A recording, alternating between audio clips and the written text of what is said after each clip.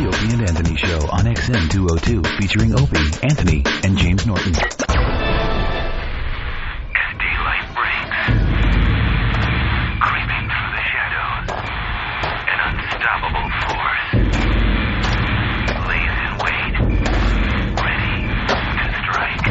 Oh my God!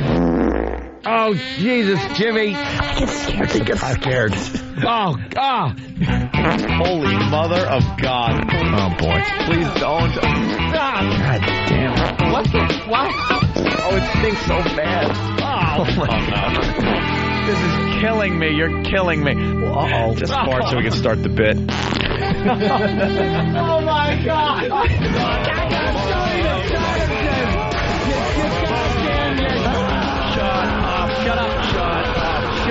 Shut up.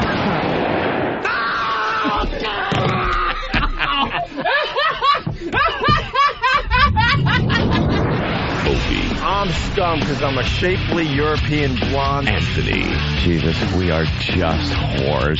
James Norton. Look at this face. How do you not love it and want to kiss it? E-Rock. Sex Bagel here on the radio with you. It's the Opie and Anthony Show. And Sex Bagel gets hit with poker chips. But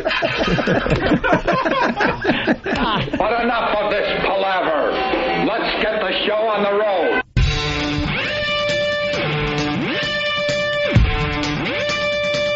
Hey, good morning. Hi. Good morning. Good morning, little Jimmy Norton. Hello. Good morning, Anthony. Hi. A very good morning to you. Good morning, America. And Canada. Ugh. Hey. What happened? They're good eggs up there. We got lots to do today. It's the Opie and Anthony Show. The ONA virus spreading across America. Our brothers to the north. Our phone number is 1-866-313-FREE. That's 1-866-313-FREE. Maybe we should start with some gospel music this morning and talk about God. Gospel music, and then talk about God, and we'll just be number one in no time. For 12 minutes a day. Yuck. Shut up. We'll get into that a little later. We Google our names every day, and there's literally 200 articles that mention us today. 200. It's the same article, but it's in every single newspaper ever invented. Yeah. They're talking about Steve Harvey and his dumb radio show, and they take a few shots at our show. A few swipes. One being that Steve Harvey has twice the audience that you and I have. Twice the audience. Yeah. And then you read a little further, and you find out that he starts every show with gospel music, and he talks about God. Talks about God. I don't think we're going for the same audience, to tell you the truth. Does he play music? Yeah, he plays a lot of music.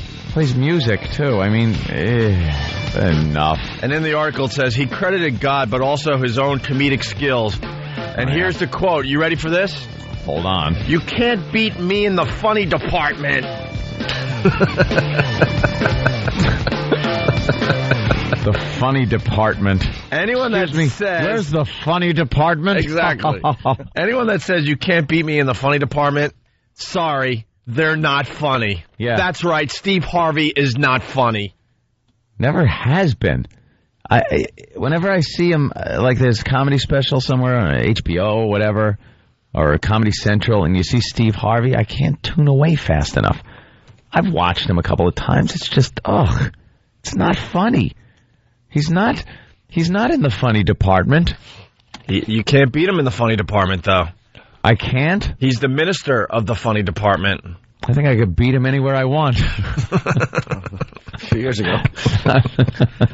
So now we got to pay attention. We got to see, we got to get some audio of Steve Harvey being funny. Being funny. Because you can't beat him in the funny department. I want to see what kind of funny he's bringing. But like 200 articles. Like it's in every newspaper in America this morning. Yeah. And we're all over the article, just getting kind of trashed and a bunch of cheap shots. Yeah. Anyway, we'll get into that. Also, I heard rumors. Some rumors. Rumors, ooh. That someone was very disappointed around here yesterday. Yeah. Talking about New York City, because you and I and little Jimmy Norton didn't talk about the basketball melee at Madison Square Garden the other night. Care? Anthony talked about something in his personal life. The whole divorce thing is rearing its ugly head. Spent over an hour on that yesterday, which made for some very interesting radio.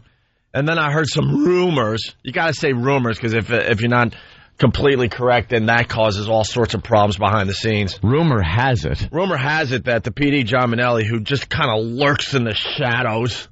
We have a PD. He just lurks in the shadows. We don't even. I think we see him once every 2 weeks. He's like the threat of cancer. But he kind of just lurks in the shadows. We're broadcasting from this huge studio in New York. There's a lot of shadows. Look, that corner is very shadowy. Yeah, you could barely see it. He could be in that corner right now. We don't know. Just lurking. All of a sudden, you'll see him pop out, and he's got a Sherlock Holmes hat on. He just pokes out of a door, takes a quick look, and leaves. That's all we know from John Minnelli. He just lurks. He licks his pencil tip and writes down something that will be critical, and then goes into the other room. Right, and moves on to the next room to write something critical. But he just lurks in the shadows. He's creepy. What'd you say? He's like that guy from Willy Wonka. Yeah. Whoever that creep was that popped up every time there was like something going on with a ticket. Yeah, that was lurking around and looking very suspicious. Slugworth, that's who he is. Yeah. Slugworth. Shows up in an awful suit. Like he's everywhere. How does he do it? He's Slugworth. But that's our PD in New York. We don't really know him. Yeah, rumor has it. Every once in a while, he'll show up like at 8:50, 8:55, and that's about the time we leave here and go to XM Satellite Radio. Mm-hmm. But besides that, he's just always lurking, and his emails are very, very lurkish. Very, just very, I don't know. He's a nudge. Yeah, nudge. Like a little nudge. negative Nelly. He was so surprised we didn't talk about the basketball melee in Madison Square Garden. Maybe Steve Harvey should have been talking about that. Well, he was talking about the other high-profile case here in New York. The Sean Bell shooting. Case. Yes, the police shooting. Yeah, he was doing some hard-hitting. He was putting his own little spin on it, saying pretty much that it was racism that caused the cops to do that. Meanwhile, two of the cops that are indicted are black. One's a white guy. But it was racism and all this hard-hitting, cutting-edge stuff he was doing while broadcasting live from Disney World. Oh, God. Was he? What a cracker. He is the whitest black guy. Yeah. He really, I don't give him much of the street cred thing, you know? Not really giving him much street cred. I don't think a lot of the community looks at him like with any street cred. I think he does well because the black community they just don't have iPods. They have a few stations to listen to. We're losing our white audience to the iPod. Yeah, exactly. Hey, I got the email from John Minnelli, who's just lurking in the shadows. Because I want to keep it fair. Here it is. Here's a memo. By the way, these memos never get to us. These emails never get to us. Nope. He decides to beat up our staff instead. Travis and Fan. I strongly suggest you guys check for breaking news before the show via, for example, Drudge and cable news, so that O&A know about more than just what's in the newspapers. For example, they didn't appear to know about last night's riot at Madison Square Garden. Didn't know about it. We talked about it in the office. Yeah, we talked about it in the office. We talked about it in the office. Of course, nothing we could say on the air.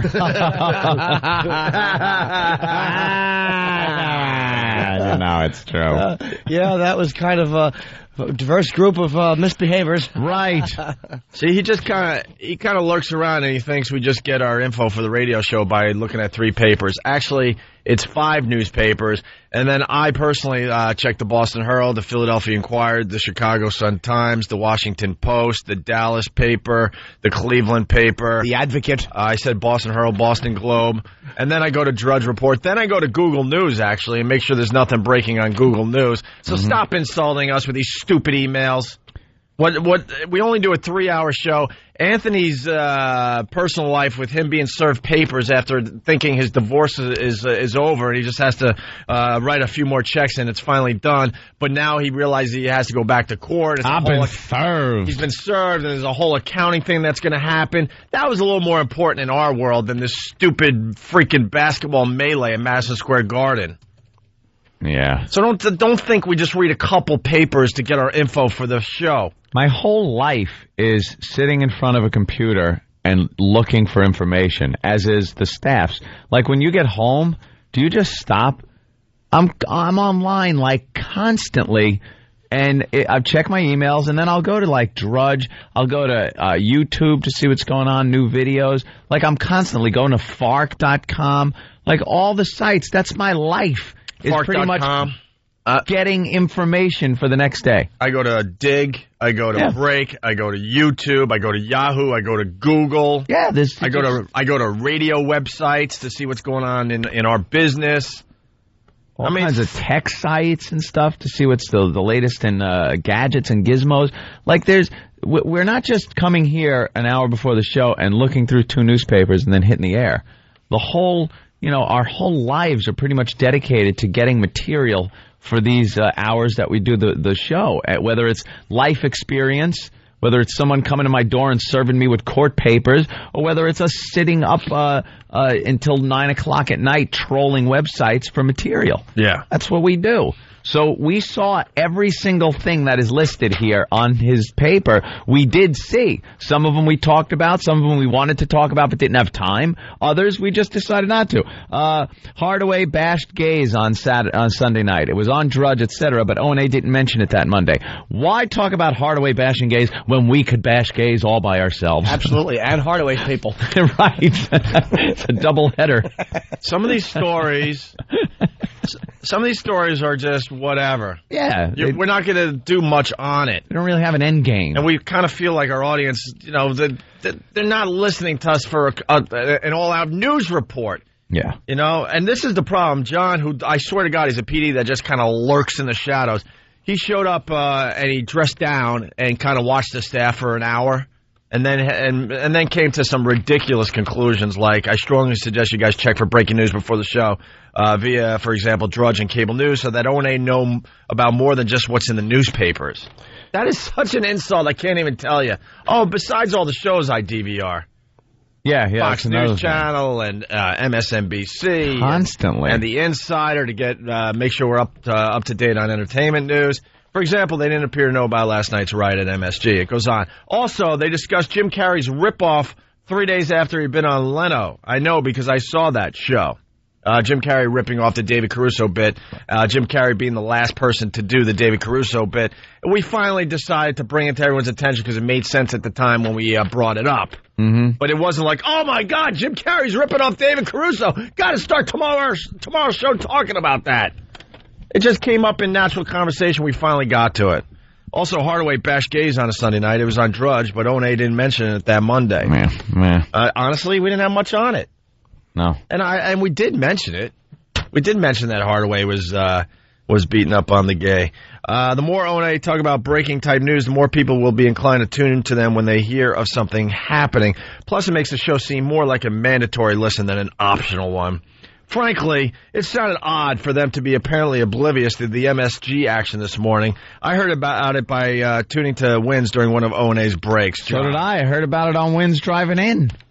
I completely knew about it. I just didn't see, we were kind of busy. We would have talked about it yesterday, but we kind of got sidetracked. Here's the other material. It's only 3 hours. Here's the problem. John Minnelli, he's the PD of Free FM here in New York City.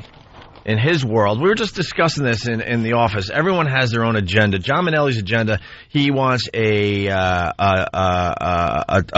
talk shows for this radio station that is all about New York City. Yeah. Unfortunately, not unfortunately for us, but unfortunately for you, we have a massive audience that goes way past New York City. Way past. Mm-hmm. We just said hi to Canada. We wake up Canada every morning as well. How stupid is that? We're on 25 regular radio stations. We're on XM satellite radio that goes coast to coast and all over Canada. And guess what? We have to make some decisions. And to our audience, the MSG basketball melee, sorry, in our world isn't as big as it would be in John Minnelli's world. It really isn't. Yeah. I mean, it was a story. We would have hit on it. It's just, we got other things. My only thing is the way he says Travis and Than. I strongly suggest you guys check like it was their fault. I mean, they are blithering idiots. Strongly. But that was on the prep sheet. We just didn't talk about it, but it was there. Oh, yeah, and they did their job. Oh, man, Travis, I'll tell you right now, I'll speak for Travis. He is pissed off at this memo. He's like, "Oh my goodness, me? These guys are well prepared, and they put all this stuff in front of us, and then we decide." Sorry, but in our world, Anthony talking about his divorce, something that's been a storyline on this show for many, many years, is so much more important to our audience than talking about the facts in the MSG basketball melee. Basically, they were playing a championship game, and all hell broke loose. There was gunfire outside Madison Square Garden. They arrested 21 people, and they confiscated 80 knives. There you go. What else? All right. So we said that. Now what? Now what? Well, we could talk about who was involved. The elephant in the room, you mean? The elephant in the room. As to the perpetrators. Seriously. Now what? Now what happens? They have banned night basketball games at Madison Square Garden in the city in general, something like that. No one talks about why though. Why they're banning it? How about you bring up the the reason?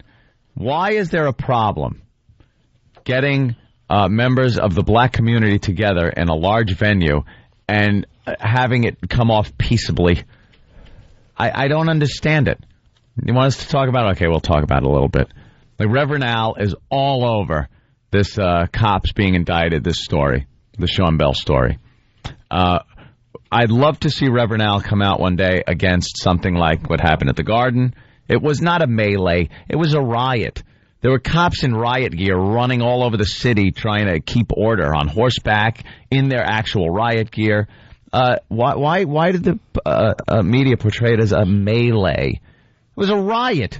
Why didn't he address the old lady being punched in the face at 101 years old like he would have if the perpetrator was a white guy with a crew cut and she was a 101-year-old black woman on her way to Bible class? Stop. Yeah, that's why no one's taking Reverend Al seriously, and he just latches on to whatever black victims there are, like the family of Sean Bell. He is now a fixture in their family.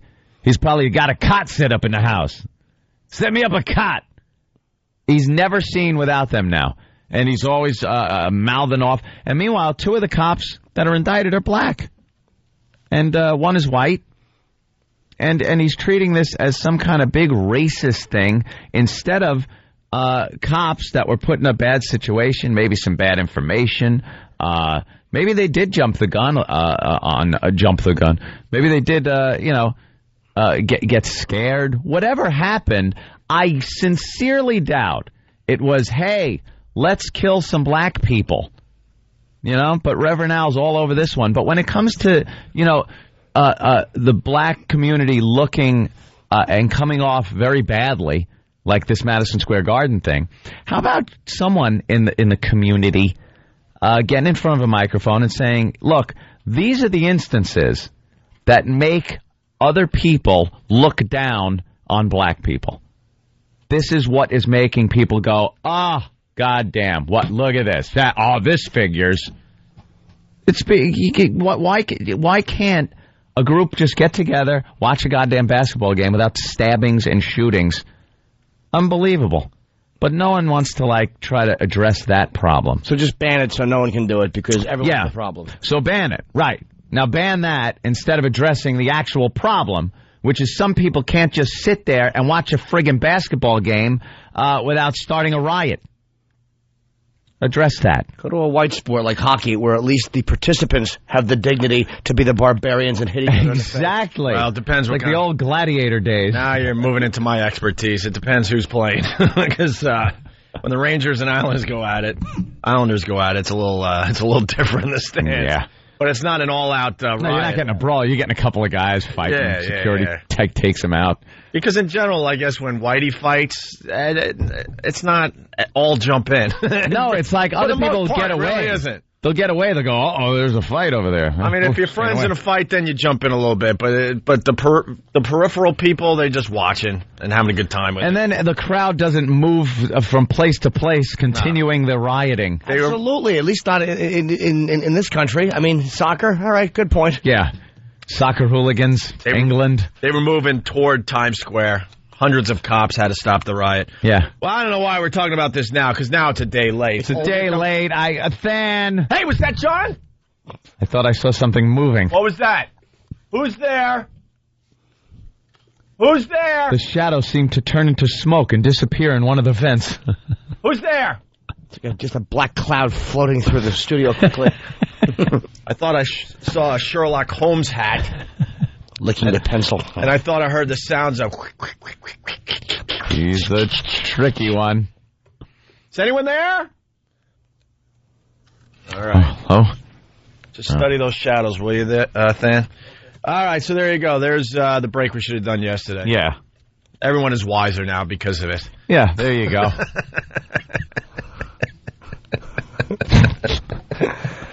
Oh, God. One of these days, I would love to see one of these dopey PDs do their own radio show. That'd be fun. Because they just know how to do one. And then we'll stand there and write things in a little notepad. Yeah. Send off memos. MacBook Karaoke today. Round 2. We found a gem yesterday. I believe she's coming in. And we didn't give her the MacBook. I didn't sleep well last night, I got to tell you. Well, it was a very tough decision. Sometimes these things aren't as obvious as they should be. It was tough, but I had to go for the girl that actually sang to protect the credibility of the contest, Opie. To protect it. I would have liked to have voted for this girl here, but we must protect the sanctity of the karaoke contest. If you only give it to the goofy people, then people are going to try too hard to be goofy. And once they do that, it's over, because then it's just 1,000 people sending in what they think we want to hear instead of honest, can't sing, goofy audio. It's going to be people going, watch, I'm going to make this sound really goofy. Well, we're smart. We could figure that stuff out. Yeah, but for them to have to troll through it, and then you get no good ones. All right, it's no balance. This gave it balance. Well, it's Ariana from New York. By the way, when we get back, we got to talk about the big plane. We'll talk about the big plane. The big plane. There's a New York story. It landed in New York. The big plane. I saw you that time. Come out. Is he getting... Where did he... I can't even tell if he's sitting on one of these new couches because they're black now. There's a lot of shadows in this studio. I know he's here somewhere. He's outside the window with suction cups on his hands and knees. That'll get the ratings up. We'll talk about the big plane next. Big plane? The big plane. I like the big plane. I have 15 minutes of brilliant big plane jokes waiting. Don't turn that dial. How about the big peanuts they give you? This is the stupidest business ever. Here's Ariana from yesterday. By the way, with the big plane. I'm obsessed. Yeah, we'll talk about the big plane. Love the big plane. Maybe we'll get a positive email for once. Here's Ariana from yesterday. MacBook Karaoke. She did not win, by the way. No.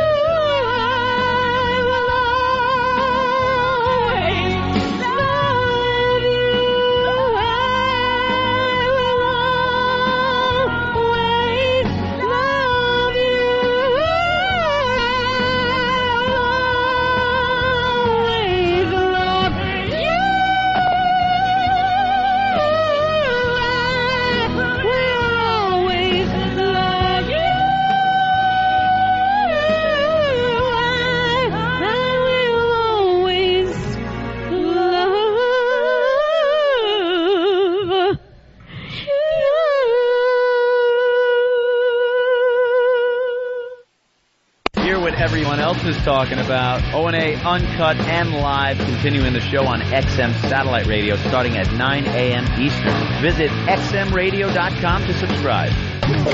It's the Opie and Anthony Show. The virus is spreading. Opie and Anthony! Are you ready for a miracle? Come on. Yeah. Let's go. You're checking out the Opie and Anthony Show. A little sing-along this morning. Oh, yeah. Yeah, people. Oh, yeah, let's hear it. Are you ready for a miracle? Are you ready? Are you, Jimmy? Are you ready for a miracle? I am. What about you, Steve? Yeah. What about E-Rock? You ready for a miracle? Oh, wow. Praise the Lord. E-Rock's testifying. Woo! That's it, people. This is going to get us some ratings. Stupid Steve Harvey. Steve Harvey arrived 18 months ago in the kingdom of the radio shock jocks, where the royalty included Howard Stern, Don Imus, and Opie and Anthony. Yeah. The king of comedy surveyed the raunchy landscape and launched his morning drive time show with some trepidation. Did he? And so Harvey started his show each morning with 12 minutes devoted to gospel music and God. A stark contrast to Stern's salacious satellite shenanigans or Opie and Anthony's weekly Wednesday hunt for female flesh. Mm-hmm. Yeah, because that's all we do on this radio show, Whip 'em Out Wednesday, right? Yeah. You ready, fans? Fans ready for a miracle? Ah, yeah. Can you ask E-Rock again if he's ready? E-Rock, you ready for a miracle? Oh, boy, his hands are in the air again. His hands go up. He gets all excited. What about you, Travis? What about you? Oh, yeah. Praise the Lord. Everybody. What about you, John Minnelli, lurking in the shadows over there? John? Yeah, I know you're over there somewhere, taking your notes. They're not local enough. I better beat up their staff. So also, we're kind of taking a listen to Steve Harvey's show this morning. He credited God, but also his own comedic skills. You can't beat me in the funny department. Ugh. I guarantee, I don't give a crap what he's done on a comedy stage. I guarantee, on a daily basis, this show, the Opie and Anthony show, is way funnier than Steve Harvey could ever be. Well, you can't beat me in the funny department. It's all subjective, but I mean, it's so not. different. Hell no, it's not. No, I'm just saying, like, comedy itself is subjective. But to come out and say that no one could beat him in the funny department is first of all, it's pompous. Secondly, it's just wrong. Well, I've seen him. He's awful. I've compared him with other comedians of his genre, and he's terrible. He's not funny. Where is he bringing the funny? By playing gospel music? All right, listen. We are friends with so many comedians. So many comedians. We go to comedy shows all the time. We're doing our O&A Traveling Virus comedy show in like 10 cities this summer, right? Mm-hmm. We know comedy. Let me ask you one thing, Anthony. Right. One lousy thing. Yeah. Name one joke of Steve Harvey's. Couldn't even tell you a bit, couldn't tell you a joke, couldn't tell you one thing. As a matter of fact, I couldn't remember his name last night when I was commenting to my girlfriend about it.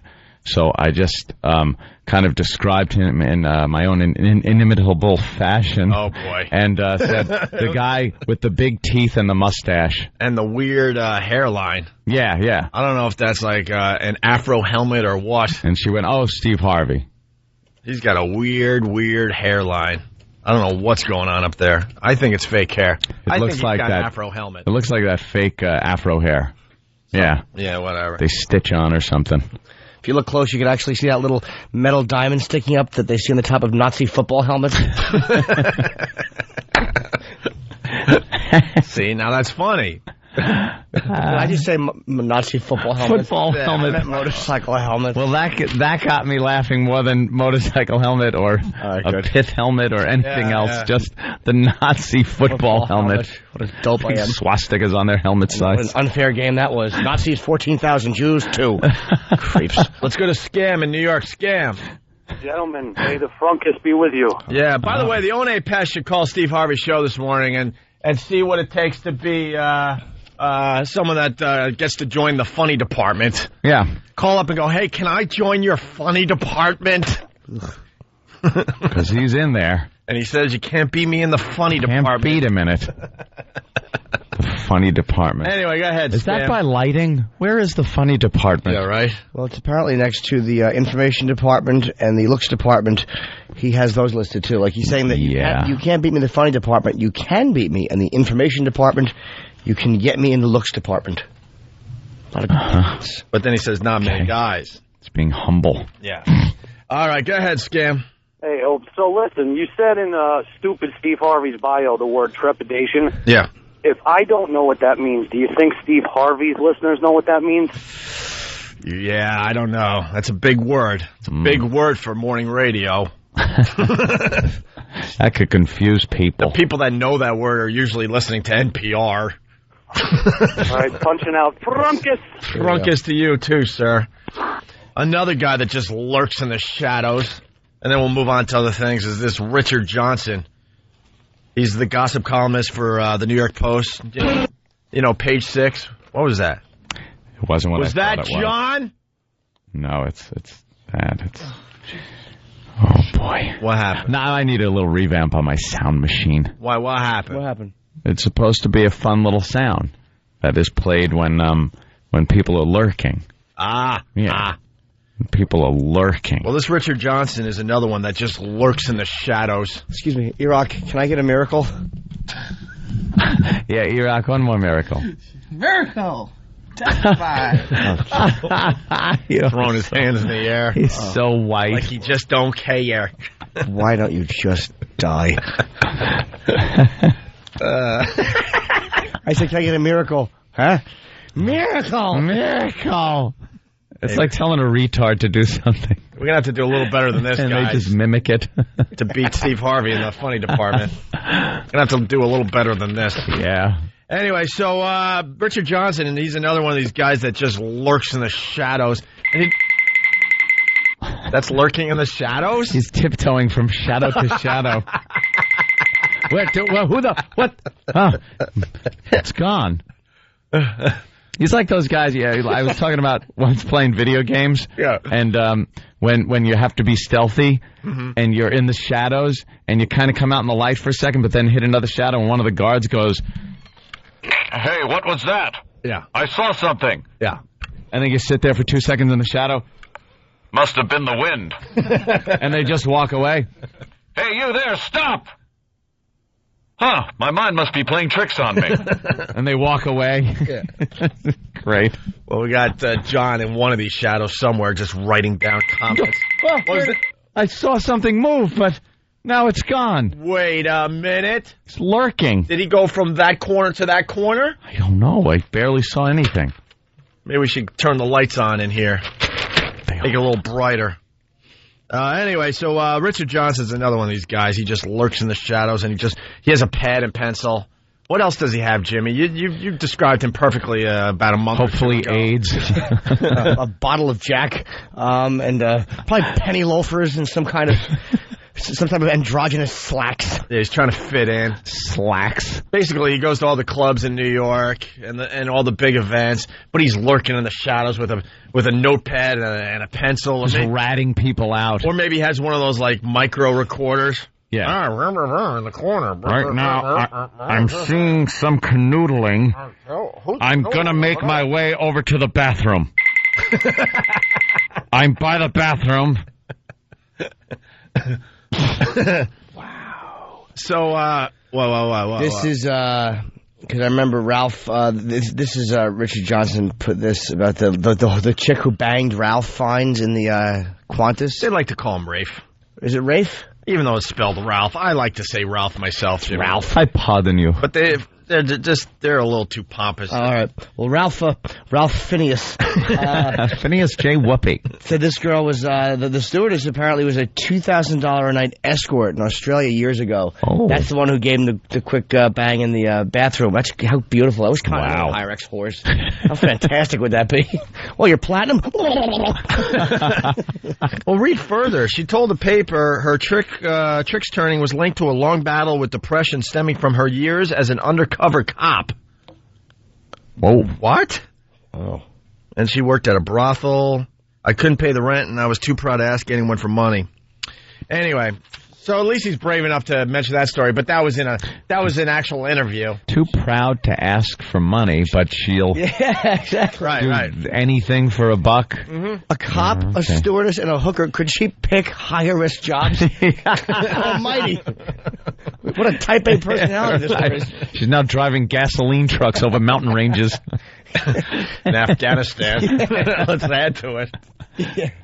Or Iraq. Wow. Whatever. That's either one. Anyway, Richard Johnson just hiding in the shadows. This column bothers me so much because it just shows you what type of person he is. He's just a pussy. Yeah. He's just a poo-ha. It's the Just Asking column. Just asking. Where he has all this info, but he's not brave enough to mention names because he doesn't want to get sued. Yeah. But his whole column is rumor for the most part. Mm-hmm. It says, Just Asking, which socialite was conspicuously absent from the front row during Fashion Week because she was in rehab? He knows, so why don't you print the name? Someone told you of this person not being at Fashion Week. She's probably there every year. She wasn't because she's in rehab. Mention it. If they're in rehab, then you got nothing to worry about. The bride-to-be went to a special spa to conquer her cocaine habit before the wedding. Is there an empty seat in the front row? I'm back. Let me. Yeah, there you go. That's an empty seat. Right. He goes to the fashion show, Fashion Week, and he sits in the back row, probably with binoculars, looking who's in the front row. Oh, my God, there's an empty seat in the front row. Conspicuously missing. Who usually sits there? And then he, asks a few questions, and then next thing you know... Jot. I bet he can't even talk out of the front of his mouth. Like, I bet even in casual conversation, he probably has to say like this. Out of the front of your mouth? Like, look straight ahead and just talk down to the left. You can only talk that way. Excuse me, bartender, can I have a drink? What? Could I have a drink? Keep it on the QT. Did you hear about Bruce Willis? Did you hear about Bruce Willis? Who he's having sex with? You hear who Lindsay Lohan's banging? Lindsay Lohan was in rehab, but now she's out drinking. Look, let's go to the bar. There she is now downing banana daiquiri. Oh, no, she's moving to the dance floor. Let's follow her. Oh, hold it. I think she's on to us. Move away.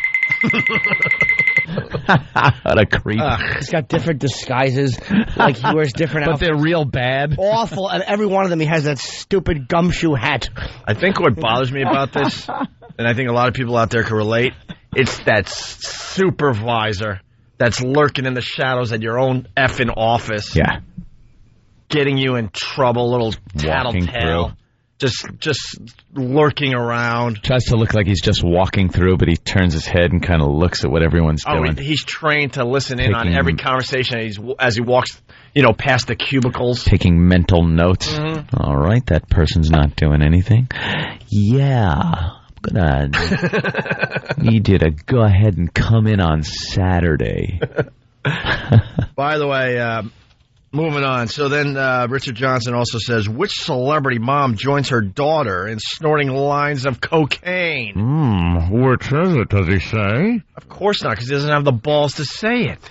I wonder if it's something. Celebrity daughter joins her mom. Spears, or do you think it'd be Lindsay Lohan? I think it would be Lindsay Lohan. Personally, I think... Personally, I don't have any information. I'm just speculating here. She and her mom could be great people, but I would speculate. Oh, boy. Hey, Opie, he's sometimes called Rafe Fiennes, not Rafe Fiennes. I would bet money on that one today. Rafe Fiennes. Rafe? Yes. The German pronunciation. Rafe. Pronunciation. I don't know, but I think it's Rafe. Which soulful singer is bulimic? Friends are concerned the stress of having a new album is causing her to throw up her meals. Name names. Who's getting hotter? I'll guess Whitney. Whitney Houston? Really? Guess what she's doing. God. Yeah, but she's already a rail. That's her, at least. I love the fact her life's a train wreck. I know. She was America's, black sweetheart. Biggest singer in the world at one point. Yeah. Now she's just this vomiting mess. And finally, which funny man is having an affair? His wife doesn't mind. She's got her money and her status to keep her company. Could it be Steve Harvey? He brings the funny in the funny department. Which funny man? But the point is, he's like every effing supervisor out there. You know the funny man? Yes, Joel Steinberg. But that just bothers me. It's in the Post weekly, and he's just lurking with his little notepad, and he's got his little spies all over New York City, but he doesn't have the balls to name names. Which hockey player's dating Dakota Fanning? All those hockey players seem to luck out. Let's go to Chicago. Andy, listening on WCKG. Andy, what's up? Morning, fellas. How's it going? All right, Andy. Hi, fella. I just wanted to talk about Steve Harvey. What's he done as far as anything besides toil in the comedic minor leagues on BET and the WB. Sir, I gotta jump in there and see. I wouldn't say comedic minor leagues. He was on one of the biggest comedy tours in history. He was on that stupid Kings of Comedy. When you watch Kings of Comedy, to me, he was the odd man out. It was like, who is he to be bringing those three guys out? From what I heard, he was up there to do was self-promote. From what I heard, he was... All right, you would know, sir, since you're obviously the guy. You go right ahead. I didn't mean to interrupt. What do I know? Go ahead, go. Sorry. My fault. No, it's all about you. Sorry. Apparently, you just got speculated from Chicago. I'll sit there like a babbling ass and listen to you. I heard he used to headline the Kings of Comedy Festival, but he had trouble following Bernie Mac and all those guys. So that's all well and good. I asked the people out there, name one Steve Harvey joke. He says you can't beat him in the Department of Funny. Well, what does he do? We know comedians. I don't know his jokes. Nope. And don't say it's a white thing, because we know a lot of black comedians as well. Yeah, Patrice. And Patrice.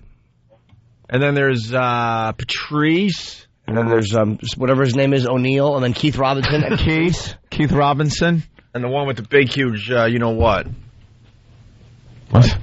From Best Week Ever. Sherrod? Yeah. Oh, the Giant Hog, yeah. And Tracy Morgan. Right. We know black comedy, sort of. Sort of. All right, we got our Reverend Al quote after the break. We got the update on the MSG melee. We'll make John, who's lurking in that shadow over there, I do believe. We have a flashlight. Whoa, what was that? Now, see, you were on to him, and he moved. Now I can't find him. Could you give me a flashlight? I want to shine into these dark corners. I know he's lurking with that stupid Sherlock Holmes hat today. You know how we'll see him? The ceiling will open up, and he'll pop down hanging like De Niro in Cape Fear when he was talking to Danielle. It's a creep. Trying to seduce us into meeting him in the... You know we have this big window here. All of a sudden, there's going to be a window washer out there. Make sure it's a window washer, not John Minnelli taking a nice close peek this morning. Yes, scaffolding will come down and... All of a sudden, you'll just hear... With a real bad, like, handlebar mustache and beard. Bad disguise. All right, so we got that update, and it's MacBook Karaoke. Now, listen what we do. So we played Ariana from yesterday, right? Yep. Well, now what we do is we take Ariana's vocal track only, without the Whitney Houston music. Yeah, her brother, who recorded this, was kind enough to send us her vocal track with no music behind it. Right. So this is her just singing that song. What is that? I Will Always Love You. Right. And it's got no music to it. Absolutely none. Horrific. This is beyond horrific. Watch your dogs. Yeah. Anybody who has a dog, you turn it up and watch your dog tilt his head and go crazy. Here you go. We go to break with this today. Ariana, one of the new stars of the Opie and Anthony show. And I will always love you. I will always love you. I will always love you.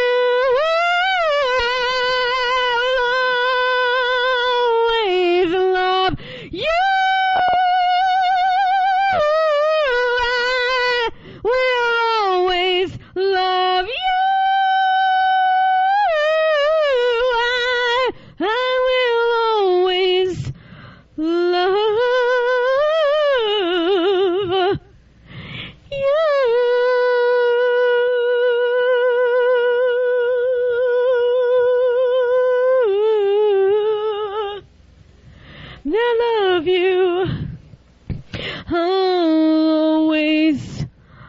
will always love you.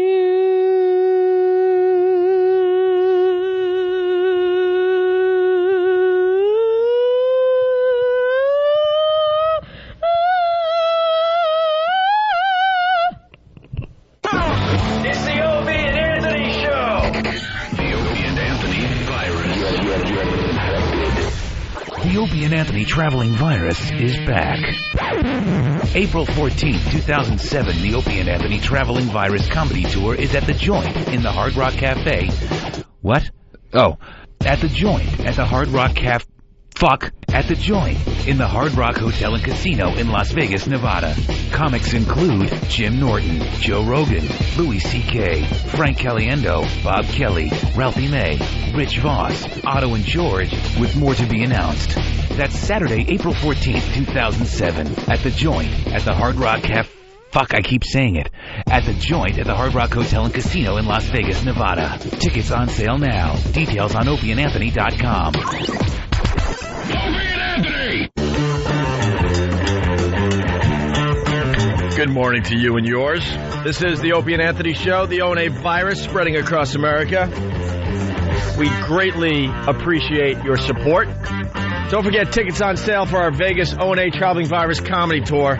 Very, very exciting. We're starting that up again. And when we're in Vegas, we're going to announce all the other tour dates and the comedians that are joining us this summer. Saturday, April 14th, it's at the Joint, the Hard Rock Hotel and Casino. Go to Ticketmaster. It's Saturday, April 14th. The lineup so far is myself, Joe Rogan, Louis C.K., Frank Caliendo, Bob Kelly, Stupid Boss, Otto and George, Ralphie May, and I believe another gentleman who won't be white, hopefully.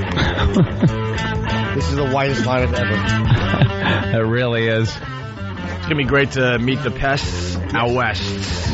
The pests out west. Out west. All right, our phone number is 1-866-313-FREE.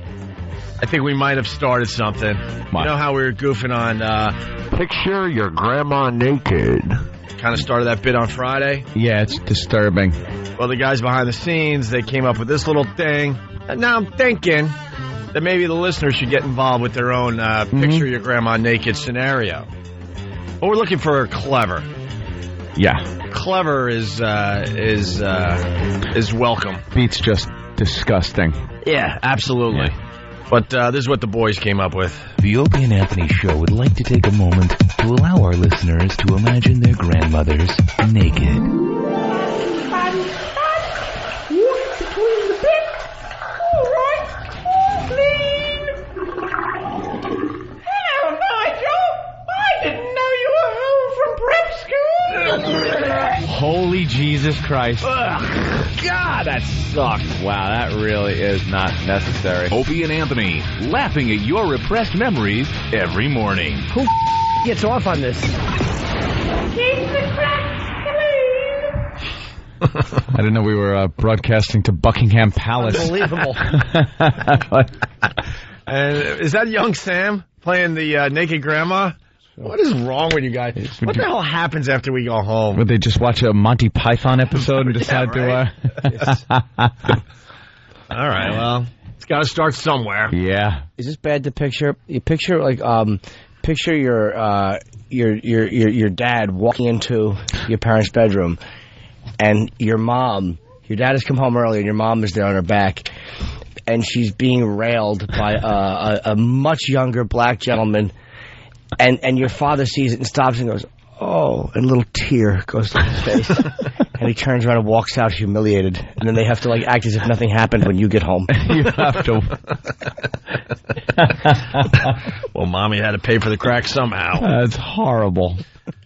Hey, we got the MSG fight update. Ooh, an update. This will make John Minnelli very happy. But now that the sun is coming up, I know he's not in the studio anymore. Now back to the coffin. Yeah, because we could see into all these shadowy corners now. Yeah.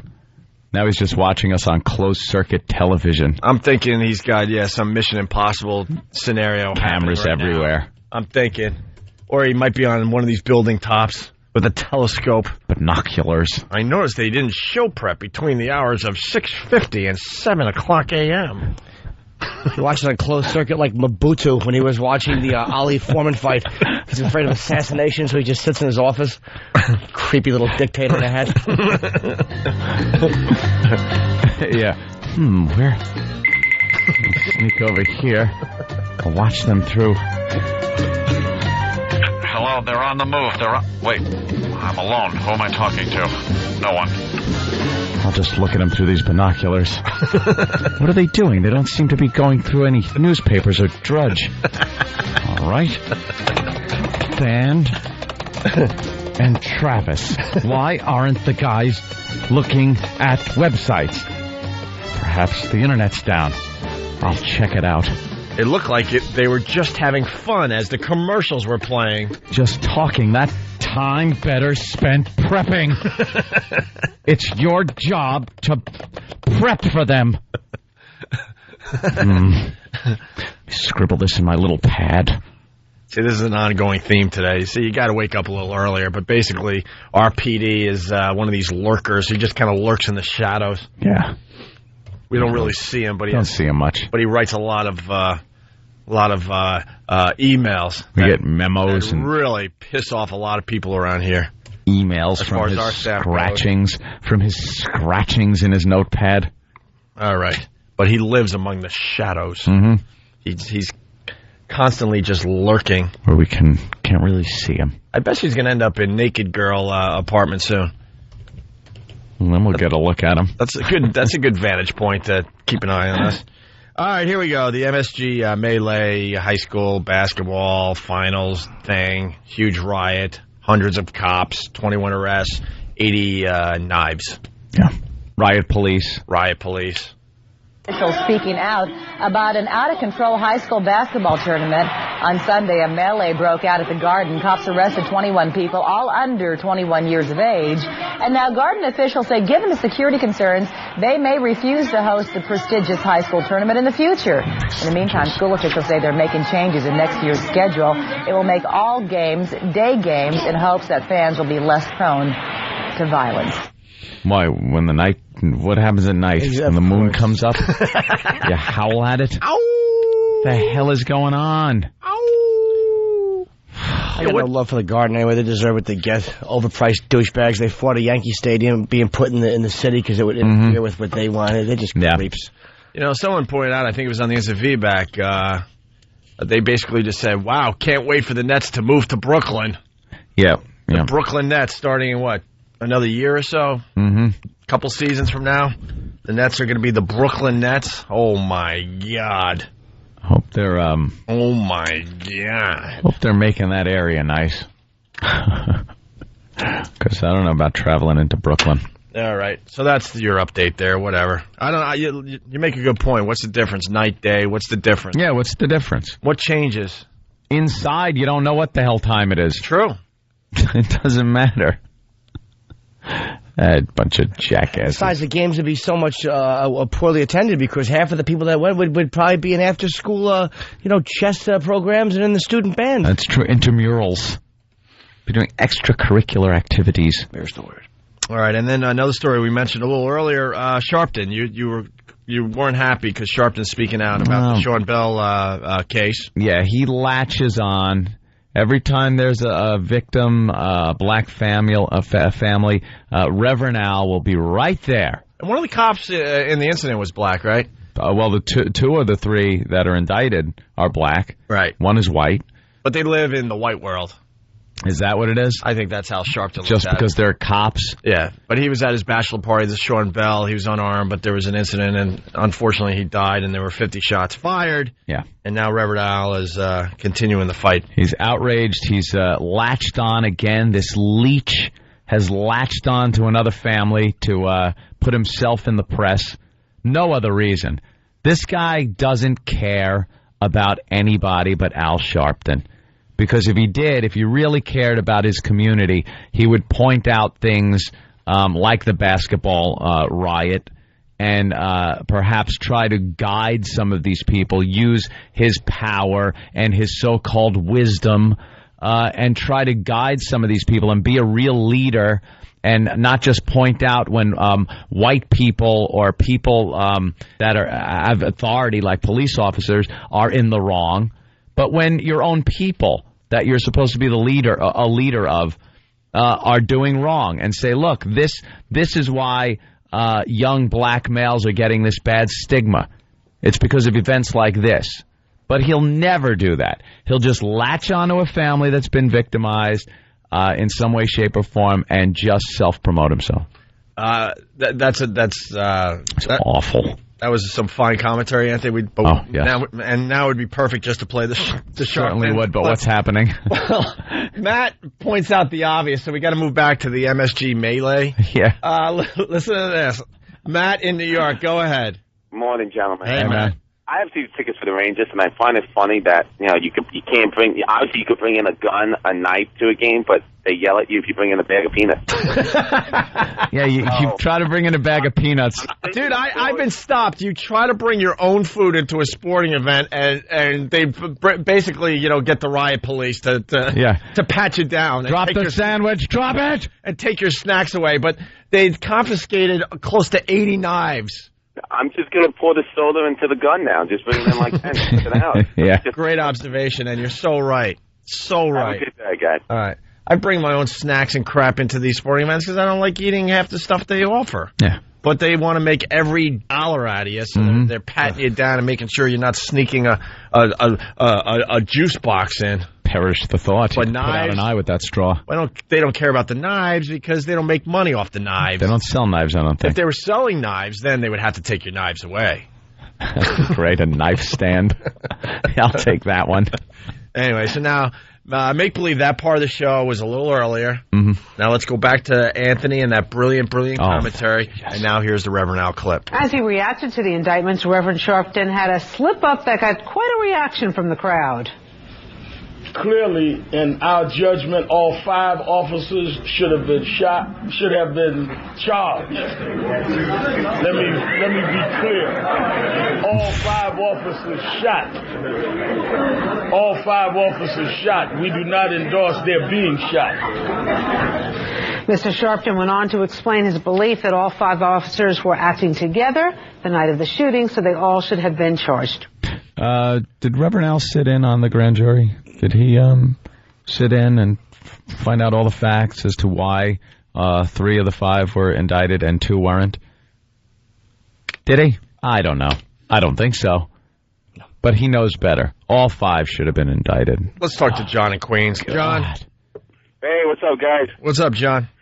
Listen, I totally agree with you that Al Sharpton, he's always, he's grandstanding, and from the Tawana Brawley case, and I know all you white guys, you hate Al Sharpton for the stuff he's done, but sometimes, even you need a little bit of evil. You need him to kind of rally around the community, and what happened to Sean Bell was wrong. I live in Jamaica, Queens, and, anytime a guy gets shot 50 times, they said somebody had a gun.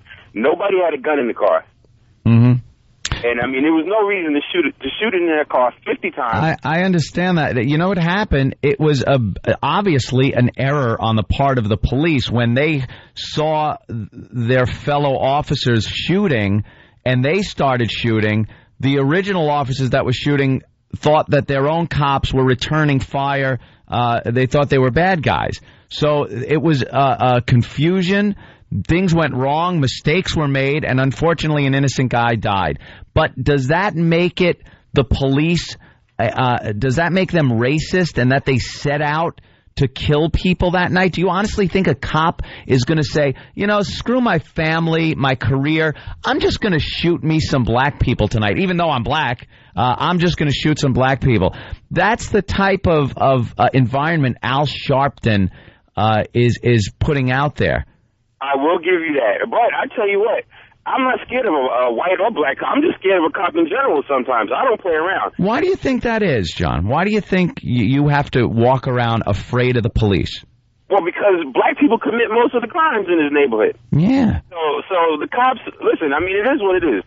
The cops are out to protect us. Most of the time they do a great job. But there's always bad apples, the same way in black people, white people. Some black people, there's always some bad apples. I'm scared of a black guy in the street more than I'm scared of a white guy in the street. Yeah. That's what it is. Well, black on black crime is a lot more than white on black crime, that's for sure. You're damn right. So, I mean, with Sharpton still, we don't have any leaders. All we got is this big fat guy with a perm. That's all we got. The black community really needs leaders that aren't so centered on themselves and really care about their people. Al Sharpton has no credibility. As far as that Tawana Brawley thing goes, that still has legs with me. The guy is a lying sack.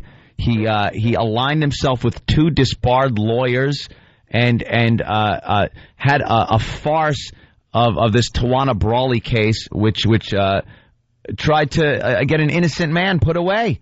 And that's all we got. That's all you got. Why? Again, I got to ask, why? Where is a leader that can come forward that isn't called an Uncle Tom? Obama! Because, Obama's being called... Even Reverend Al is saying Obama's a puppet. Obama! He's saying that Obama is the white man's version of what a black man is supposed to be. So he's bashing him. Why? Because the guy is, living his life. He's assimilated to a society. He's not running around with knives. Yeah, what's wrong? The guy actually has a career in politics based on... not based on being a black guy, but just being an American? Yeah, absolutely right. That's the problem in the black community. We don't have any leaders, so all we have is Sharpton. So, I mean, this case, we need somebody to speak for us. It's the wrong guy, but it is what it is, and so then we have this thing at the Garden, and we all look like savages again, and it's what it is. I watch the news and I cringe because I'm like a black guy and I'm saying, oh, crap. As soon as I hear violence at Madison Square Garden, I'm swear to God, I hope it's a hockey game and it's white people.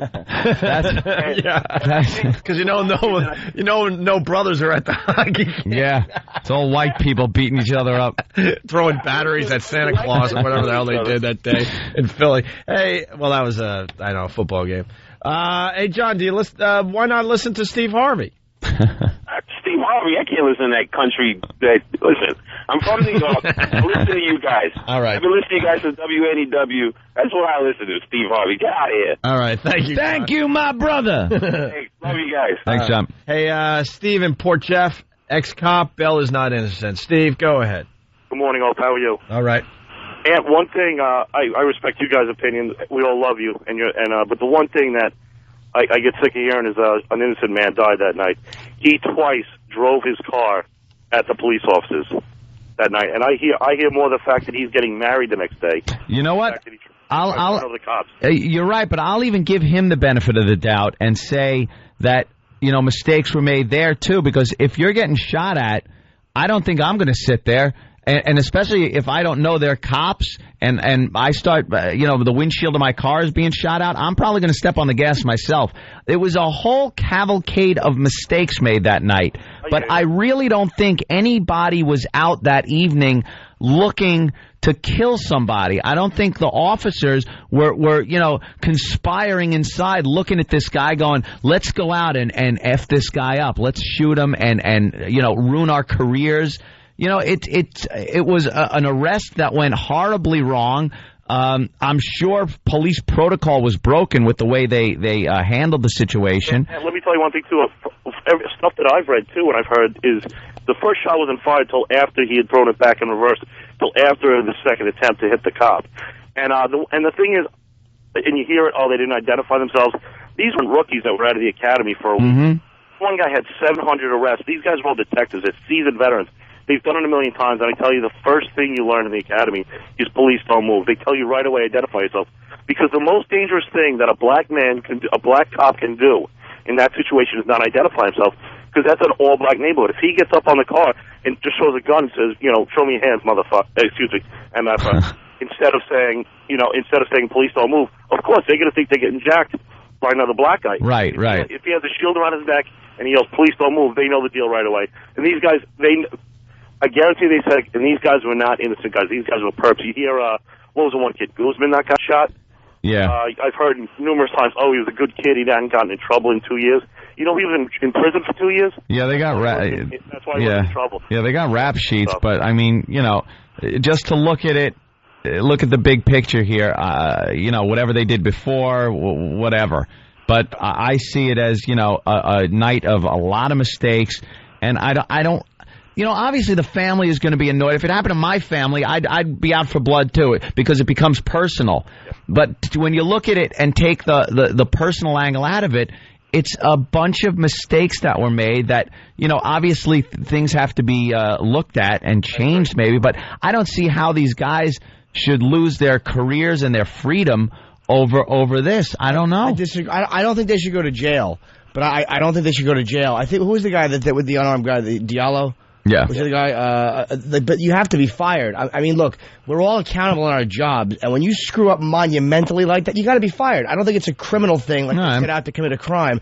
But, like, you know, society trusts you to a certain degree. And if you fire one shot, but when someone fires 30 shots at somebody who's not armed, I don't care what's going on. Unless the guy's pointing a fake gun at you, you got to be fired. I don't think you should go to jail. Jimmy, that's a lot of semantics. Jimmy, I love you the best, but that's a lot of semantics. And no disrespect to you, but unless you're a police officer, you can't say. The thing is, I think the detective union head said it the best. They stopped firing when they thought the threat was done. No, but here's my question. If this cop thought more bullets were coming at him because his partner was firing from the back of the car, and you think you're still being shot at, I'm going to pull out another magazine, throw it in, and start firing back. I understand that. But when is the last time? I mean, cops are people. When's the last time cops just went, yeah, you know what? That was a major screw-up. He's got to be fired. Volpe, I mean, he was convicted. Yeah, Volpe. No, but I'm saying, Volpe, it's almost like you don't have to go to that extreme to find somebody who screws up under a high-stress situation. Well, Jimmy, that guy Kenny Boss, one of the guys who was involved in the Diallo thing, he was found innocent of all criminal charges. He had a department trial. He got suspended. He went to Iraq. He served over there as a soldier, and he still can't get his gun and shield. Yeah, he wants to come back and. He has a shield. So, but the thing with the shots is that's a lot of. Like I said, I respect you, but you can't say that this amount of shots is okay. Like 14 is okay, but 15 is too much. They're cops, and unless you're in that situation and you know what's going on, you can't say that. Understand that, but that's like saying that as a civilian, we have no right to make any judgment on police behaviors or activities. Of course I don't know what it's like to be a cop, and 95% of the time, I'm pro-cop. And I'm not saying they should go to jail, but there has to be a certain amount of accountability, because we trust you with a gun, and there has to be a certain amount of accountability. And there are times where they do screw up. It happens. It's like being in the military. I mean, there's times where there's high-stress military situations, and they overdo it, and you know what? They're held accountable. You have to be. Oh, they are held accountable. Following this trial, I mean, I don't think these guys are going to get convicted. But after a criminal trial, they have a departmental trial, which is, if you talk to any cop, it's a kangaroo court. And the benefit, it's always against the cop. It's pretty much. Oh, yeah, if they find out you screwed up, then you're out. I mean, trust me, even if they're found innocent of this, Jim, they're not, trust me, they're not back on the streets the next day with the, doing what they were doing before. Well, These careers are screwed. So I don't want to see. I'm sorry, but I don't want to see these guys go to jail, and I didn't want to see the Diallo cops go to jail, because again, cops have to account for every bullet they fire. So no cop is going to go out and go, I'm going to fire 30 shots, and then try to explain it away with a guy who's unarmed. I mean, exactly. It doesn't make sense. No. But again, you have to. If you're on your job, anyone's on their job and screws up to that degree, even though maybe there's emotional reasons for it, you're held accountable and fired. I mean, it's the way it is in jobs. If you're a lawyer and you're constantly screwing up, even if your intentions are good, I mean, that's a major effort. Yeah, you got a point. It's a major effort. I agree with you. All right. I say you hit on the head. It was a mistake, but it wasn't a crime. Thanks a lot, guys. Have a good morning. All right, Steve. Thanks. John Minnelli for police commissioner. What? He could lurk around and watch every one of these guys. All right. We're going to have some funny next from Steve Harvey. Oh, all right. Some funny from Steve Harvey next. That bothers us today. We'll explain in case you're just waking up. Steve Harvey, indeed. It's the Opie and Anthony Show. It's the Opie and Anthony Show. The Opie and Anthony virus. Hey, the Opie and Anthony Show loves women. And to show our support for females and all the joy they bring to our lives, we've developed the Money Snatch. The Money Snatch is an opportunity for those less fortunate ladies to make a little extra money and to have a lot of fun doing it. The Opie and Anthony Show wants to take a group of young ladies, put them in a room full of money, and whatever they can hold on to, they get to keep. And there's no catch. Seriously, no catch. Details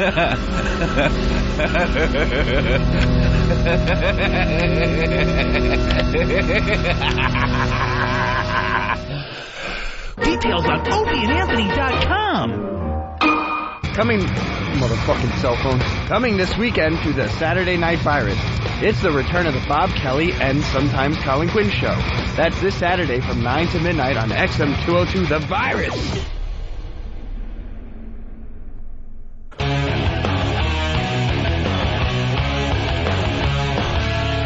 Welcome back to the Opie and Anthony radio program. with Opie and Anthony and the whole crew, Kenny and Steve and Stan and Sam and me. We got to thank Kelly from Pugs and Kelly, our affiliate in Dallas, for sending us more of her cookies that I'm resisting the urge to shove into my fat face. KellysOriginalCookies.com. Yeah, stop tempting us down there, please. That they are amazing. The Booby Monster makes cookies now. Yeah. Oh, really good. She's got big boobies now. Yeah. When we met Kelly, they were smaller boobies. Now they're big boobies. Yeah. Right. You saw her recently, right? Yeah. Large, delicious bosoms. They're huge friends of the show. Pugs and Kelly down there in Dallas. Thank you for the cookies. Is there a website? KellysOriginalCookies.com. All right. Is that it? And they're really good. Yeah, the cookies are amazing. What else? She a cookie mogul? She's making her own cookies down there. It's really weird. At first I was like, and then I tried one, and I couldn't stop eating them. That's all. She make them out of her house? Yeah, I guess. You can smell the goodness. Comes with a little... house must smell great. A little pink all ribbon. All the time. A little pink ribbon. I think she sprays a little perfume in there. Oh. Gets you all turned on by her cookies. What's that about? That's what they ought to do. You got to open the box and just see a photo of her naked making them.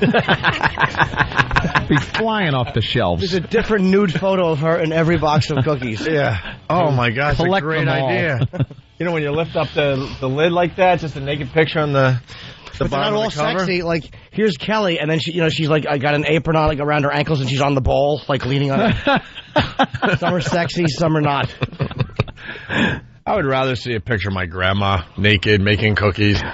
Picture your grandma naked. By the way, we gave that one to the listeners. Have fun with that. Send in your picture your grandma naked bits. Baking cookies. We're looking for clever, though. Hey, what else is happening in our world, the Opie and Anthony world? Now that we satisfied John Minnelli with some local programming for New York City.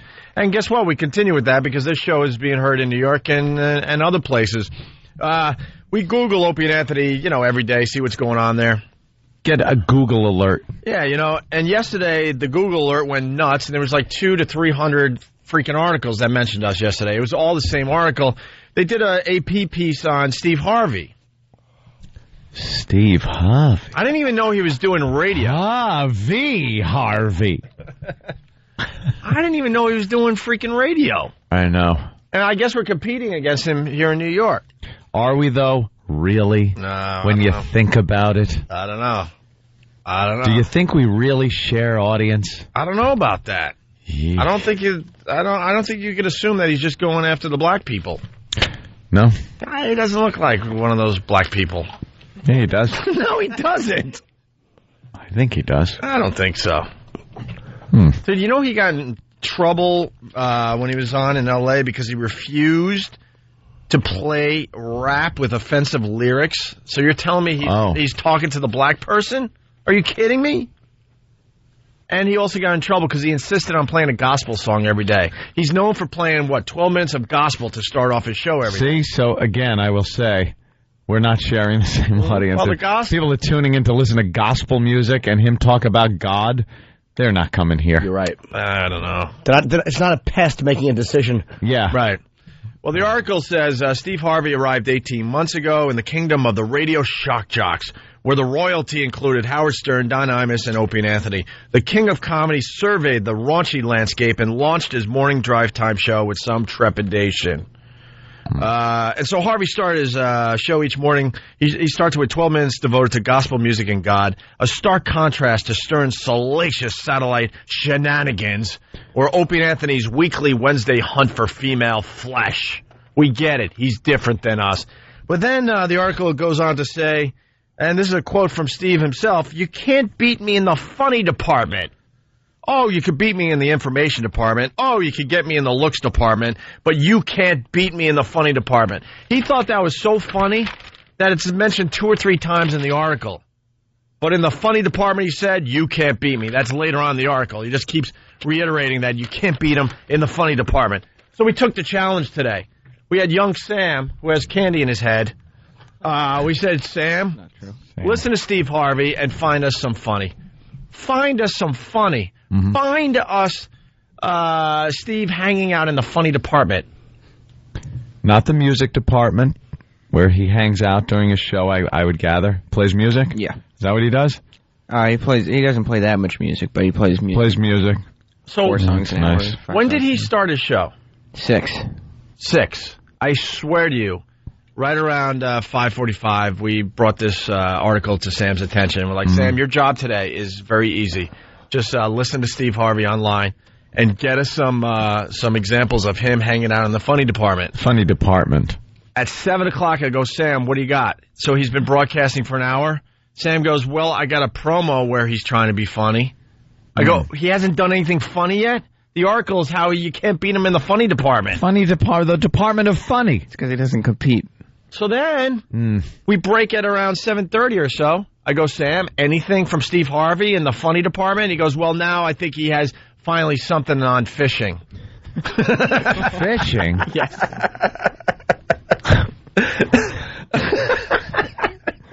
So first, here is the promo. This was the only funny thing he did in the first hour, and it was something from a past show that is running in some kind of promo for the show you're listening to, which is always smart. Let's go into the funny department, shall we? All right. Listen closely.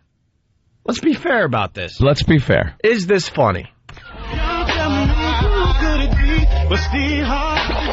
Don't no woman go to the auto shop with the intent of changing a sexual favor for an auto repair. She go in there thinking auto repair. This is presented to her, because I can assure you his price list ain't posted up on the wall. Up on the wall it has oil change, $29.95. Tune-up, $69.95. Come on. Transmission overhaul, $300. She got all that up on there. His price list is not up there.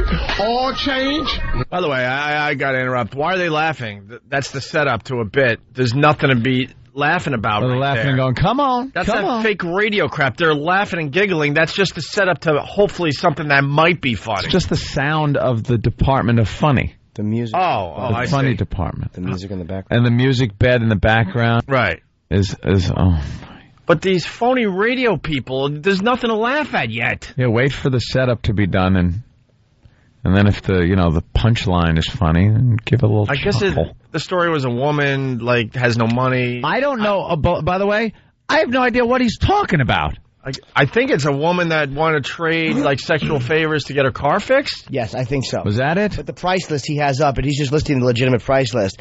And I think in the next part it goes on to I'm guessing what her price list would be or how she translated. Is that what you think, Sam? They're laughing, but basically it's a garage, and we've all been in a garage, and they go, all right, oil change. They got your price list. So that's what he's setting up the bit here, and they're all laughing. I'm like, why are you laughing? This is just a setup. It sounds like a revival.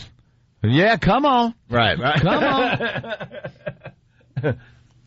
She got all that up on there. His price list is not up there. Oil change, Motel 6, transmission overhaul, Hampton Inn, complete engine redo. We at the Ritz Carlton.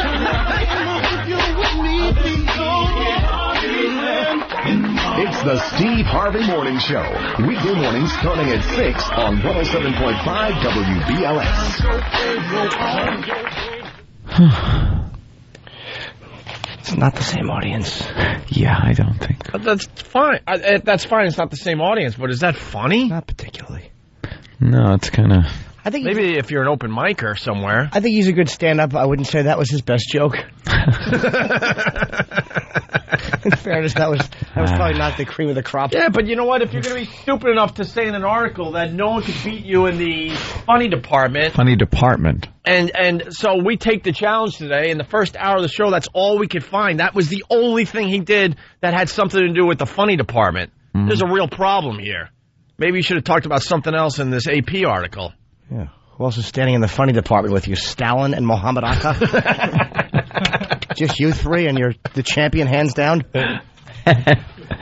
Look, not everything. Anything else? Do we have any more examples? Well, now, finally, so that was a promo. Yeah. So he didn't do anything new today that would be in the funny department. Finally, around 7:30? Yeah. Is that fair to say? Yep. He finally did something that Sam thinks. I swear to God, Sam goes, I think this was supposed to be funny. I'm not sure, though. You guys decide. All right. Good. All right. We have another example. So, once again, we go into the funny department with Steve Harvey. Yesterday when we were in Orlando, I went on the 2-hour bass excursion. Oh, yes. I only stayed an hour and a half What do you mean? What are you saying? Because I was just fishing too good. Caught him that quick? Here we go. Here comes the... No, well, I have facts. You can, on the website tomorrow, I will have a button. Probably just a fish. That's the button. And you can see the fish Steve Harvey caught. How much did it weigh? I'm on that. Well, the biggest one was about 4 pounds. More than one? How many did you catch? 7. Terrence caught the first one. And then started this chat about, Chief, man, I don't even go fishing. I got one. Then the tour guy said 1-0. Oh, that's what this fitting to be. A race. Yes. Now, a little amateur back there with his fish hanging off the edge of the boat dead. Because he trolling the fish to death. He done damn near drowned the shad. He ain't.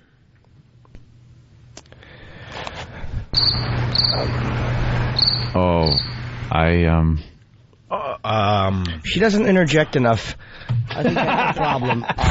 Because there was actually a moment there where there was a half a second of silence in between his just talking and without her going. And then what? Oh yeah. Did you really? And how many? Oh my God. I don't know what that was. And we wouldn't even have gone down this road today, but we're mentioning this dumb article where he says no one could beat him in the funny department, or the Department of Funny. The Ministry of Funny, I believe it was. So we're like, all right, we'll take the challenge today. We're not scared. And this is what we can find. This was the funniest thing you found on his show in the last hour and a half. I was just waiting to hear people laughing, and that's how I knew it was supposed to be funny. Yeah. It was not taken out of context. Right after that line, he went to a song. He went from commercial to that to song. They were laughing at when he just said something like, "Yeah, I caught a fish." What? Well, that's a host that's uncomfortable. Yeah, well, he's all right, the best in the funny department. Is it her though? She just kept jumping in. Yeah, I don't know. Stop it. She's terrible. Glenn in Jersey. Glenn. Hi, Glenn. Glenn. Yeah, hey guys. Listen, I'm a big fan. I'm just wondering what this new bit is, where you guys are all over the new act. Now, the new act. What new act? He's been on the radio for 18 months. What are you talking about? 18 months. There's an article that mentions us and bashes us in it, and says that no one can beat him in the funny department. So why wouldn't we address that, Glenn? I don't know if you guys are winning right now. What? No, according to the article, we're not. So we're taking a look at his show to see what is so funny about this show and why he says no one could beat him in the Department of Funny. All right. It also says in your comments, all you do is make fun of other shows. How many minutes out of a 3-hour show, because you probably listened to the first half, did we spend? No, I get you guys for about an hour. All right. But I think if you added up the time today... I love you guys. All right, but I just hate the dishonesty in these calls. All you do is make fun of other shows. No, we spent maybe, to be fair, 10 minutes on Steve Harvey today if you added it up. All right? That's not all you do. All you do is drive to work, Glenn. You never get there. If we spent an hour and a half to 2 hours on Steve Harvey today, then you would have a point. That's right. So maybe you don't like when we go down this road, then go somewhere else. And then come back when we're saying something you like. Go listen to Freebird for the 100th time. Listen to Steve Harvey. Go to Steve Harvey. He makes fun of the devil. Like, we're supposed to just ignore that this AP article came out yesterday that just kind of trashes us. So I'm like, wow, Harvey must be just setting the radio world on fire. Like Pryor. And we're not scared of anybody, so we're like, all right, let's take a listen. He says no one can beat him in the Department of Funny. Of course we're going to now, call him out on it. He had a fishing bit today. I don't even know what that was. It was a fishing story. But a girl laughing. What was the funny part? In the background. So he caught fish. Is that all he was saying? He caught 7 fish, and that kind of got a laugh out of all of them.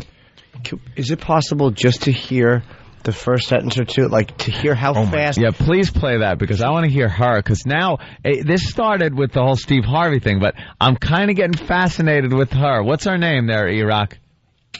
Black Hole. Her name is Shirley Strawberry. That would be Shirley Strawberry, the Shirley Strawberry? The one and only. Shirley Strawberry. Oh, is it of the Beverly Hills Strawberries or of the Atlanta Strawberries? Strawberries. Shirley Strawberry. It's not her name. Yeah, Of course it isn't. Could be. Shirley Strawberry. Changed it from Dingle because this was more showbiz friendly. I'm sure she doesn't smell like fresh strawberries. Strawberries. Well, all right. Do you want to hear the first part? I wanted to move on. No, I want to hear him talking about the fishing. But listen to her. Yeah, because I want to hear Ms. Strawberry. Yesterday when we were in Orlando. Wait. All right. So far, she gave us. All right. Yeah, this could be fun. So far, she gave us Strawberry. Gave us a Like she's acknowledging two things: that there was a yesterday, and that he was in Orlando. She fact checks everything. I like this girl. I'm thinking, Sam, just get her clips, string them all together, and bring them to us so we can get her complete contribution to this. Can you take show. this whole bit? Get her. And just get her. I want to see if she's working what she's contributed. Right. Yesterday when we were in Orlando. Uh-huh. I went on the 2-hour bass excursion. Oh, yes. Oh, yes. I only stayed an hour and a half. What do you mean? What are you saying? Hold on, pause that right there. What are you saying? Well, what he's saying is he stayed an hour and a half. I only stayed an hour and a half. What are you saying? I'd like to know what it is. I'm in now. I'm in. This is fun. What does she need clarity on there? Yeah. I only stayed an hour and a half. Please, what are you saying? What are you saying with that? You only stayed an hour and a half. Are you saying 90 minutes? Are you saying almost 2 hours? Or are you saying more than 1 hour? Could you clarify, Steve? What are you saying? It was a 2-hour fishing trip. He went an hour and a half. What's the big deal? That is a statement that really needs no clarification whatsoever. Right. I stayed an hour and a half. What are you saying? The big hand was on the 8. The little hand. Oh, women in radio suck. They really just stink. They have no business doing this. She's fantastic. Yes. Yeah. I only stayed an hour and a half. What do you mean? What are you saying? Because I was just fishing too good. Caught a necklace? Here we go. Here comes the... No, well... Here we go. Here we go. Here comes the... Here comes the what? The fish lies? She left us hanging there. So what do we got so far? A couple of yeses. What are you saying after he said how long he was somewhere? And here comes the... With ... Didn't even finish that. She didn't even finish that. And not just here comes the... It's here comes the... So it's something dangerous, perhaps. Like he was supposed to fish for 2 hours. He fished for 90 minutes. Right. Quite a lot. So, folks, sit down. Watch out. Look out. Caught a necklace? And an awkward laugh, by the way. Here comes the... No, well, I have facts. You can, on the website tomorrow, I will have a button. Probably just a fish. That's the button. And you can see the fish Steve Harvey caught. How much did it weigh? I'm on that. Well, the biggest one was about 4 pounds. More than one? How many did you catch? 7. Terrence. She asked how many did he catch. He said 7, and then she just started laughing. She said more than one? More than one? How many did you catch? Like, how bad of a script reader are you? How many did you catch? There should be a semicolon there. More than one? How many did you catch? How many did you catch? 7. Oh, 7. What a funny number. How did your fish die? How did your fish die? I'm sorry, that's terrible. Well, no, I'll take the hook out of its mouth. You stay here. What's my problem? You're in my effing chum.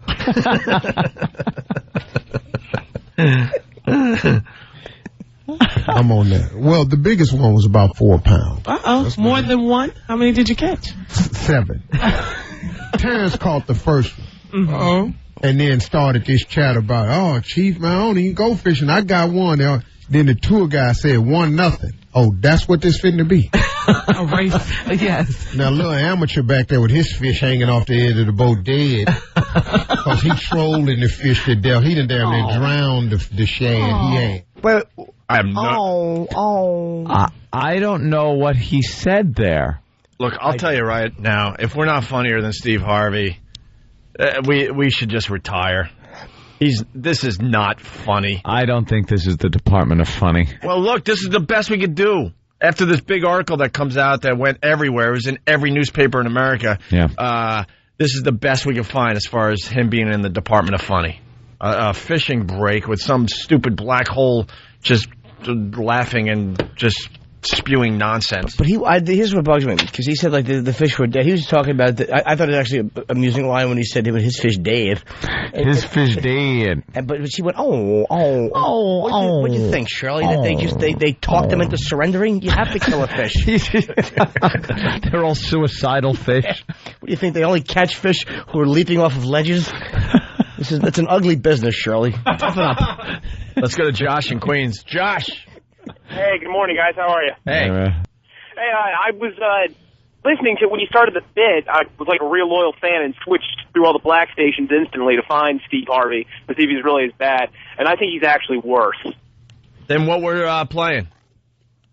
Well, for 4 minutes I listened up until he went to commercial, and he kept saying something about a washcloth and a dirty washcloth, and that's all he mumbled until the large black guy in the background goes, linens and things.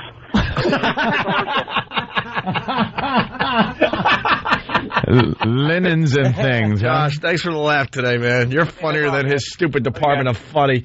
Let's go to Frank in New York. Frank, what's up? Oh, hey, what's happening, boy? Hey, man. Hey. I think before he heads over to the funny department, they all need to get a lesson from the English department. Check it out. Listen, I just want someone to just sit Shirley down and ease her into this stuff because she's not handling it well. No, right, Sam she really isn't. We're stalling. So now what'd you do, Sam? You took Shirley Strawberry's part? That would be the best of Shirley Strawberry. All right, we got a CD called The Best of Shirley Strawberry. He actually wrote The Best of Shirley Strawberry on it. Just like, The Best of Journey. Right. Yes, her greatest hits is the 45 of her going, oh, yeah. So you took that same story and just isolated her contribution, right? I basically just cut out all the parts that weren't her and left it as one fluid track. All right. Great. By the way, we were going to blow off this bit this week. But now with this article, we got to focus on Steve Harvey and the Department of Funny the rest of the week, okay? You got it. Thank you, young Sam. Here's Shirley Strawberry, the best of. That same bit, this is her contribution. Isolated. Uh-huh. Mm-hmm. Yes. What do you mean? What are you saying? Here we go. Here comes the... Oh. Mm-hmm. Uh-huh. That's the button. You press it. Uh-oh. More than one? How many did you catch? Mm-hmm. A race. Yes. There it is. The best of Shirley Strawberry. Wow. That is some award-winning radio right there. Yes, and her Wikipedia entry, it says, see Bud Abbott.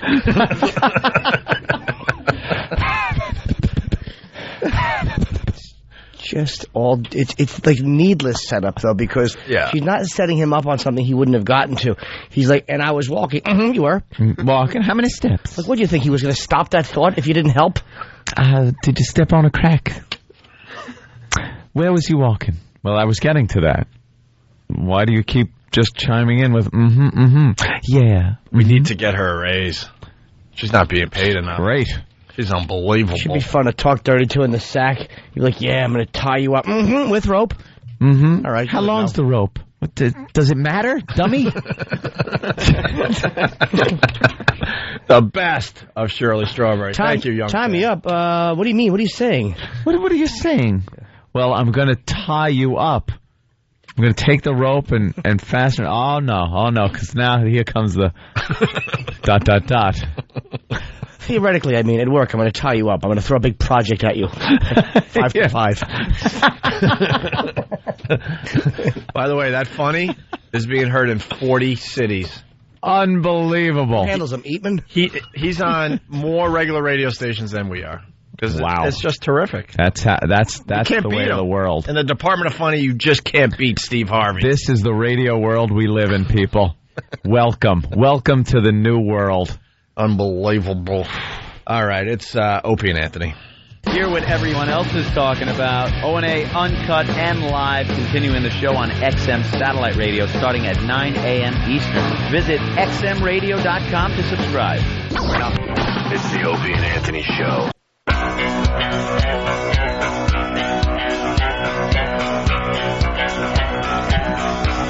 Hey, our phone number is 1-866-313-FREE. It's the Opie and Anthony Show. We got Raymond from Alabama. Raymond, what's up? Hey, y'all better be careful. Hope you got your boots on. Why? Why? Because you about to step in some doo-doo. Why? You'd be better off messing with Steve Harvey than you'd be better off messing with Shirley. Why? Do you know who you mess with? This ain't Whoopi Goldberg y'all playing with. Who's Shirley? Who's Shirley? Shirley, the girl you're talking about who's doing the and the hair, No, we know who she is, but I mean, like, what? Why? She's called the sidekick. Okay. And just like that boy that's behind you making all that noise that everybody thinks is funny. Who? Just stand him up. She'll make him look real stupid in a comedy affair. In a comedy affair? Yeah. Sir, please. I don't understand what you're getting at. Y'all don't know what you're talking about. We do. We so do. What are you Raymond, what are you trying to say today? Yeah, to make a point. Stop talking in code and say what you got to say. Make a What I'm point. trying to say is the battle that you're about to go up against is not ready for you. What You're right, battle? Put your boots on. This ain't Whoopi Goldberg you're playing with. What battle?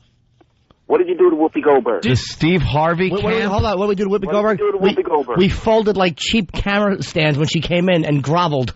Yeah, that turned out to be a good bit. We have no problem with the fact that Whoopi Goldberg walked into our studio and we had a good time with her. Whatever.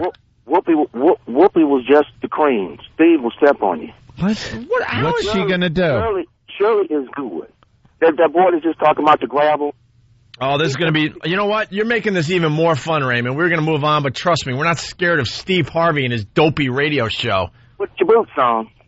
I got him on. I got him on. I don't understand your language. What was he saying? I have no idea. He's saying that Shirley is going to be trouble. Well, Steve Harvey is going to be trouble. But then he was referring to me, and he was saying that Shirley would best me in a comedy affair. Is that Race war! Race war! Is that what he said? Race war! Race war! There's a battle? Race war! Put on your boots? Race war! Shirley's going to show up. I'm going to go, hi, can I have a picture? Because I'm going to think she's Marshall Warfield. It is not a sin to get rid of a dirty stain. All right, we got our boots on. Dude, I think the guy's annoyed because he knows that Steve Harvey's not funny. I was only joking. You know, when you mention in an article 2 or 3 times that no one can beat you in the Department of Funny, the next day you should be really funny because everyone's going to pay a little more attention to you today. Yeah.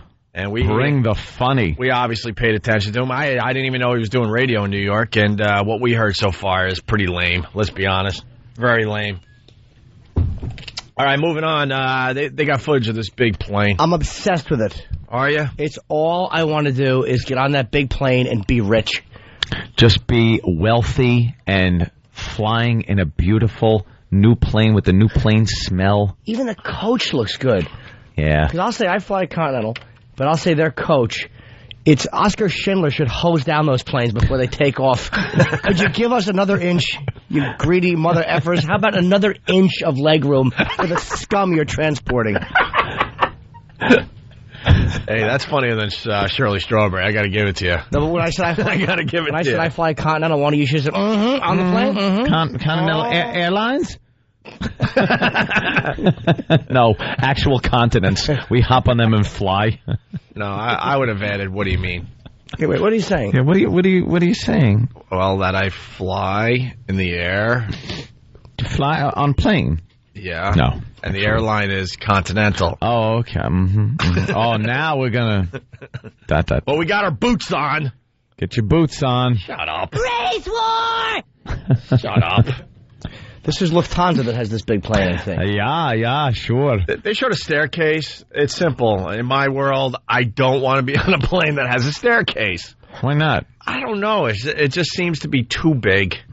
The old one, too heavy to be in the air if it has a staircase. Thing is really heavy. The old 747s had them going up to the top. They always had 2 floors. Yeah, they had a little piano lounge up top. In this one? No, in the 747. It's not a bar where like 20 people were kind of standing they're hanging out at a bar. How cool is that? You don't have to just sit in your seat. That's too creepy, I think. Big ass plane. Well, we got the audio just in case you missed it. And what I love about these clips, the German accent. Can't get enough of the German accent. Yeah, sure. I was thinking today, as we were listening to this on the news, that you just don't hear Germans speak that often in these times. No. All of a sudden, it just kind of scares people. It kind of surprises you when you hear a German speak. It's very rare. Think about it. Here's the thing with these planes, they can be configured for 2 ways. This one had 500 people. I think they can configure for over 850, and they said that in the first class, I've never sat in a first class like this. I've only walked through and peeked where they have those like big sleeper seat sections with your own little TV. Like beds. Like a bed. But they have some that you can configure with and get like a shower. It's like a private suite. Like a little suite. You go in, private, how nice would that bed, shower. You could do some banging in there. Yeah, of course you could. I'm sure you could do that. Like it's not like illegal or anything. Mm-hmm. You could probably have some sex. Yeah, you got your own Mile High Club.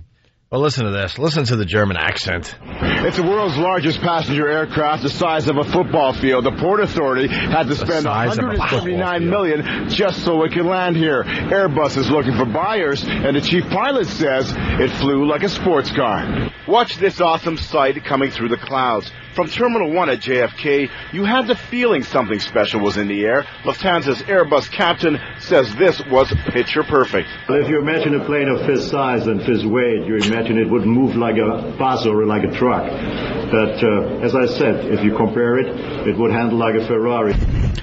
You would think it would move like maybe locomotives with boxcars full of Jews. But no. It is like this sports car. Wonderful. Yeah. You can't listen to anything they say with that accent. I just think Nazi. Right. I just think Nazi, and I can't get it out of my head. Yeah, we are going to configure with machine guns and bombs. Goodbye, Poland, again. I can't get it out of my head that they're Nazis. And they're trying real hard over there. They are. I mean, they got a long way to go. They're the worst when it comes to, like, prosecuting anti-Semitism and Nazis. Yeah. They don't even allow the swastika to be shown anywhere. You get thrown in jail for talking about it. But when they talk, it just doesn't sound nice. They should just change the way they speak. It would help out everybody. Come up with a new accent. Yeah, well, there's more. How great would it be, though, if, like, say, like, American Airline bought that, like, say Continental bought 4 of them, but only used them for the Newark to Buffalo flights. Or Newark to Pittsburgh. They only use them on 60-minute or under flights. Horrible flights, those short little hops. And they were configured for 60 people. Like, each one, you had your own room and dining area, Jimmy, living room, and ticket for $304. Jimmy, can you slow down? You got to give Shirley Strawberry at least a fighting chance today. Oh, yes. Shirley Strawberry. What are you in? The competition is what? With you? A comedy affair. A comedy affair. A comedy affair. A comedy affair. Sounds like a bad, like, one-night thing on Broadway. Comedy affair. Comedy affair, starring Jim Norton and Shirley Strawberry. We get to hear more German people talk about the huge plane. The plane was built to help airlines consolidate flights. It holds up to 555 passengers. That's 50% more than a 747. Airports had huge renovation costs. Airbus says passengers will have fair prices. I compared it with high-definition TV, which was introduced to Germany last year, and this is high definition for flying. Now, this was as much a media event as it was a business trip. One letter of intent is already on record for a customized version of the A380. They're not telling us who's buying. From JFK, you know what? Fox 5 News. What billionaire is buying that? Could you imagine? Robin. To fly that thing? I'm buying one. I don't think it's a billionaire. It's probably a company. Probably an airline. And by the way, I'm a little depressed. I got to be honest with you. That's not the clips we heard in the office. No. There were German accents all over the place. There were more Germans. By the way, the one German accent we heard, Jeff in Kentucky has something to say about that. Jeff, go ahead. Hey, boys, that first guy that you heard, he's the captain of that ship, and he's a Frenchman. That's a French accent. Get out of here. He's a Lufthansa pilot from Germany. No, he's a Frenchman. He's a definite Frenchman. Play that clip again. And by the way, to the idiot news lady, what billionaire is buying that? I don't know, an airline? You idiot. It's not a private... And first of all, the guy's first name was Jurgen, you dummy. Was it really? Yeah, Jurgen, the French guy. It's the world's largest passenger aircraft, the size of a football field. The Port Authority had to spend $179 million just so it could land here. Airbus is looking for buyers, and the chief pilot says it flew like a sports car. Watch this awesome sight coming through the clouds. Where's the guy now? Terminal 1 at JFK. Yeah, I'll play him. You had the feeling something special was in the air. Lufthansa's Airbus captain says this was picture perfect. Well, if you imagine a plane of this size and this weight, you imagine it would move like a bus or like a truck. But as I said, if you compare it, it would handle like a Ferrari. That guy might be right. German. There's a little French in there. I hear a little German. I hear a little French in there. Whatever it is, he's unclipped. The guy's German. Yeah, Ant still had a funny bit. It's German. Can we get the German clips, though? They had a German stewardess that was kind of funny sounding. And chicken guys. Chicken. Yeah, I made the chicken video you might have seen. Yeah, that's chicken good. Yeah. Ah, man. Let's say hi to Tanya. I wonder what kind of food they have in first class on that plane. God, it must be a lovely selection. That probably is. Yeah. Hey, Tanya. Tanya? From Detroit. What's up? Yeah, I'm flipping stations, and I just heard your little segment. I came in on the middle of it. All right, hold on. So you don't know about the Opie and Anthony show, right? Now we're in trouble. No, I don't. You were flipping through. You were flipping through. What do you usually listen to in Detroit? I listen to a lot of different stations. I listen to Drew and Mike on 101 FM as well. All right. I listen to Steve Harvey. And Steve Harvey. Oh, you're defending Steve Harvey. No, I just want to hear now. This is kind of cool. If she was just trolling through and she kind of caught a little bit of our show, I'd like to get a little opinion on what people think when they just come across our show. Okay. Okay. What opinion do you want to know? I find that what you're saying is not that funny, but I also find it offensive. In what? In what way, Tanya? Because I'm trying to understand this term, black hole. What are you... Oh, I got you. It's in reference to we do a thing on this radio show where we criticize a lot of the women who are in radio because we feel that they're called holes because they basically are not there to really offer anything except like little nods and okay, and to calm the boys down. And that's the biggest insult you could give a woman, right, Tanya? Calling her a hole, that means that's the only thing she's good for is offering her holes? Right. That was pretty much the... So in radio, that's how we truly think. In our personal lives, I don't think that way. But as far as the radio world goes, I think women are useless for the most part, and they're just a bunch of holes adding nothing to the conversation. So with Shirley Strawberry, she's black. She is black. So we call her the black hole. Really? Yeah. Yeah, you guys are... And which is funny on many levels because a black hole also just sucks all life out of everything. And energy, yes. And energy. So it was kind of a brilliant observation, if you really want to know the truth. On my part, Opie from the Opie and Anthony show, featuring little Jimmy Norton with the comedy. Wait, and you got to be honest though. You said our show's not that funny, but you just heard Anthony's riff on the German pilot. You didn't think that was funnier than his break on talking about fishing? Honestly. No, not really. I mean, I will be fair. There are times when a lot of these shows are not funny. Okay, but some comedians can be off. I'm not going to say that he's funny all the time because he cannot be. And I'm not saying that he stinks. Make it funny, but today I find nothing about what it's too bad you got to have some form of intelligence to listen to the Opie and Anthony show. Yeah, I know. Because let's be honest, you probably didn't graduate high school. You probably have 3 or 4 kids, and you're probably a grandma at the age of 32. So I guess we have to give that much to you. Tanya, I'd like to apologize. Survived by a bunch of dumb assholes. Hey! I'd like to apologize, Tanya, for Opie's statement there. That isn't how this show is. Oh, she's gone? Mm-hmm. Oh, good. Now I don't have to apologize. Why would you apologize? Go away. I hate the people that go, I just slipped on your station. No, you were checking us out. Stop. Here's the problem with something like that. You can't honestly say, I would have liked her a little bit more if she, would have been, made me If she would have just admitted that break that you just did about the German pilot was funnier than that fishing break. Don't allow your personal dislike or agenda to interfere with what's obviously a funny thing. You know, any Jewish joke she's laughing at. Of course she is. Of course. All right, we got a quickie, and then we're going to get into some MacBook Karaoke. Yeah, I know we got to break there, Stan, but we got to give them a little more funny or a little more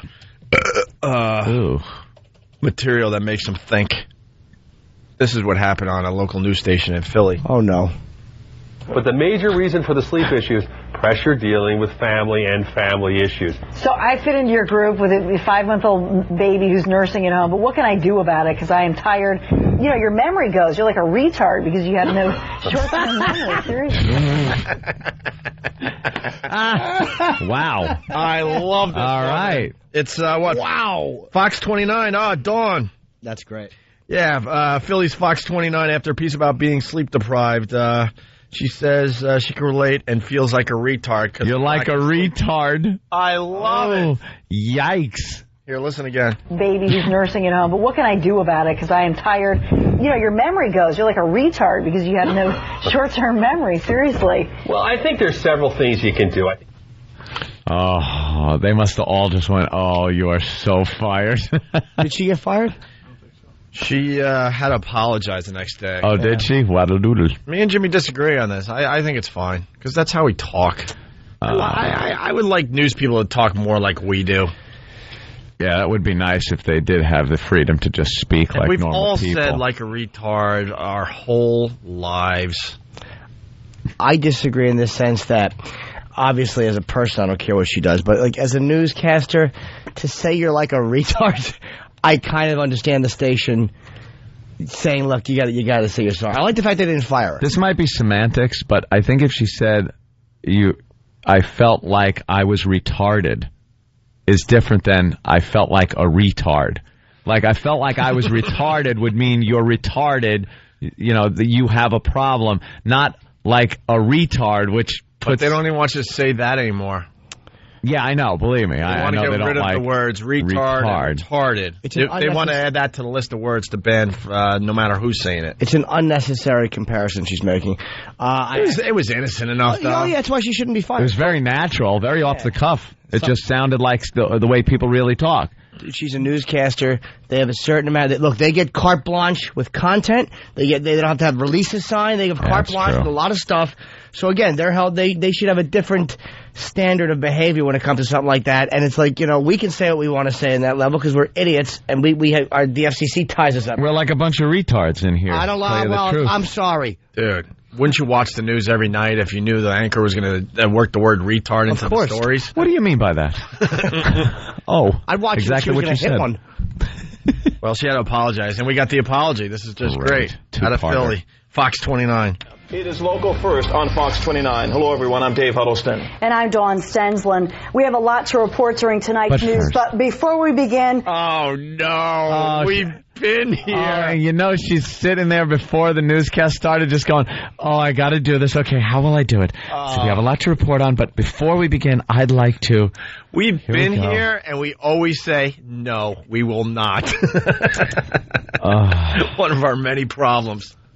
Oh, here it comes. On Stensland. We have a lot to report during tonight's news, but before we begin, last night I made a self-deprecating comment during our 10 o'clock news here, for which I am truly sorry. I sincerely apologize to anybody who I might have offended. All right, and now... I want to apologize to all the retards out there for saying... It would be great if she said, I'm sorry, I just felt like such a faggot after I said that. She said she apologized for making a self-deprecating. Well, yeah, she was calling herself a retard. Yeah, I know, but it kind of takes away from the actual apology. I think she was just referencing the moment. Yeah. She was trying to reference the moment without saying retard. But do you see how it almost takes some of the heat off of her? By saying, look, I was beating myself up. I want to apologize for the way I did it, but I was doing it in the context of beating myself up. It almost makes it not as bad. I used a self-deprecating... It's just great. I love stuff like that. Certainly is. I love the apology. But that's the way it should be handled. You apologize. I mean, that was a stupid thing she said. Then you move on. It's done. You don't fire her. You don't make a big deal about it. Don't act like a retard about it. Just exactly. Get on, apologize, back to your job. Imagine if she would have amended the apology and said, I want to apologize to all mothers for implying that we are in any way like those genetic abominations. Let me say, for the record, they had to cut to her. You know, she's like Peter Finch in Network. They said, get her off, get her off. I love when they mess up. All right, we got to try to save the big plane German thing. Yeah. We're going to try to save that bit, because it sounded a little French. A little French. Although what you did there was hilarious. His name was Jurgen. I didn't hear Jurgen in the whole story. Jurgen. I read it. Oh, it's in the paper. We're going to try it again. We found another news clip that has more German accents. It's a big aircraft, but what is very surprising is that it is very calm. So the takeoff was very smooth, and it's really nice. It's modern. The plane was built to help airlines consolidate flights. It holds up to 555 passengers. That's 50% more than a 747. Airports had huge renovation costs. Airbus says passengers will have fair prices. I think the customer of Lufthansa will really get a great deal of travel value, especially when we've introduced the A380. I compared it with high-definition TV, which was introduced to Germany last year, and this is high definition for flying. Wow, maybe we were just introduced to Germany. Maybe we were just still waking up, because I heard very deep German accents during that story. It is like high-definition television. That's what I heard in my head.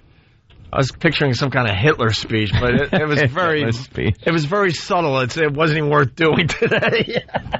God, we must be like really sleepy in the morning. It was like... Didn't it sound different in the office, really? Yeah, I think when we saw them, they were so German looking. Yeah. That you kind of almost...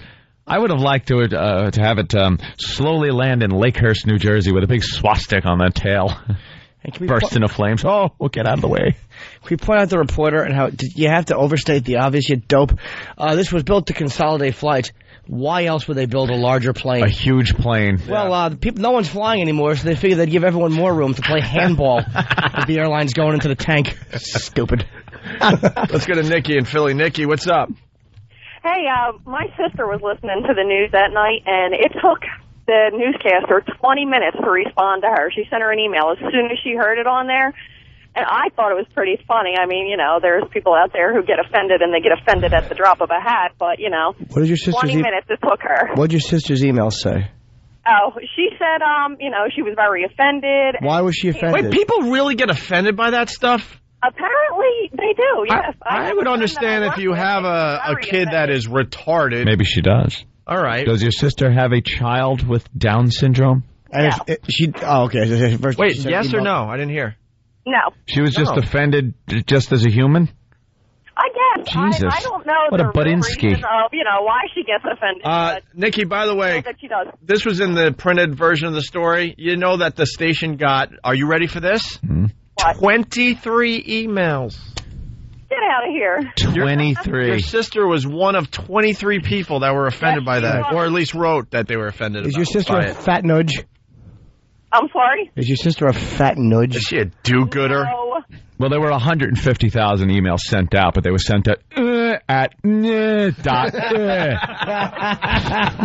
that, Steve Harvey. Really went we're in the Department of Funny now. Department of Funny. All right, let's go to Todd in Toronto. Todd, what's up? Hey guys, what's up? Hey. My wife and I were at an amusement park last year, and it was packed, and this chick with Down syndrome kind of got in front of us. You know how you do the side shuffle when you walk in front of someone? Yeah. She goes, "Move, retard." And That's funny. I swear to God, my wife looked at me and goes, "Did she just say what I think she said?" And I'm like, "Yes, she did."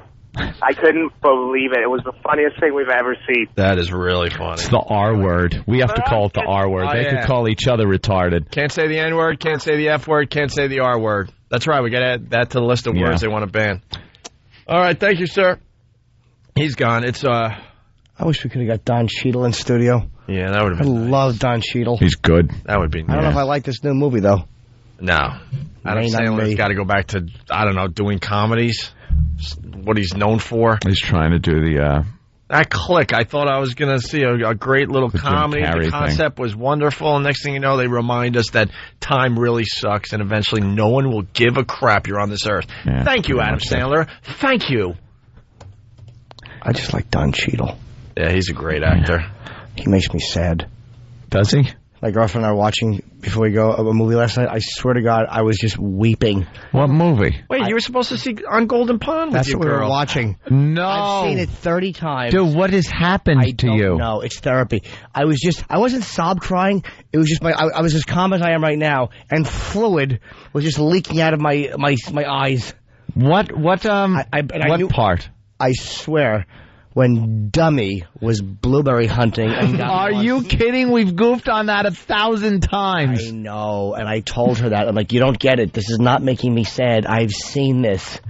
But I don't know why. And then I'm lost. I got lost. The old fella just wants some blueberries. Are you lactating, Jimmy? I don't know what's wrong with me. Wow, are you emotional? What a Mary I'm turning into. What happened? What about Don Cheadle? I love Don Cheadle. But you said you were watching a movie with Don Cheadle. Oh, no, I just segued into that because okay. He's a guy that just makes me sad when I think he's great. All right. My God. If you start crying at like Clockwork Orange scenes, I'm going to smack your face. I always do it. That's laughing so hard. It's the Opie and Anthony Show. Opie and Anthony! Hey, thanks for checking us out this morning. Susan from Rochester writes, I have taken up driving my son to school every morning just so I can listen to you on my XM. I know I can't be the only soccer mom who is a faithful listener. I would love to hear some morning from other closet listener moms. Maybe we'll wake up the soccer moms tomorrow morning with some of their stories. We know they're out there. Yeah, we know they're dirty, dirty, dirty moms. People have a little dirty streak in them. Listen to this filth. By the way, we got to give away the MacBook Karaoke. And Ariana stopped by to say hi and maybe sing us out today. Yeah. So we'll set her up. But really fast, cocaine won't pay for tolls, dummies. Yeah, this is another one of those stories where you're like, oh, come on, if you're going to be doing this. Are you allowed to say dummy still? Dummy. In today's world? Yeah, there are dummies. Maybe they never heard of Easy Pass. 3 Long Island men were caught with as much as $4,000 worth of drugs on the Triborough Bridge on Sunday, all because they couldn't come up with the $4.50 toll. $4.50. Cops said. The trio was busted by MTA Bridges and Tunnel cops while trying to get from the Bronx to Manhattan. When Officer Joshua Landon asked to see the driver's license so the agency could mail him a bill for the toll, Jesus of Syosset only had an expired learner's permit with 8 prior suspensions, police said. So the guy... If you're going to be transporting some coke, you need a guy with a valid license, a car that everything works on, and you pay attention to all the laws. That's how we used to do it. Well, you need $6. You need $6. And $6. You got $4,000 worth of drugs. What dopes. While Landon was arresting Jesus, cops Willie and Greg and Ernesto approached the 1996 Chrysler to search it. That's when they said they spotted passenger George Perez frantically fumbling around in the back seat. Jorge. I'm sure it's like Jesus. Jesus. I say George is Jorge. Let's keep it white today. It's Jesus and George? Jesus and George. All right, Jesus and George are driving with some coke. They don't have $4.50. What goes through your head? Mm-hmm. Wouldn't you be paranoid to begin with? Because it sounded like it was cocaine. Yeah. Why wouldn't you make sure you have everything set before you leave? I would have the $4.50 in my hand the entire time I'm driving. Doing the speed limit. Doing the speed limit. Hey, how's your license? 10 and 2, everything. Right. When they ordered him out of the car, bags of cocaine allegedly fell from his lap. Stuffed in his pockets were more bags of coke, as well as a container of liquid angel dust worth about $300. A hypodermic needle was allegedly found on the other passenger. All told, authorities said 110 packets of cocaine were recovered with a street value of $3,000 to $4,000. Jesus and George were all charged with possession of a controlled substance. Yeah, that'll happen. How dumb are you? That's like those guys you watch Cops, and you see them get pulled over on the Florida highways or something. Yeah. And they're flying. doing like 85, 90 miles an hour, and the cop goes, yeah, I pulled you over for speeding. And, of course, they're all nervous or clenching their teeth. And then the guy goes, you mind if I search your vehicle? Why wouldn't you be doing the speed limit? If there's one time you want to pay attention to every law, it's when you're breaking a real big one. I read a book by a guy named Max Mermelstein. It was called The Man Who Made It Snow. And he was a white guy who married into a Colombian family. And it's a true story. He became a very high American in the Medellin cartel. You know, and he met Escobar, and he met all those guys. Oof. And he said that when they would do drops, like he was instrumental in getting the cocaine dropped out of planes. He said what they would do is when they pick it up, you have one guy driving, and they would always have another car with it, and the guy in the other car would be a decoy, and he'd have a bottle of open alcohol with him. So if a cop pulled over the cocaine car, the other guy was just with the bottle take a drink and then drive into the cop car. Not doing fast, but just smash into it. Enough to... And the cop would boom, and then that guy just pulls out in the traffic, the first guy. Wow. Better a drunk driving. A little scam. Better a drunk driving thing that you go rest of your life in prison for 2 tons of cocaine. Or the Medellins chasing you, those geese. Oh gosh, you end up hanging out of a helicopter. Hey, let's get through this fast, because then we could get to Ariana to end this side of the Opie and Anthony show. It's MacBook Karaoke. We got to get a winner for today, Tuesday. We start with Douglas from Utah. You are so beautiful.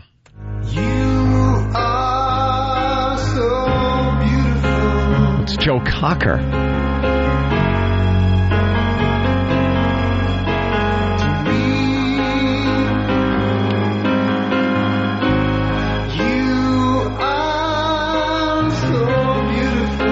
Bit pitchy. Dog. I don't even know what that means. I just like saying it. Bring it on home.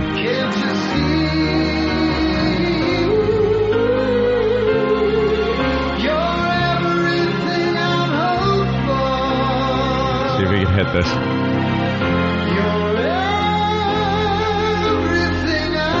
Yeah, he doesn't really have the Joe Cocker oomph. Does he do the end? Right. Does he do that?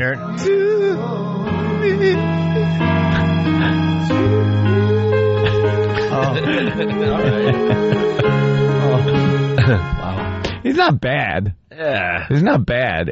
But there's a couple of parts in there that were a little like... He's not bad. For a prison rape, he's not bad. I mean, it's not like one of those awful things where you're like, oh my God. The guy probably does well on karaoke. Can I read a really dumb instant feedback? Sure. We're making fun of Steve Harvey, and we should. He sucks. Let's be honest, he sucks. And he says no one could beat him in the Department of Funny. And it's really pissing off some people today for some reason. It's Sharon from Jersey, Sharon Brown. Mm-hmm. She went out of her way to go on our website to find the instant feedback link to comment about a show that she doesn't listen to, which would be us, Opie and Anthony. Yeah. She writes O&A, and she even says O&A. Right. The hardcore fans call us O&A, Yeah, so she even knows the lingo. Mm-hmm. Sharon Brown writes, O&A, I typically listen to Steve Harvey mornings, or 101.5 in Jersey, and sometimes Howard on Sirius. Yeah. I listen to the Chick, Chuck, and Butchie afternoons, or sometimes Wendy Williams, when I can stomach her hate. There is a reason the ratings are what they are. Like, she's making fun of us. There's a reading. Oh. But she obviously listens enough to know where the instant feedback is. And Sharon, don't hide behind your dumb email. Give us a call. We'll discuss this. She listens to like 12 radio shows. Urban radio stations do very well in New York City. It's just the way it is. They don't have the iPods. And there's a couple of stations, and that's what they listen to. Whitey's buying up all the iPods. What happens? Sorry. Were you? People want to know if you were weeping during that song there, Jimmy. You know, sometimes you try to open up and you just get kicked in the teeth. And I didn't finish the movie. I have to watch the rest of it today. All right. Oh, no. Okay. Hey, we got to get Ariana in here, and we got to get a winner for this. Again. We're running out of show. This is Kristen from Jersey. Is this better than Douglas from Utah? This is Let's Get It On. I've been really trying, baby, trying to hold back these feelings for so long. And if you feel like I feel, baby, Come on. Baby. Oh, come on. Ooh, let's get it on. All right, good. That's good. All right. Was that better than Dave or Douglas? Like Douglas in Utah? Yeah. I kind of liked her. She sounded sexy. Yeah. I don't know. I think it was funny that the music was so low. She was so loud. Big girl alert. This is Joe from Florida. Big girl alert. Yeah. There's a big girl alert. Is it right behind me? Yes. Hello. Hi. We'll get to you in a minute. What you gotta do? I don't know. Usually I have a camera, and I could look on the monitor. Yeah, the big beads help, by the way. Can someone have a mirror They help that a I lot. can just hold up and look? Definitely a distraction. Joe from Florida. I can show you the world, shining, shimmering, splendid. Tell me, princess, now when did you last let your heart decide? I can open your eyes. Travis, employees of CBS Radio are not eligible for the contest. Over, sideways, and under on a magic carpet ride. A whole new world. A new fantastic point of view. No one to tell us no, or where to go. It's from Aladdin. Or say we're only dreaming. All right, who wins the MacBook today? Gotta give it to Aladdin guy. Really? There were two really good singers in there, though. Jimmy? I gotta vote for Kristen, of course, from Woodbridge. Why? Because I like her. I think she was good. Sam, who do you think? I like Aladdin guy. All right, Aladdin guy wins it. We're going to make it really quick and easy today. Joe from Florida, who just sung that last song, congratulations. You just won the unbelievable new MacBook. Create your own music, movies, websites, whatever, and bring it wherever you go. Head to the Apple Store or apple.com to check it out. It's going to be a shame when that thing's on the evidence shelf at his local police department, full of pictures that he probably shouldn't have downloaded. We timed this last segment really, really badly. We got Ariana from yesterday's show. She was just unbelievable with that Whitney Houston song, so she's going to sing us out today. How are you, Ariana? I'm doing okay. How are you? Good, all warmed up, ready to sing? I hope so. Good enough, right? We'll get to know you over at XM because we're running out of show over here. Yeah. All right, and if anything great happens, we'll bring it back over here tomorrow. So let it rip. So what do you got? You going to sing the same song? If you want me to. Sure, why not? It's the one everyone knows and loves. By the way, you get the dogs going out there. No, I'm serious. They're reacting to your voice. Oh, that's... Oh, yeah? Yeah. I can't hear you. You can't hear us? No. She is really huge. All right, try. All right. Can you hear us? Don't worry about it. All right. No. Can you hear my voice? I can hear you naturally, but I don't need the mic for that. Oh. Music you probably will, though. Yeah, you want to hear the music? Yeah. Okay. All right, here's Ariana singing us out today. The Whitney Houston song we all know and love. Whenever you're ready there. I'll just start singing? Only be in your way, so I'll go. But I know I'll think of you every step of the way.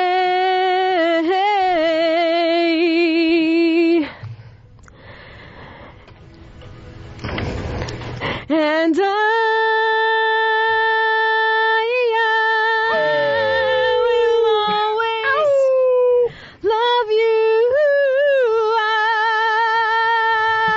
I will always love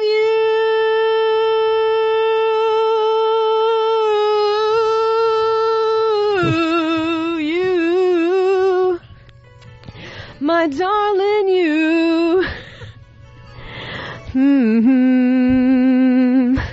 Bittersweet memories. That is all I'm taking with me. So goodbye. Please don't cry. We both know I'm not what you need. Here it comes again. And I will always love you. I will always love you.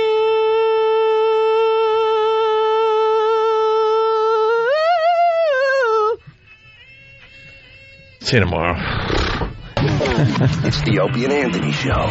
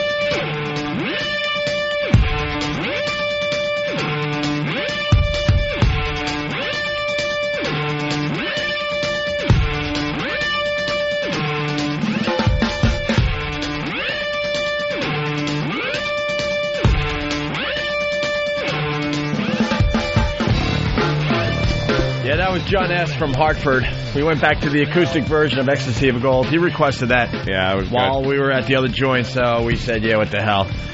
Jimmy very annoyed, Anthony very annoyed. And I'm very, very happy today. So get in here and just get annoyed.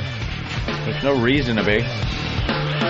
Well, I don't know. I don't understand things. I don't understand why, things change every day. No matter what studio we're in, there's always some kind of problem. It's like the first rule of radio is to make sure everything works for us. Just make it work.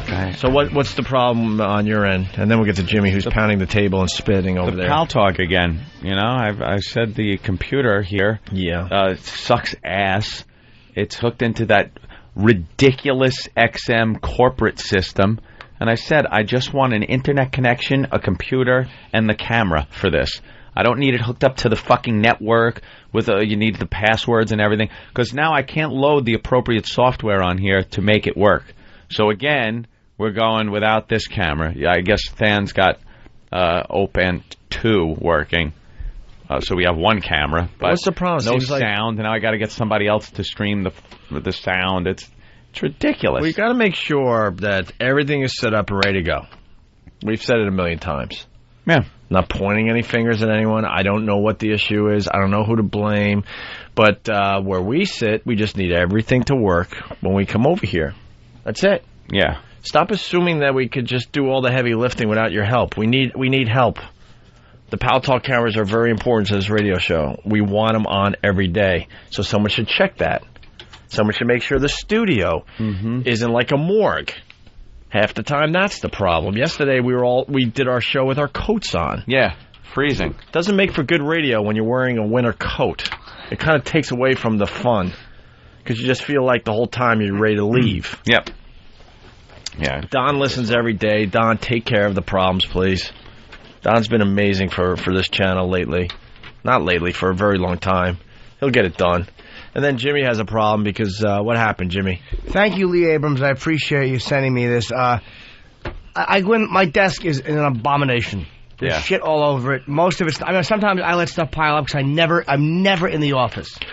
Yeah, we're never here anymore. Yeah. Never. The only reason our office is still there is for when we get fired eventually from regular radio, we're going to have to come back here and retake our office. It's just sitting there. Waiting, yeah. It's waiting. There's squatters in there, really. Yeah, pretty much. We're collecting rent. There's like, I don't know, we got tenants. But eventually we're going to take over that office again. Subletting. My desk is a disaster. Yeah. It was before. With my stuff. I'm not sounding like I'm Mr. Clean over there, but now it's just piled up. It's like a storage desk now. Could you guys go on would you mind if those guys... Oh, not at all. All right, could you find stuff on Anthony's desk and Jimmy's desk? Just some items that There's a lot of that stuff that's not mine, and they're piling shit up on my desk, so I get this thing, I happen to just go in there and look, and it's buried under stuff. It was from fucking Lee Abrams, sent February 26th, and it was an advanced Black Sabbath thing with Dio with the new song on it. Yeah. And we could have played it at least over here before anybody, and it was played commercially March the 5th. So I would have had to jump on that. Might have been nice. But what? Someone just threw it on your desk? Saying, oh, Jimmy, obviously, it's very obvious that Jimmy checks his desk every day. Yeah, throw it on the pile of garbage. Mind-boggling. And I wouldn't care if all the stuff there was mine, but there's shit in front of the desk that has nothing to do with me. Yeah. It's just a disaster, that office. The desks. Ooh. I'm not talking about my stuff, which is my responsibility. I'm talking about stuff that's not mine. The fucking box of cocks. Throw it out!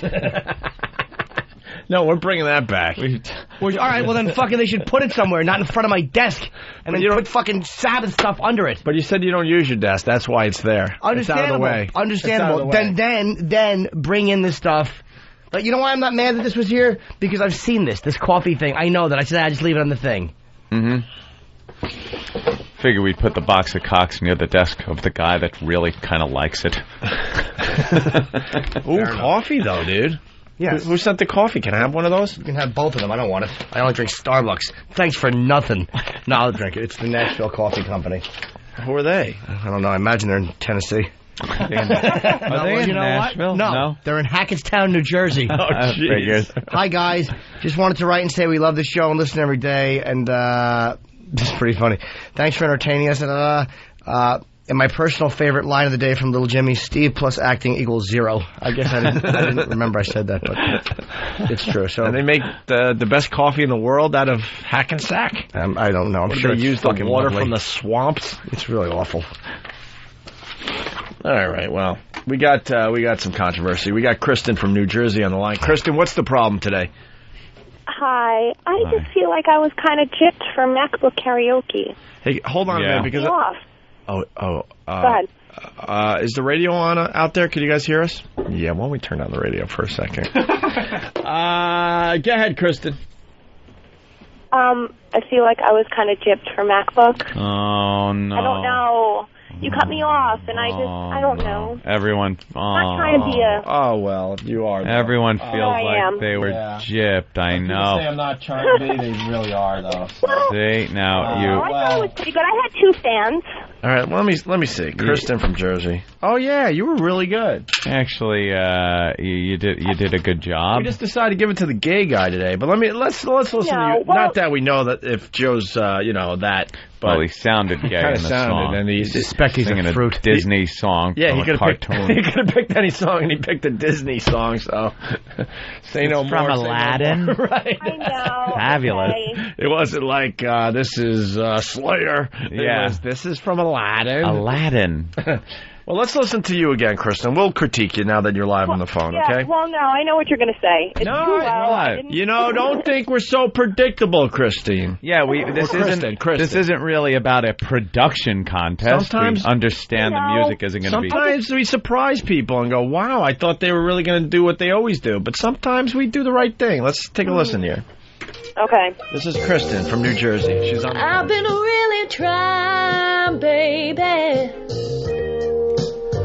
trying to hold back these feelings for so long. And if you feel like I feel, baby, come on. Oh, come on. Ooh, let's get it on.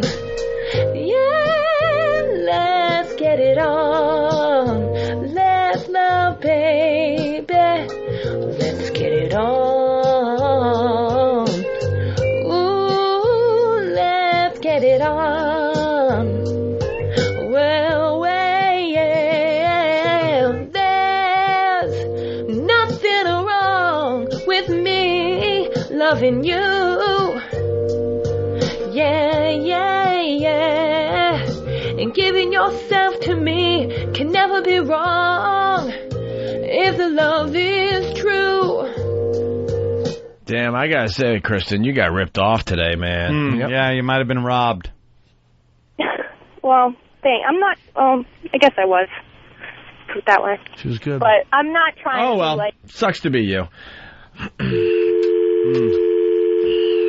She got ripped off, though. That blows. She certainly did. I think she did. Somebody wasn't paying attention today, because that was a really, really good rendition. Yeah, the judges must have Marvin been Gaye. drunk. Wow, man, that sucks. Sucks to be you today. A good voice. Yeah. Good control. But who won? Hopefully she called back, because we wanted to talk to her and everything, too. I don't know what happened there. Where was our winner, though? That's what I want to hear. Can you hear us out there? No, huh? No? No, not a word. Turn around now, Jimmy. See?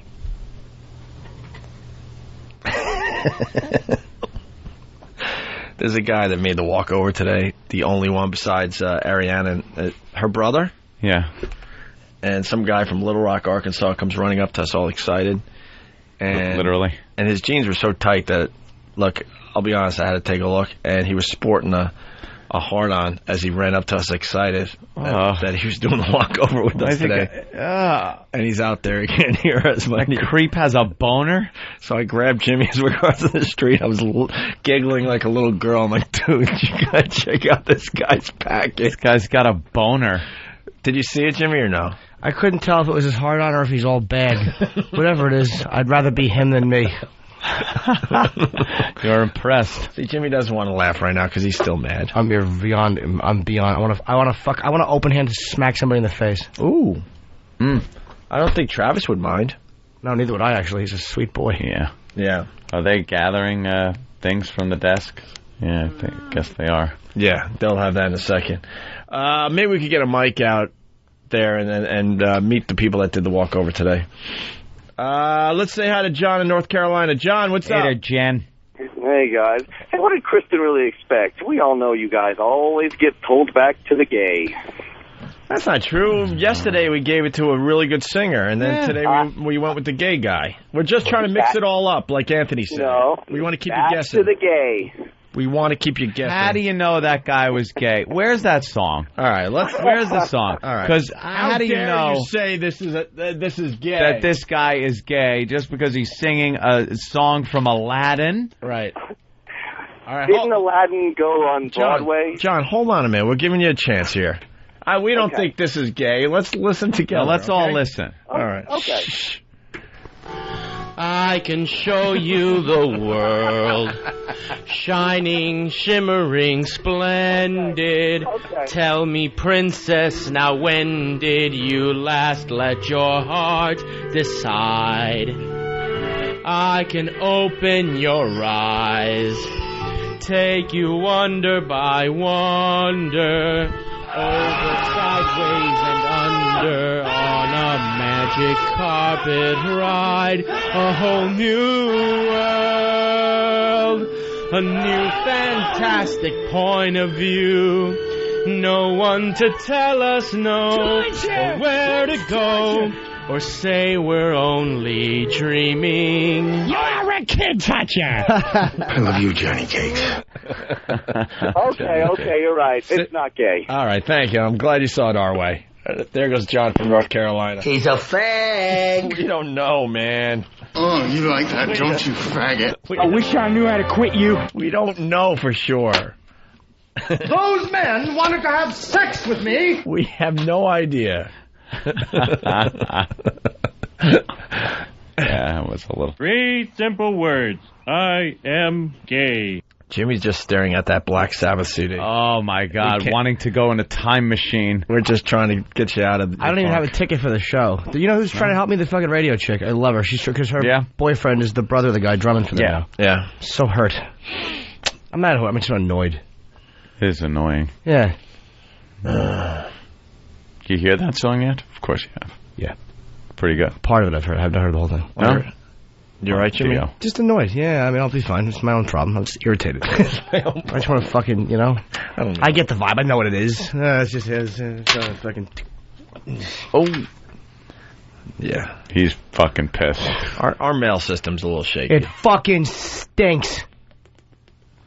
It does, as a matter of fact. Let me look at a little piece of mail I got that was on my desk. All right. Was this from the fucking draft board to tell you about Vietnam, where they fucking handle shit around here? Oh. What is it? Oh, boy. What is it? Seems I'm late on my parking fee.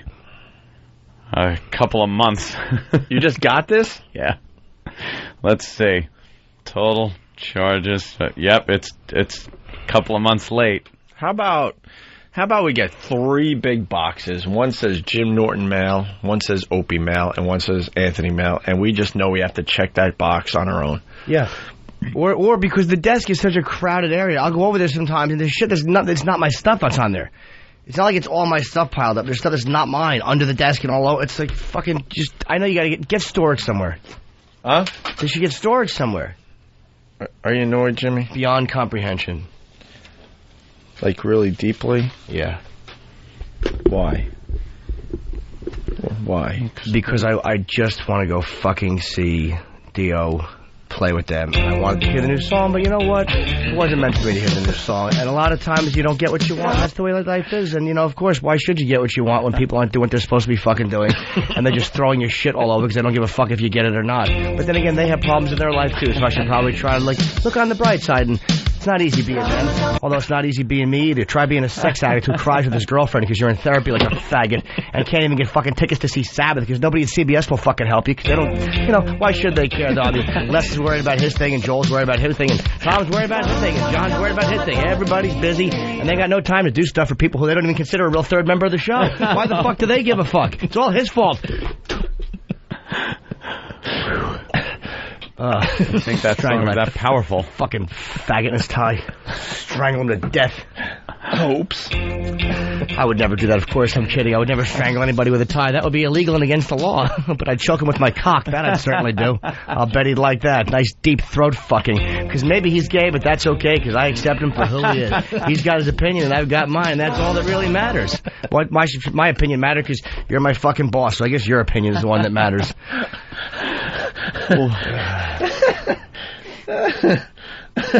Sitting there for a fucking month. That's what bugs me. If it was a few days, but February 26th, man. I'm never in there. Well, technically that would be a month. Almost, yeah. 3 weeks. Yeah, it's almost a month. It's just angering. Kind of important. All right. Anyway. Hey, can we get a mic on the guy from Little Rock, Arkansas? Is he drinking a beer out there?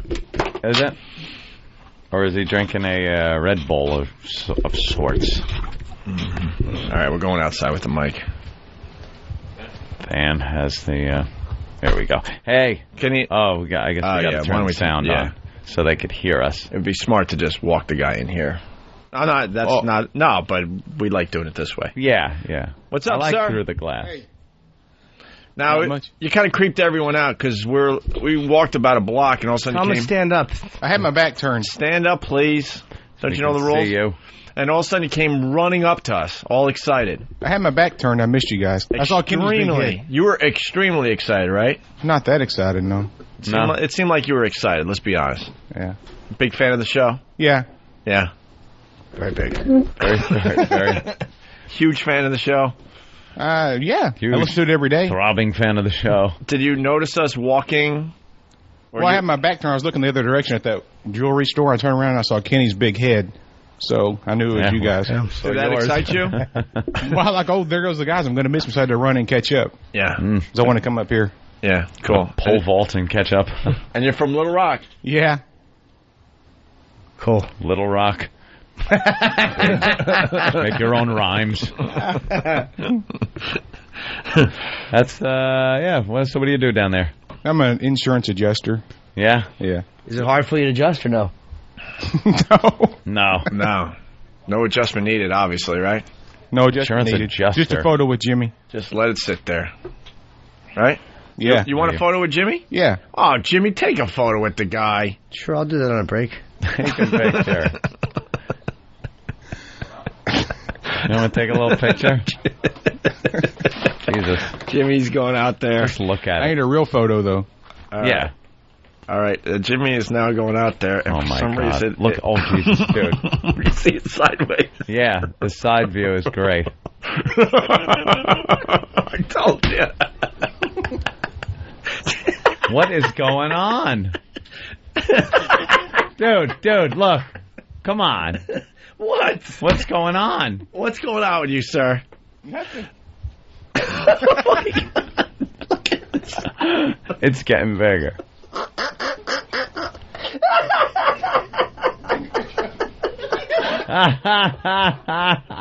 Holy shit. What the fuck is going on? Am I right now, Jimmy? I don't know what it is. What's going on? Did you see from the side? It blocked the Ron and Fez sign. What does it look like, Jimmy? Like there's a Haitian family living in it. It's astounding. Oh boy! Wow. All right. What's your name again, sir? Jeffrey. Jeffrey. Yeah. Jeffrey, the gang has noticed something about you. I hate to disappoint Jim. It's just a cell phone. No, we saw the cell phone. That's way down there. Yeah. When you ran up to us on the street, that's why I ran away, because you were sporting, like, wood. Did you, like, take a Cialis or something, and you're just getting, like... Viagra or something? No. Ariana, turn around. You see that? Goes away. No. Now you don't see it? Well, when Jimmy was out there, it was very obvious. Yeah. When he turned, like, sideways a little? It actually went... You must have been really... It was talking. No, when he turned sideways, Anthony saw the same thing. Yeah, it was like kind of standing out. I don't know, sir. Apparently you got a huge cock. That's what we're getting at. That's what we were getting at. That's not the worst thing in the world. Yeah. You know, you want people to know you have a huge cock. I guess. Yeah? Are you sporting? No. You doing all right in that department? Yeah, I'm fine. Yeah? All right. All right. Just wondering. How big a boy are you, sir? Yeah, what would you say? I don't know. Oh, yes, you do. Roundabout figure. Hey, how many are Travis's hands? Where's Travis? The cute girl over there. That's Travis, go look at Jeffrey. Yeah. Why Jeffrey? Why Jeffrey, by the way? Shouldn't it just be Jeff at this point in your life? It doesn't matter either way. Yeah. Okay. That's Travis. I don't know. Take your hands out of your pockets a minute. Dude, that's not a cell phone, Jimmy. Just is that all? Are you all cock or all bag? I'm neither. Dude, just average. What the fuck? It's right there. That's not a cell phone. Maybe he's really soft and nervous, so it's standing straight out. That might just be a helmet. Might just be a little. That might just be a helmet. Yeah, that might just be like sometimes your dick will be poking straight out. It looks like it's a big. My manager now, Jonathan, has a fucking water balloon taped to his leg. You've seen it, right? No, I haven't. I pointed it out. You've seen it, right? I pointed it out to people, and it's an anomaly. Honestly, you've never pointed that out to me. It's a fucking. It runs down the side of his pant leg, and there's something wrong with him. And it's a ball?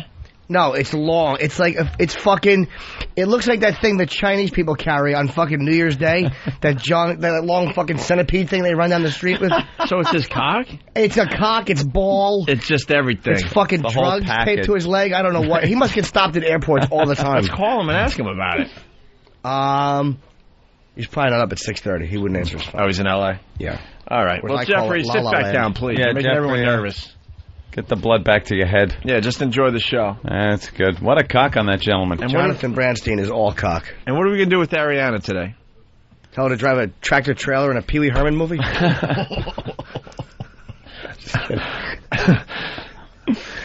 She did a bang-up job. Yes. Dan, why don't we talk to Ariana real fast? Look, now you pissed her off. Why are you mad? Are you mad, Ariana? I would never say anything like that. Tell them Large Marge sent you. See? He hears these things. She's seen the movie. Jimmy's basically saying you're fat and a mess and stuff. No, I and wasn't saying that. I would never say that at all, man. I wasn't saying that. I think I would never do that. A bang-up job. Absolutely. Large Marge was not that fat. It was just her name. She was just big and cranky. Well, at least Large Marge was, pretty in the movie. Not really. That's not what I mean. That's not what I mean. So what are you trying to say? I don't know. She's upset, Jimmy. You all right, Ariana? I'm fine. She's fine. Yeah. All right. You want a cookie? No, try not to eat sugar. I want a cookie, but I won't have one. When are you going to start? The cookies are over there. Wait, what do you mean, when are you going to start? Well, she said she's trying not to eat sugar, and, What do you mean by that? What? What do you mean by when are you going to start? You're implying, you're implying something by saying What are you talking about? Talking about what you were just talking about. Oh. Awkward. You said it. Yeah. Let them go by sometimes. That's the beauty of me. Awkward. There you go. It's like one of those wedding videos. I'd like to say hi to the couple. She's holding the microphone. Is that your brother? I'd like to wish them 20 years of good luck. Yeah, this is my brother. Blood brother? Yes. Wow, really? Sideways, we look the same. All right, turn sideways. Yeah, same Jewish nose. Oh, yeah. He looks British. Really? Yeah, you look British. Yeah. You look like Prince Harry. Yeah, I always send him pictures to tell him that he looks like him. Like young Prince Harry. What's bro's name? Gabe. Gabe, have you ever seen Ariana naked? As a kid. Even by accident. Like you said, awkward. But you have, though, right? By accident? Tell me the story. Have you seen your sister naked? Actually, no. I've never seen my sister naked at all. Gabe, you want to, tell us the story? It's obvious that you have. I don't know. How old were you? I don't remember. First time. What's the age difference between you two? 5 years. She's 30, I'm 25. She's older, okay. So, you've seen her naked. Hopefully, like, in the budding years. The budding years? The budding years started very early. Oh, they did, huh? Nice. When did you get those? 9. 11. 11 you started getting those? She was 4. 11? You were the first to get the boobies, right? First before whom? Like the rest of the girls. Your peers. Yeah, but I think girls now, they develop earlier. But not when I was that age. It's the hormones in the food, you know that. Oh, that's what they say. Yeah, it's a conspiracy. Sure it is. So you were 11. When did you start checking out your sister naked, Gabe? We know what was happening. When? I didn't.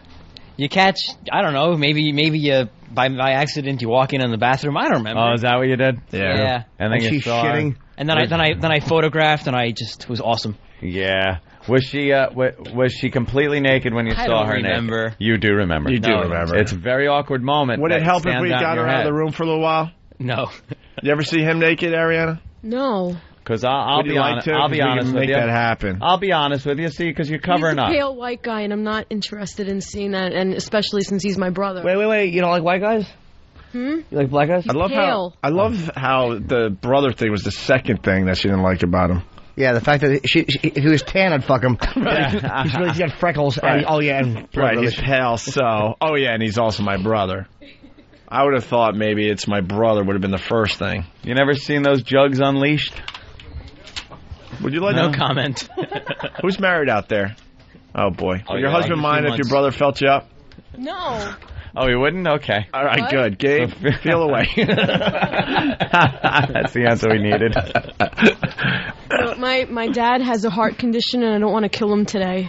Yeah, that He actually, I was talking about you guys yesterday, and he's got like a Spanish accent, and he's like, Opie and Anthony are shit.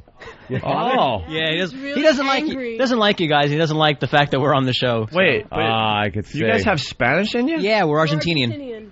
You are? Really? Yeah, I speak fluent Spanish, which you never believe because I got the complexion of a urinal. I just stole his line. That's all right. How come your dad doesn't like the show? I don't know. You know what he says shit. to me? He's like, you know what I like? I like Kubi and the Guardian Angel guy in the morning. What's his name? Sliwa. Curtis. Sliwa and Kubi. I like them. Really? Like Opie and Anthony, I don't like. They shit. I'm like, all right, you're entitled to your opinion. Listen to Mayor Bloomberg every Friday. He's a whack job, my dad, dullard. but he's very funny. I used to like Mayor Giuliani's show. Ah, yes. Ask the I haven't mayor. heard Bloomberg's version, but Giuliani was hilarious. Yeah, people would call him up and ask him to fix a pothole. Yeah. Curtis and Kubi. I just don't like the way Curtis rhymes. We got the mobsters with the lobsters. Shut up. Shut up. Hey, Do we really?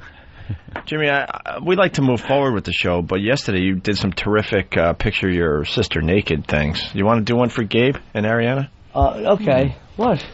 Don't worry, man. Your father's not listening You at say this this. point. Just look over. I want all the girls out there. Wait, I want them to look at each other as you say this. You're not touching. You too? Yeah. You're not touching. Just look each other in the eye as Jimmy says what he's going to say. Yeah, just look at each other. It's cool.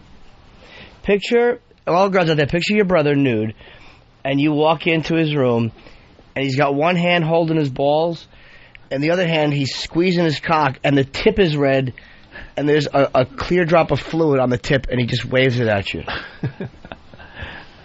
He just waves it at you gently, like, come here. Come here. And the clear pre-cum just strings off the tip. Yeah, and he takes it, and he rubs it between his fingers, and he tastes it. You guys should write gay porn. No, I'm just saying. No, that's not gay porn. That was more incest porn. Write it. Okay. There was a chick involved. That would Write be it. you. They live it.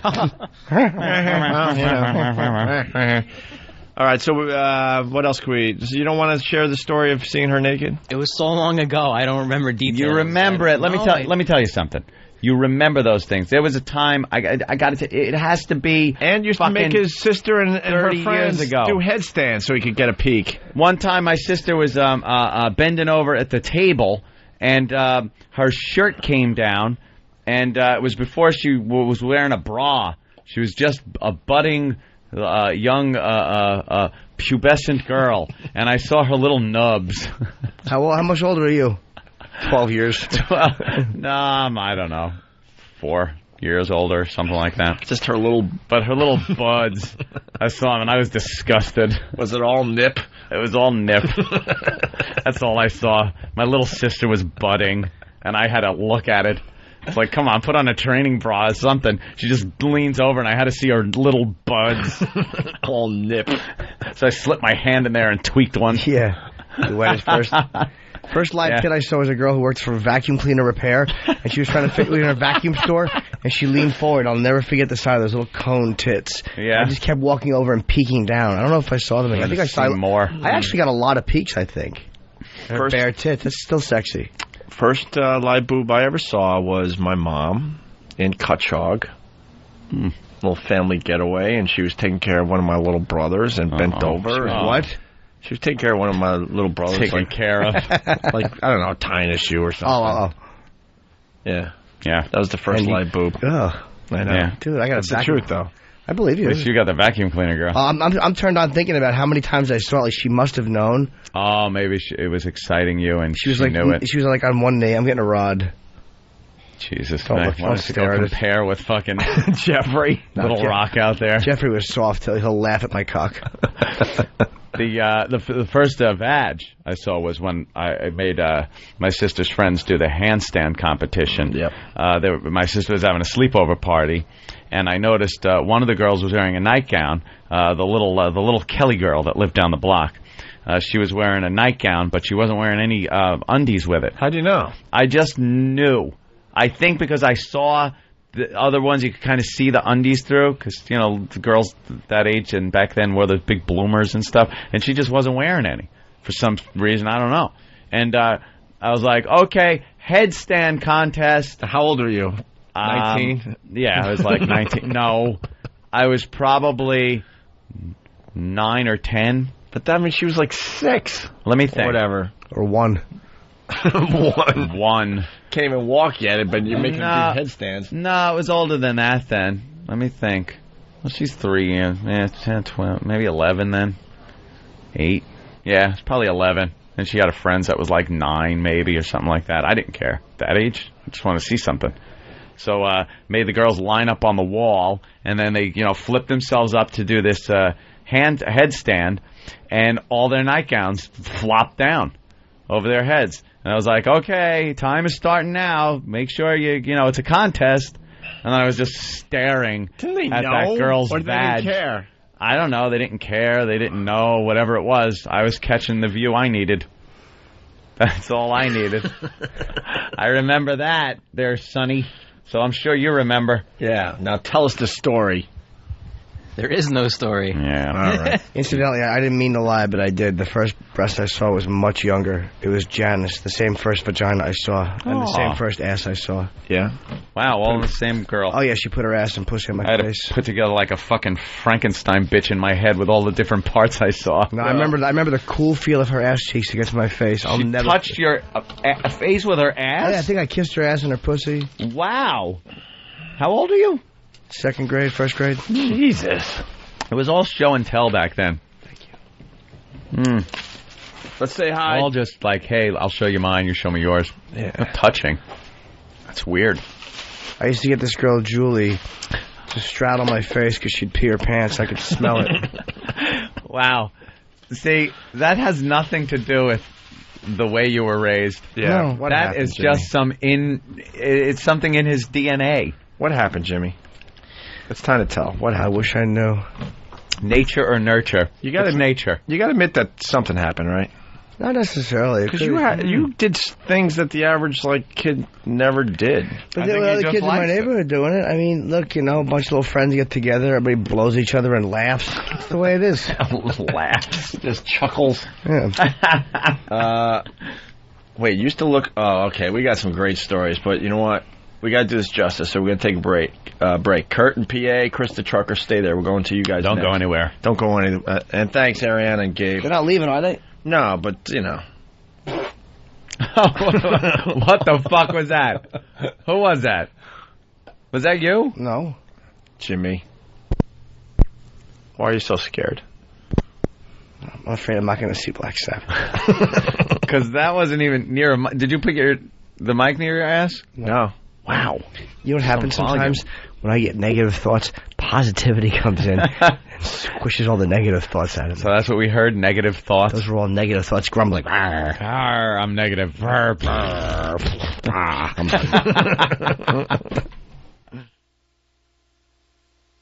Oh, boy. What's the problem? What's the problem? The Emperor is not happy with his coffee. Oh, no. Are we going to have to break into... Jim Norton. Coffee Diva. Look at that cup. What brand is on that cup? I don't know.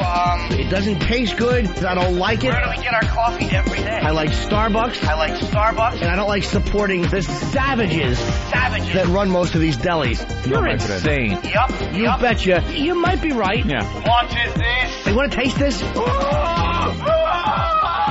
Wow, that's really nice. What? Throw it against the wall. I'm not diving at I'm a diva. I'm on Starbucks coffee.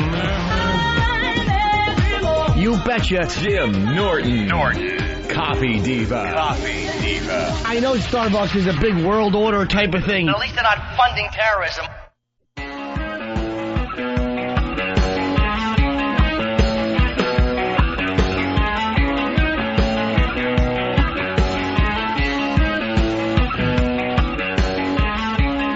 right, we got to go to the phones here. I think we started something. Let's go with Leanne. Fan, what's up? Nothing. What are you doing? Talking to you. Radio show. Good deal. Listen, y'all say you have no female fans. I'm one. I love you guys. You know what's weird? I got to tell you, on the way over to XM today, Aunt and I were talking in the streets there, doing the walk, and I said to Aunt, man, have you noticed there's a lot of women calling the show and listening to the show? A lot of female fans. I like that. Yeah, you know. We're noticing. I think it's like, it's cool for a girl to be able to hear a guy's perspective, because it's just like you all are just sitting around bullshitting, and there's no, anyway. Yeah, I've got a good story. What? You don't like holes on the radio, right? No, oh my God. Unless they're getting fisted or something. I'm so sexy. Oh, it makes me want to barf. Yeah. Anyway. Cool. All right, Leanne. You saw balls at 10 years old?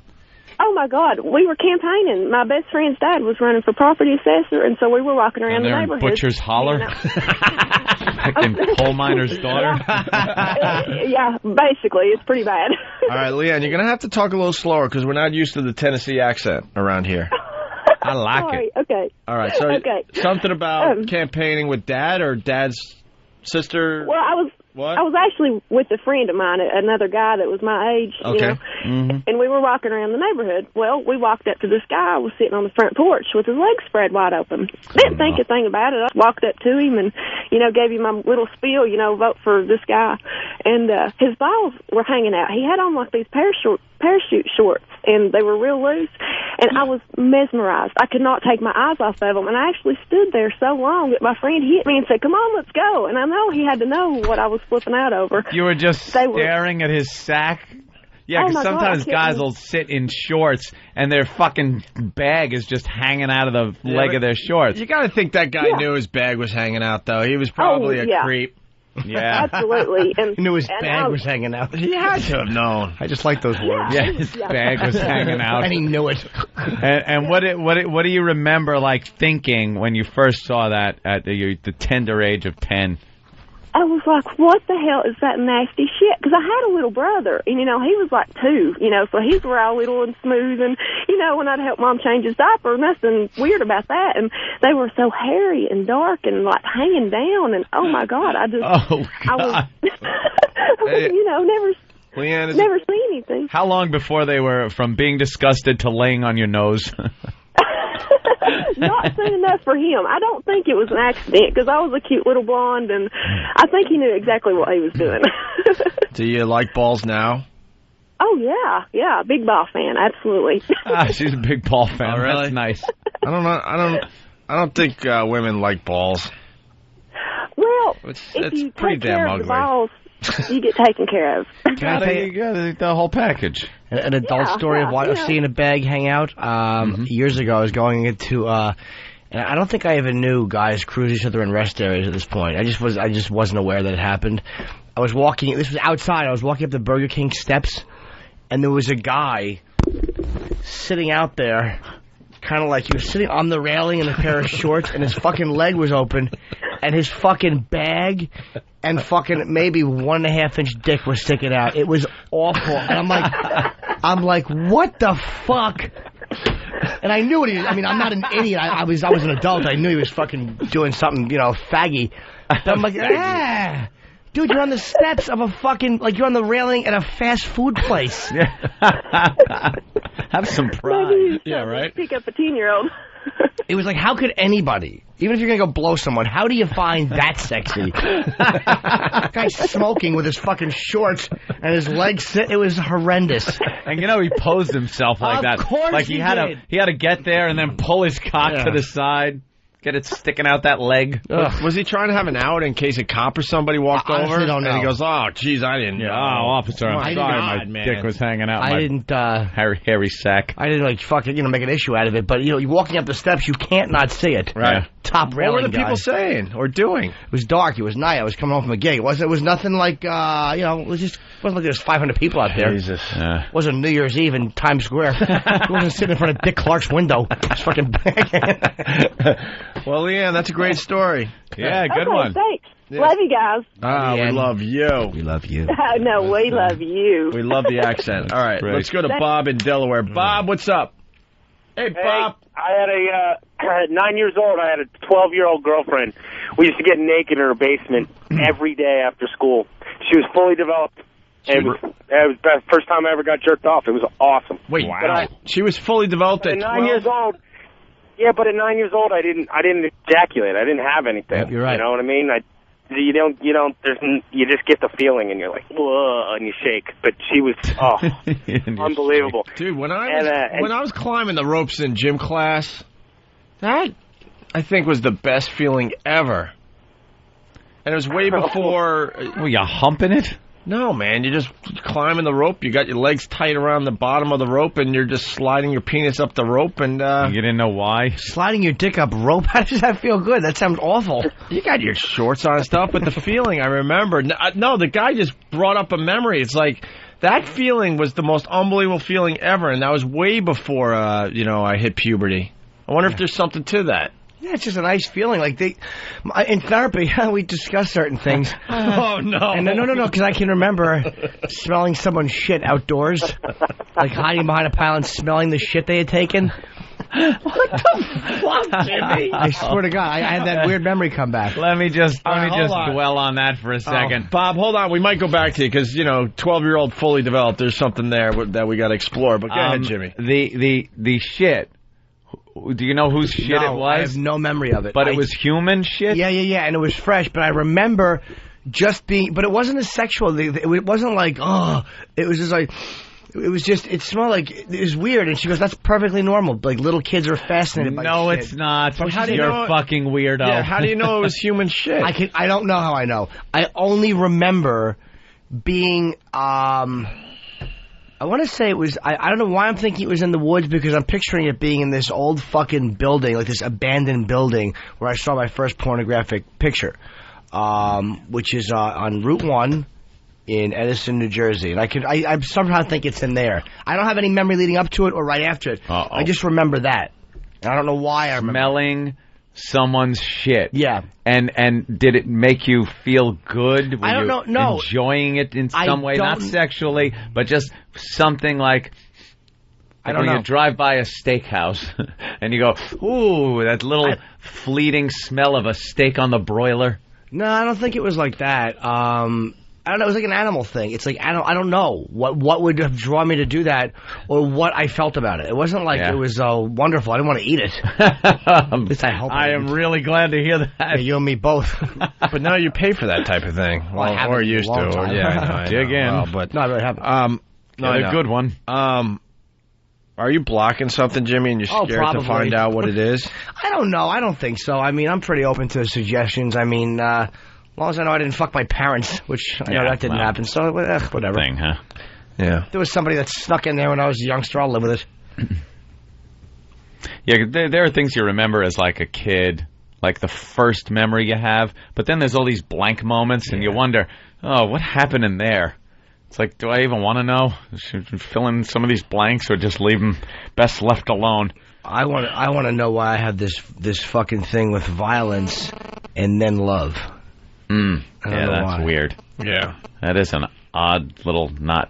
And I didn't see it growing up. That thing. I mean, I talked to my mom yesterday, and she's like, no. I mean, I believe her. I mean, they were pretty normal people. I mean, it's just... Jimmy's parents are beyond normal. Yeah. My dad quit drinking when I was like 2. So, I mean, it was like I grew up in a very non-drinking household and shit. Yeah. Not for 2 years. Yeah. So God knows what happened. It could have been a feisty 2 years. Oopsie. That's 730 days. Dropped on your head a few times. It's a long time, Jimmy. No, she said that my dad never... She would have told me. I think she would have told me, or he would have told me, but no. All right. I wonder, did I see somebody... Because I have a thing with being thrown down the stairs. I'm like, why did I see that? Somebody got thrown down the stairs. Maybe someone got thrown downstairs. Yeah, you saw that as a kid. Yeah, my friend's father was a violent drunk, so maybe that was it. All right, listen, I'm getting beat up, but there's a couple guys that understand exactly what I'm trying to say. Matt in North Carolina. Matt. Yo, what's up? Hey.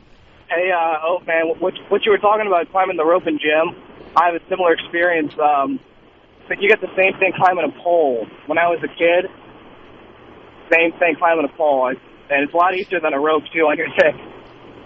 I don't know. It never... I was... In gym class, climbing the rope was always... I was concentrating too much on fucking climbing the rope. So was I. Even but then feel good. A major distraction. Like, what the fuck is this? Big stupid knot at the bottom. Gym teacher's holding, looking up your pant leg. You slide easier on a metal pole too, like sweatpants or something or jeans. You just slide right up and slide easier.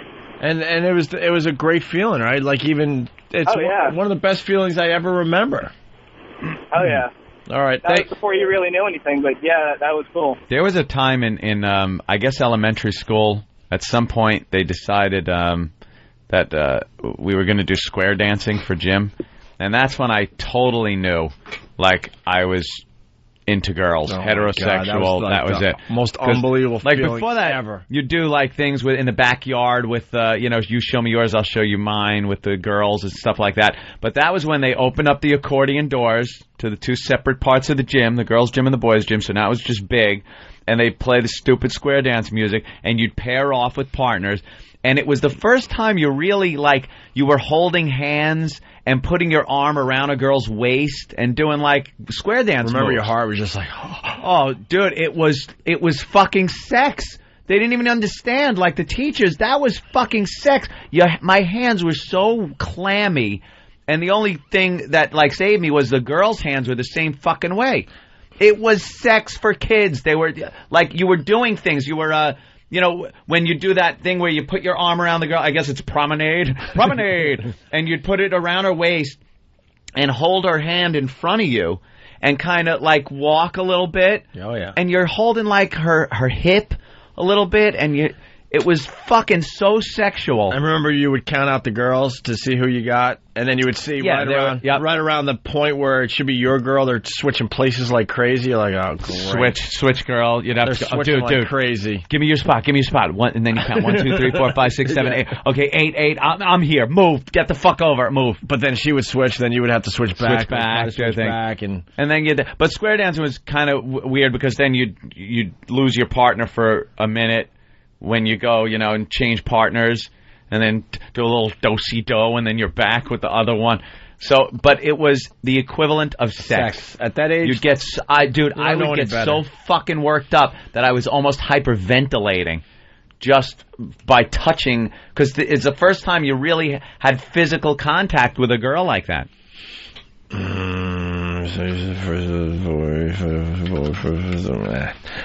Let's say hi to John in Tennessee. John, what's up?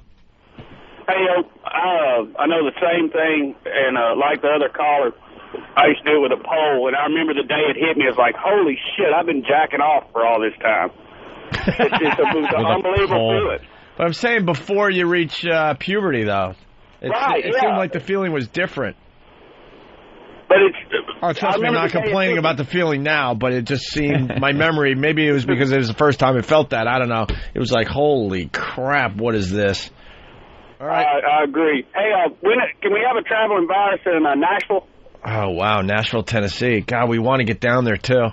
That might have to wait till next year. We got to keep building the audience. We're pushing about 10 dates this year, so the best for you is, I guess, Vegas, right? Anywhere else close to Nashville that we're going? Don't know. Yeah, I'm not sure. I got to look at the final list. All right, bro, I'm sorry. I don't think we're going to make Nashville this year. I appreciate it, fellas. All right, man. Punching out. Let's go to Sean in New York City. Sean, what's up? How you doing, man? Hey. When I was 9 years old, I was down in the village in a McDonald's online, and two flamboyant, like porn star looking girls come in. I'm with my sister ordering a Happy Meal. Next thing you know, the girl lifts up her skirt, and she's got cock and balls hanging out. How old were you? I was 9 years old. I'll never forget them. I'll never forget it my whole life. I got two girls. I'm staring at these two hot porn star girls. I'm like, wow, these girls are crazy. Yeah. Next thing you know, the one girl lifts up her skirt and nothing but cock and balls. I'm total awe. I'm sitting there like, holy shit. Right. What the hell is that, man? Unbelievable.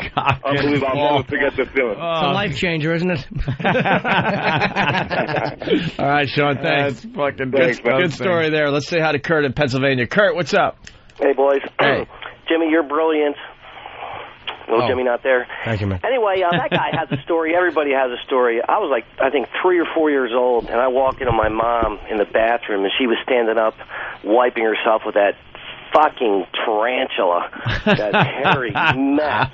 And I remember every detail of that, like 4 years old. I'm 45 now, man. So he's got a story. I know, it doesn't, that shit just ingrains itself in your head. I was going to say, isn't that weird? Some other memories from that exact year you'll never remember ever again. I remember my mom basting the turkey on that Thanksgiving day. Right. And she put the turkey in, and I don't know, maybe she was hungover or something, so she went back to bed, but she had to keep coming out and basting the turkey. So she was just wearing, like, her nightgown thing, and it had, like, these bloomer panties to them, but it was too short. It was almost like some kind of lingerie thing she was wearing, and it was semi-see-through. So, like, I walked into... Shut up, Jimmy. What? I walk into the kitchen, and she's bent over the stove, basting the turkey, and all I see is my mom's ass, like, through these, like, sheer... lingerie thing. Yes. I was like, oh, God damn it. And yeah, that fucking image is just stuck in my head. Mine too now. Shut up. Your mom is honestly a very, very beautiful woman. Leave my mom out of this. With all due respect, she's a very I had to just, it was, you know, it's my mom's ass. I didn't want to see it. It's through the little lingerie. I'm getting beat up by used lad bag. Based in the turkey. Used lad bag. Used lad. It's not his real name. Opie, Las Vegas is close to Nashville. I just did a map quest. It's, well, let's just round it off. 1,800 miles away. 1,800. But here's what I was trying to get at. I still think it's the closest venue. To what? As far as Nashville. If you're in Nashville, I think if you want to see the only traveling virus this summer, your closest would be... It's still Vegas. Vegas, 1,800 miles. I got to see a map now. No, New York's closer. You think? We're not doing New York. We're doing all Saskatchewan and Alaska. If it's 1,800 miles, all right, use lad. The U.S. is 3,000 miles. All right, some of the cities are very obvious. We're doing New York, Boston, Philly, Washington. Maybe Florida, I think. Chicago. And maybe Detroit. Chicago. We might go to Detroit. And we're doing something in the Buffalo area, which I think we should do. And we're doing Detroit because we have 3 different stations up in that triangular triangulation and crossfire. Do you know? I remember my first. I think I had a very bad experience. I have weird issues with the pussy. Do you? Yeah, and I remember being a boy with my friend Tony. We were sitting at the pool, and I was looking between this woman's legs. She's an older woman. DC is closest, and I could see, of course. Sorry, and I could see her pussy bulging and her hair sticking out. I was maybe 5. Oh, and she was wearing a bikini. She was dating the superintendent. And I remember I said to Tony, West Palm's closer. Look, I can see hairs. I can see hairs. Yeah. And she goes, what did you just say? Uh-oh. Nothing. Jimmy's in trouble. Nothing. And fucking Tony goes, he said he could see hairs. Little rat. He ratted me out, and she screams at me, you little fucking pig. I'll never forget that. She said, well, I can, you fucking whore. Tuck him in. Yeah, maybe 17 years later I would have said that, but instead I ran ashamed out of the pool. Oh, poor little Jimmy just running away from the pussy. Yeah, fast forward X amount of years, and it's I know you're a legitimate masseuse, but would you mind tugging on this for an extra 100? I have a very similar experience to that. I was going over a party. My brother was, my big brother, and he invited me over to this pool party, and it was like a big deal for me. Big brother inviting me. Holy shit, that's pretty cool. And it was all like people his age. And I guess at the time I was probably 10 or 11, and he was 13, something like that. So the girls were all laying out by the pool, and one was wearing what was like a crocheted bikini. And you could see like her mound, her pubic mound through it, and through the crocheting were fucking hairs just poking through, all through, and then coming out the sides a little bit, And I couldn't stop staring. I got where my brother gave me one of those fucking Mo Howard to Shemp fucking smacks on the head. Like, what are you doing? And was like, you're gonna ruin it for everyone else. Yeah, you're gonna ruin it because I was just standing there with my big fucking silver dollar eyes, just and mouth agape, just staring at this. Right? Did you cry? Fascinated. Yeah, I was just like, please, I want to keep looking. Can I just throw myself under the bus? Sweetie, why?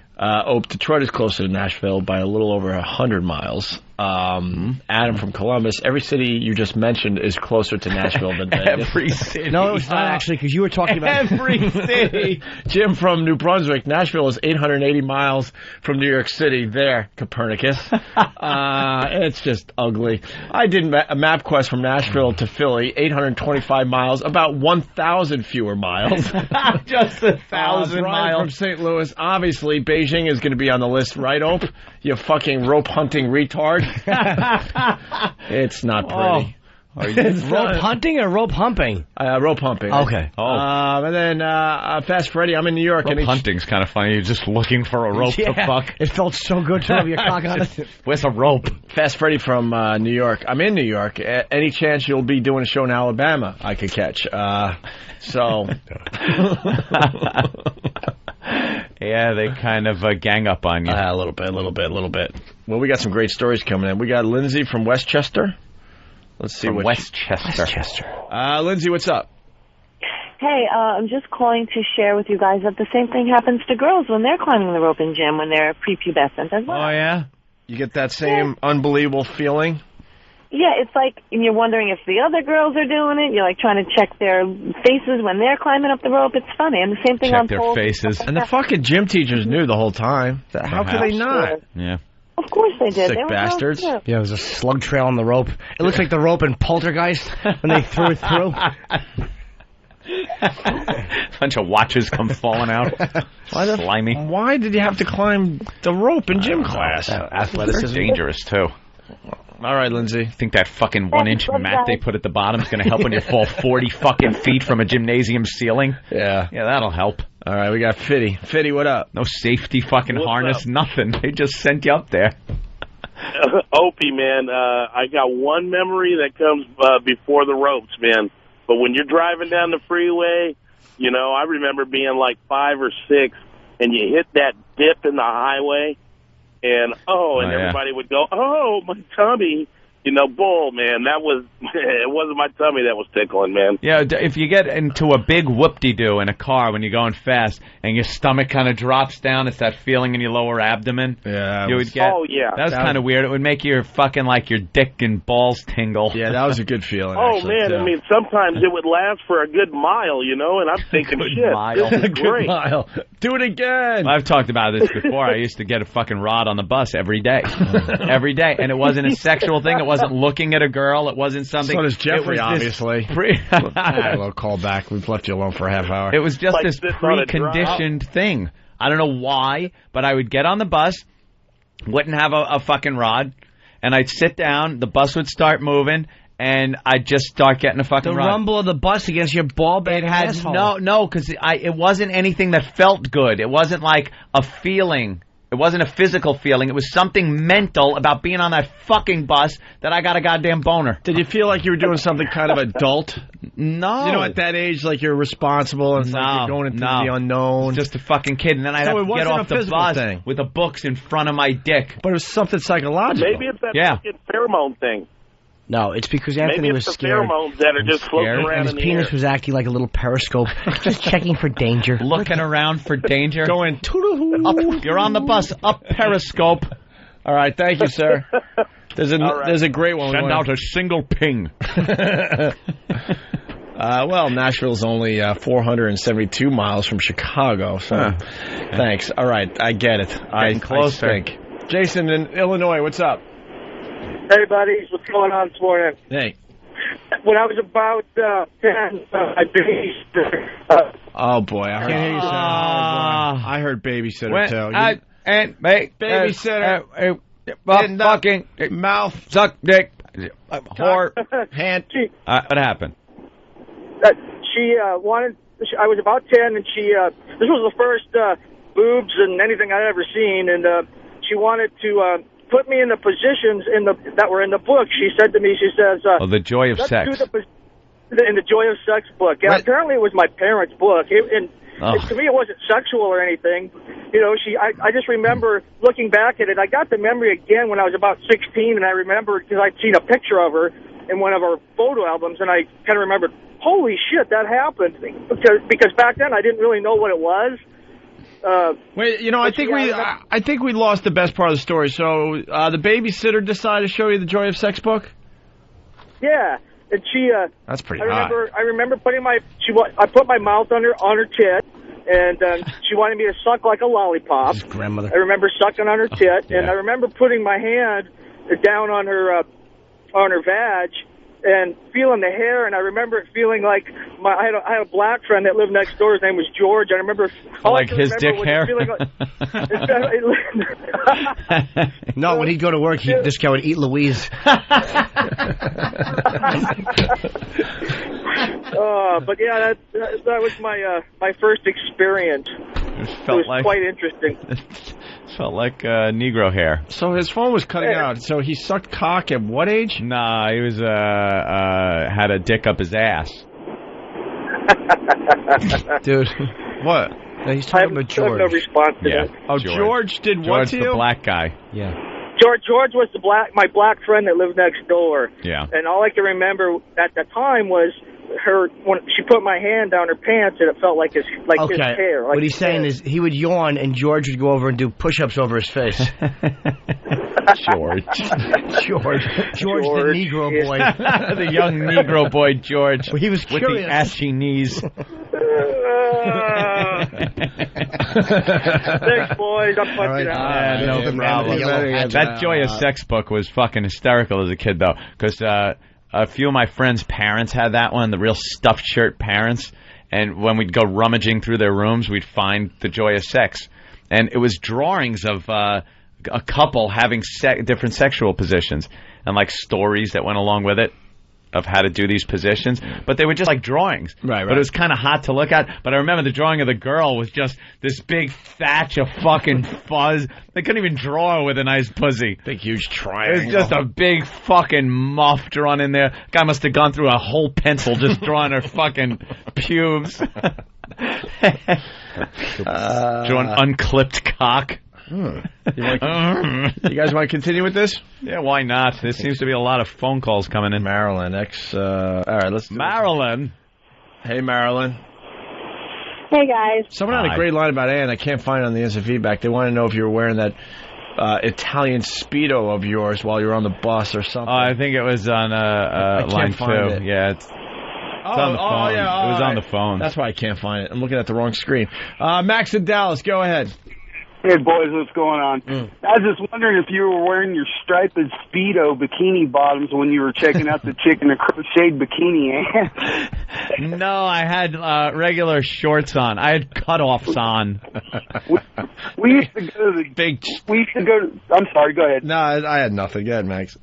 I was going to say, we used to go to the deep end of the swimming pool when we were 13 years old, me and my best friend with our diving masks and our snorkels, and wait for the hot chicks in the bikinis to dive into the pool, and their bikini bottoms would come off. Dude, that was the greatest scam going. I remember doing that too. I haven't thought about that in years. Where the tops would come down. You would wait at the deep end, right around the diving pool, and just go under when they were ready to jump off. And of course they're wearing bikinis for the most part, and obviously something gets thrown around. Bottom gets pulled down. And they go with the quick trying to, get themselves back together. But you would see all sorts of crap underneath the water. Oh, yeah. The only problem was one of my friends was a black dude, and, I'd be there with a little pup tent going, and he'd have a goddamn circus tent. Bono, he ended his call. The first time I played with myself, I didn't know what coming was, and I felt the urge, and so I'm such a dork. I just stopped jerking and ran to the bathroom and stood over the toilet and pointed my dick down and wrecked it. Of course, nothing came out. You wrecked it. Yeah, of course I did. Stupid I was. I thought it was like piss and I could hold it a minute. Oh, you could hold it and then just let it go. Pointed it down. You didn't continue after you realized? Later that night I did. Oh, you did? Yeah. And then you hit the jackpot? It started a lifetime of... God almighty. Let's go to Maryland. Did you scare yourself? Changed my life in a very bad way. It scared me at first. because I didn't know it was going to happen. I just knew it was feeling better and better the faster I went. And then the second it actually hit pay dirt, I was like, what's happening? I thought I broke something. I felt like Carrie in the shower when she got her period. Marilyn, what's up? Hey, guys. I have a story that Uncle Paul would love. About a year and a half ago, I dated a guy named Jeff, and he was completely in love with his cousin. And he used to tell me about when he was 6 and he was 7 and she was 6. And they used to get caught playing doctor all the time. And he said one day that he remembers his cousin came over and his mom was babysitting him. And she told him to go into his room and play. And they were sitting on the floor and they were playing with those really miniature Matchbox cars.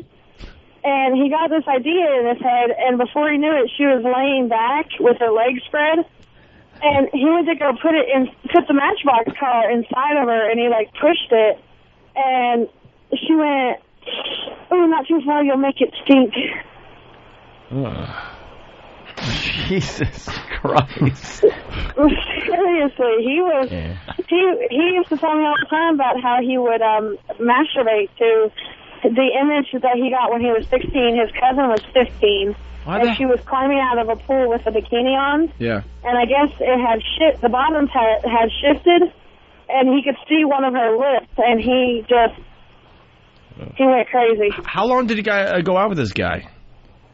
I went out with him for 3 months. I actually broke up with him because he told me a story that just disturbed me to my very core. What was it? Oh, well, now disturb us, please. Oh, okay. Well, last week, it was actually kind of funny. I was going to call in last week. You had a story about a woman who found her dead dog's head in the box. Yeah. When he was 4 years old, his mom owned the house next door. And he was drunk telling me about this, but his mom owned the house next door. She rented it out to a woman and her son, who was 8. So he was 4, his friend next door was 8, and his friend used to come over and would literally take him back to his house into the basement and threaten him with a razor blade. And, would just actually cut him all the time. And he would threaten to make him a woman. So it really messed with his psychological, makeup and everything. And this went on for 2 years. His mom didn't do anything about it because she needed the rent money. Maybe she wanted the daughter. His mom, huh? Go ahead, nothing. I'm sorry. But his mom knew about it. She didn't do anything. And this went on for 2 years. And then one Christmas, his neighbor got a puppy. It was like a little black lab puppy for Christmas. And that night, his friend was playing with the puppy, and Jeff went over to play with it. And his friend next door said, no, you can't play with my puppy. It's mine. So he started to hate the dog, because his friend liked the dog more than him. So this went on for 2 weeks, and like your story. At the end of 2 weeks, I'm sorry? What happened? Again. Sound like your story. Okay. At the end of 2 weeks, he climbed out of his bedroom window, went across the lawn to his neighbor's window, and opened his window and had a piece of hot dog, and he beckoned the puppy over to the windowsill. And he picked up the puppy, took him back to his house, and raised it, played with him for like 2 hours. Old. No? Played with him for 2 hours, loved on him, and then basically took a butcher knife to the puppy's head. Oh. Took him back across the lawn to his neighbor's house and arranged him on the pillow so that when the boy would wake up in the morning, he would roll over and see him. How quiet a mover was he? He committed an Al Kelly beheading, and they brought him back. What was this fucking kid on Ambien? How did he not wake up? I have no idea, but he actually showed me the newspaper clipping of it. Did he wake up and then decide to give Johnny Fontaine a part in the picture? No, he actually showed me the newspaper clipping of it. The boy and his mom moved like 2 days after that. He never said anything. His neighbor never said anything, and his mom never said anything, but his mom knew. And then what happened? I yelled, "Frankus," and hung up. What? I yelled Frankus and hung up. Oh, okay, good. She knows the gag. I don't like puppies being injured. No. At all. No. I don't like fucking stories that take forever. Yeah. That story could have been wrapped up in a minute. Like a puppy skull. Yeah, like a little puppy skull. I guess we got a break then. Now we got a break because she told a story that... Guys, we're going to learn about technosexuals next. What? I don't know. What the hell is that? I just got a big thumbs up from the boys, so...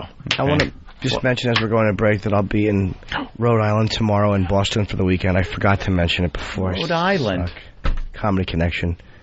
Where in Rhode Island? I don't know. Providence. So, well, at least that narrows it down to the biggest city. Come on down, I'll smell your logs if you drop on the floor. What an asshole childhood I had. Fucking little dirtbag. There we go. Opie and Anthony. Use the public airwaves to promote and profit from the sale of pornographic material. We're smut peddlers, like Anthony said. Me and Opie counting up the filthy pornographic money. You owe us for the porn we gave you. I love porno money.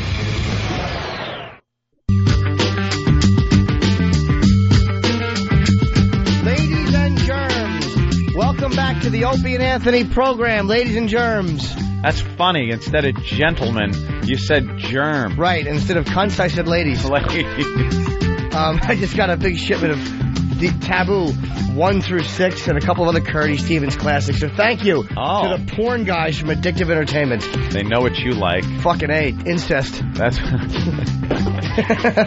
that won't end up on the desk in the office. No, this came right to fucking me. Where's Opie? Yeah, he's coming.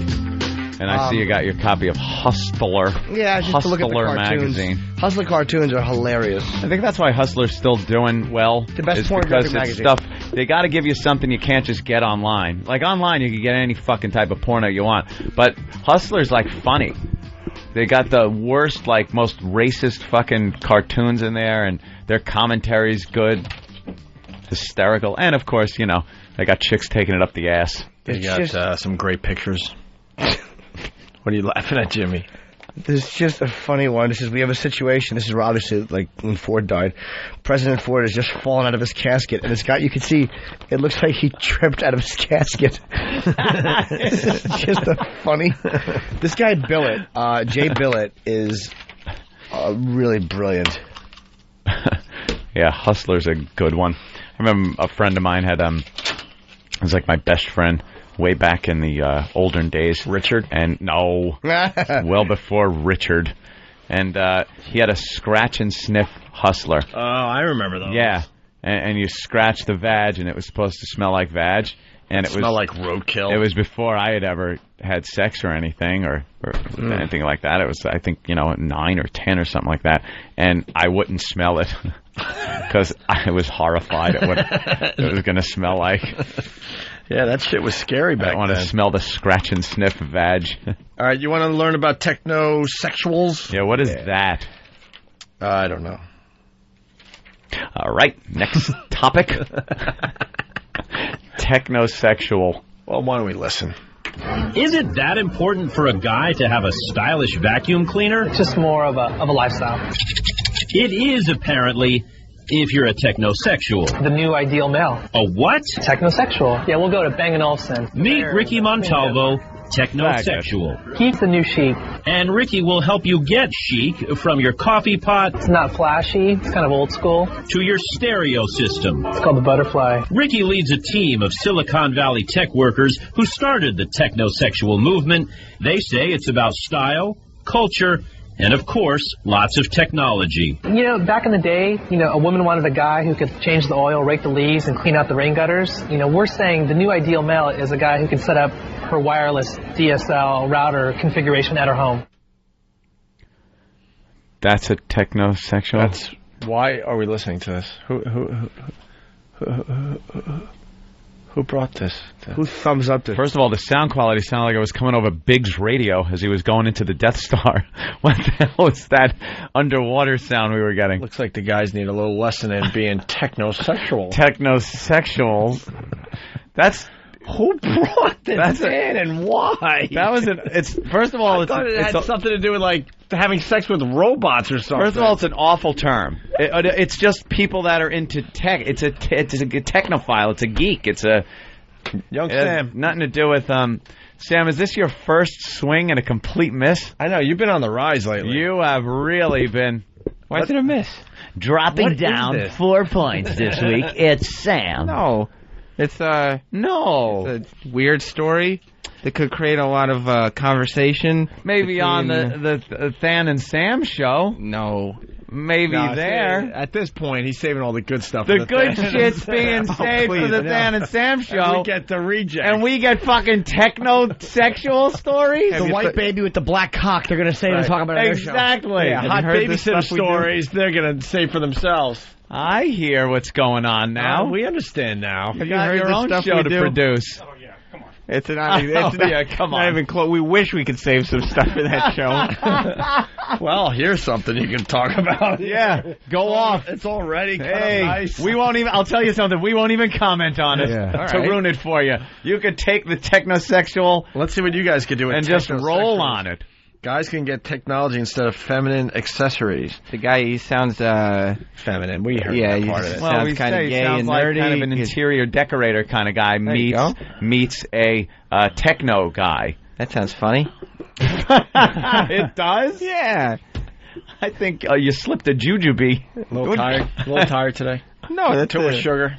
Last night. Sugar. No. What would you and Than do with that? Yeah, I'd love to know. You know something? Give him a break. Give him a segment.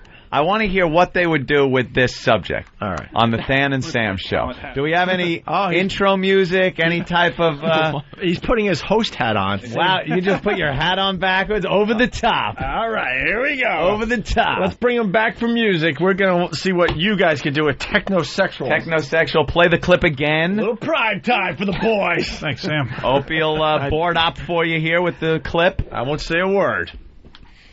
We'll wait for Danny because he's punching up some sound here. I think he's getting our proper intro. All right. Great. Good. I hope so. We'll wait for that. Danny.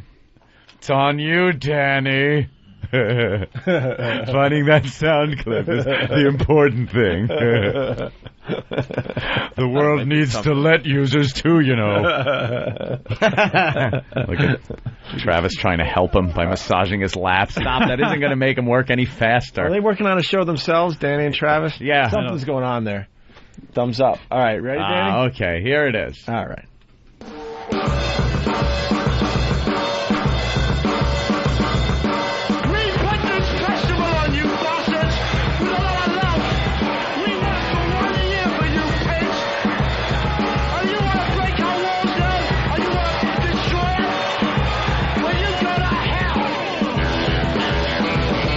Welcome to the Than and Sam show. Oh, yeah. This rare primetime appearance during the Opie and Anthony show. I'd like to thank them for giving us their time.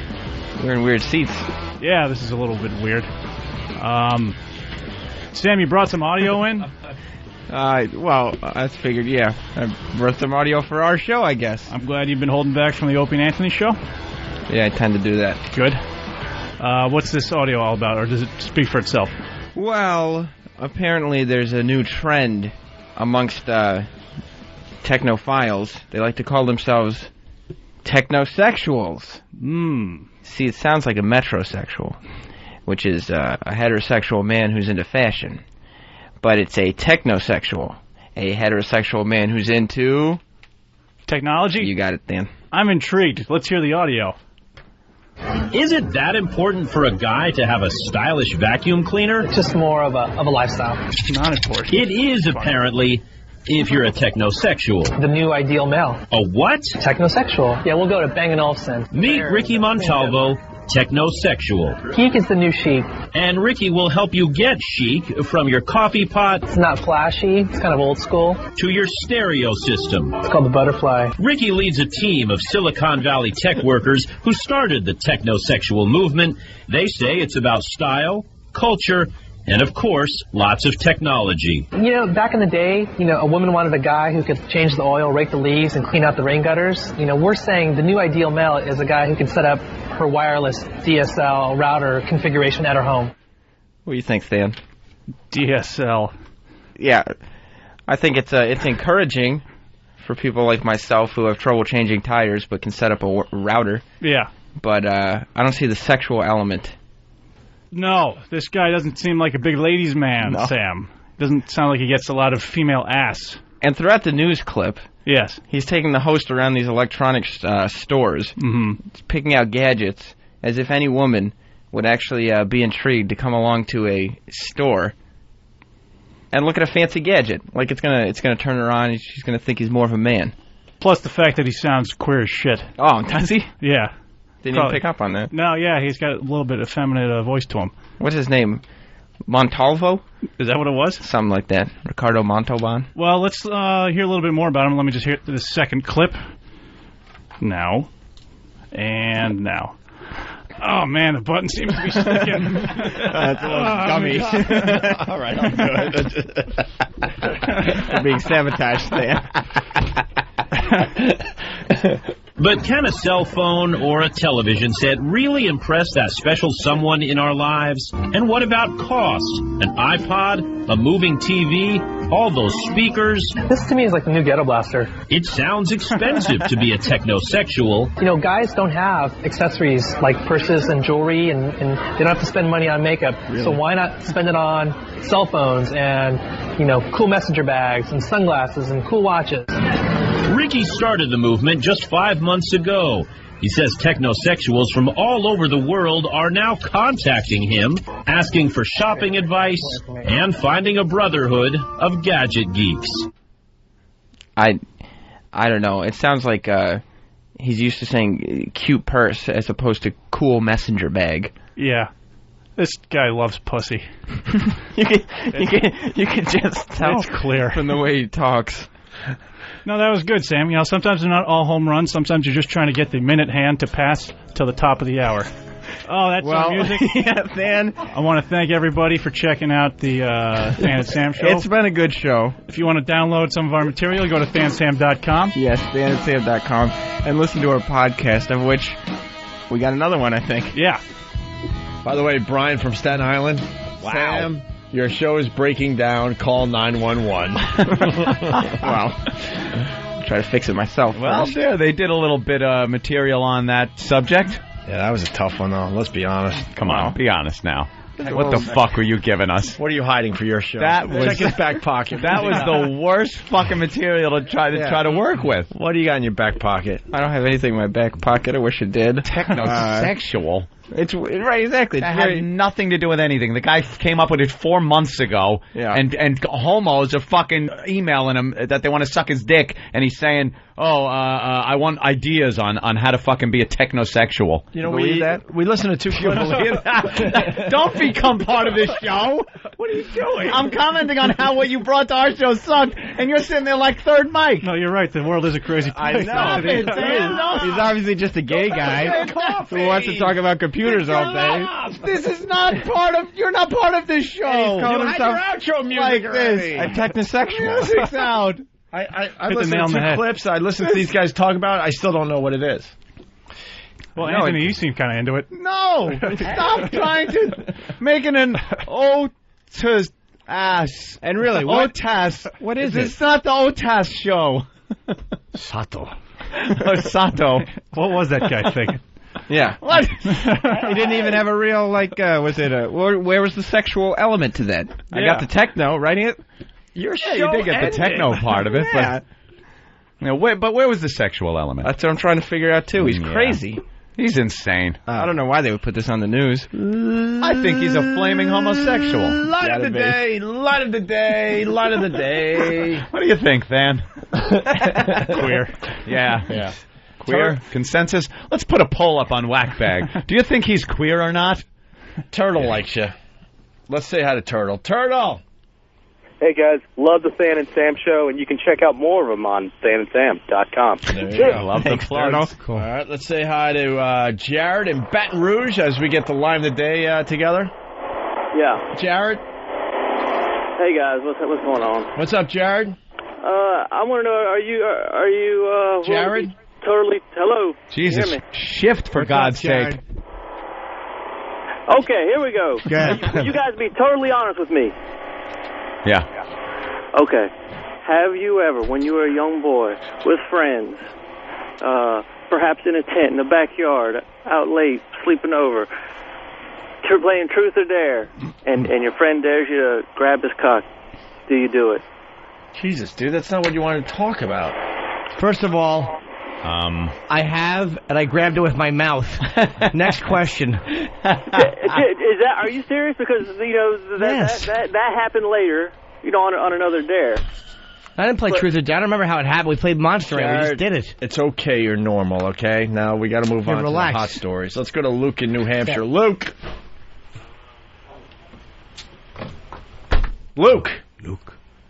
Yeah, we had 2 hot stories and they're gone. Is it a technosexual tie-in? No, it was when I was 5. My stepsister was 14. She used to play with my dick. That's better. Luke? When, sexuals. If he How about doesn't a come story on. on perforated fucking cardboard boxes? When perforated cardboard. When I was, I think 17, I was going out with a girl that was maybe a little inappropriately young for me at the time. And how old were you? I was 17. Perhaps she had just turned 14. Oh, I thought you were going to say she was 6 months.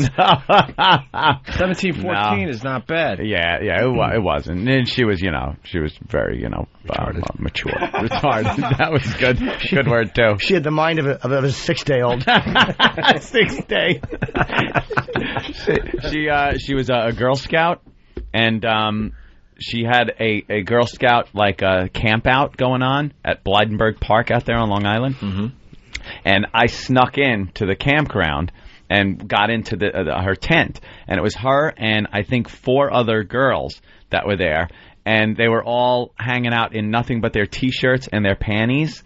And they were telling little stories. And they were kind of all kind of excited to have me in there.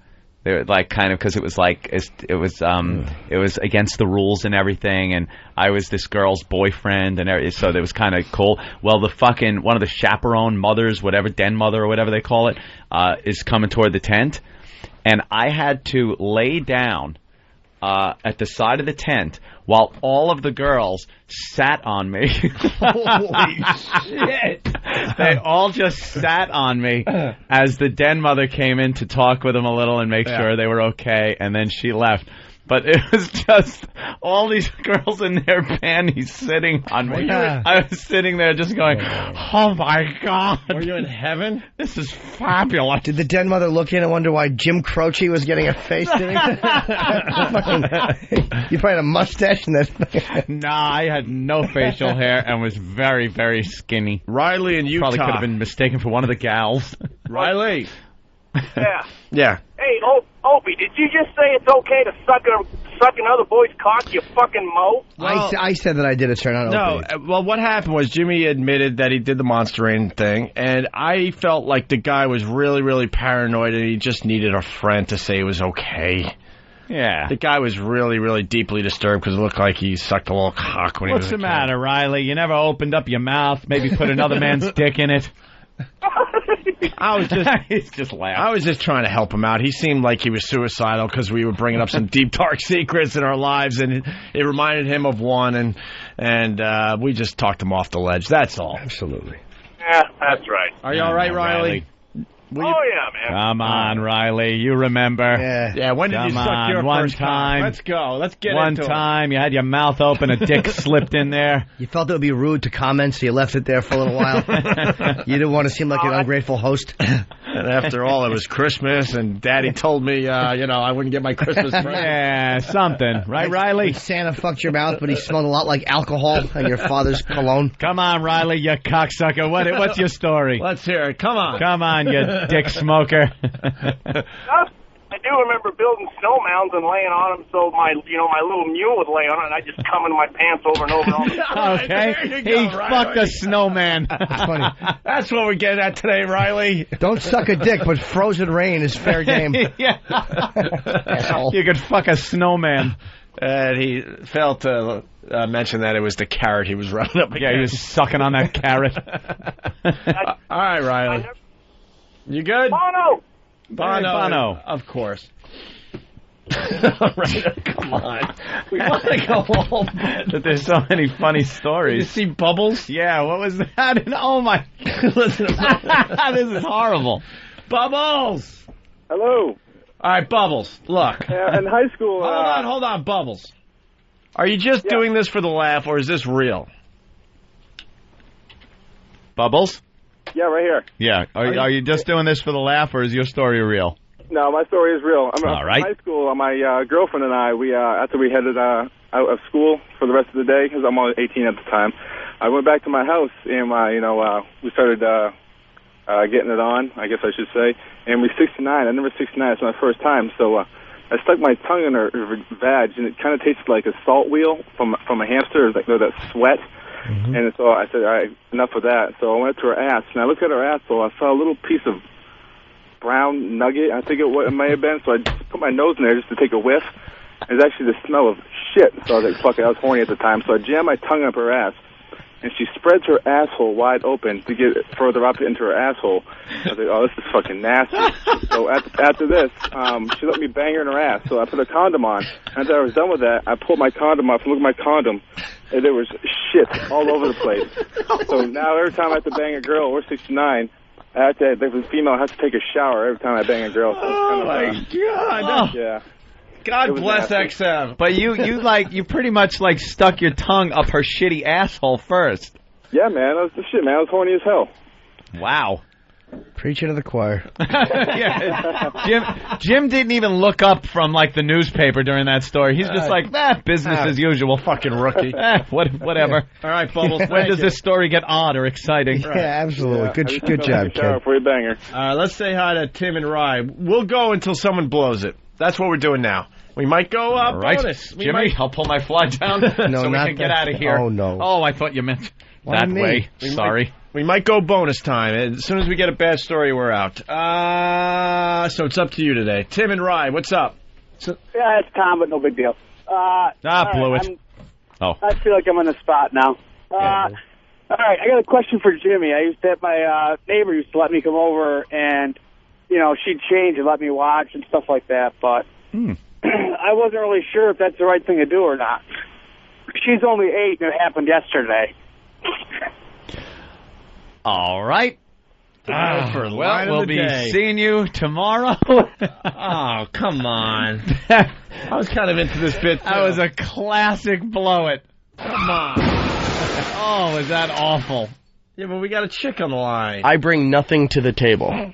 Didn't the guy fuck up his delivery, too? It's only 8, and he froze. Yeah, he knew it was all on him, whether the show continued or not.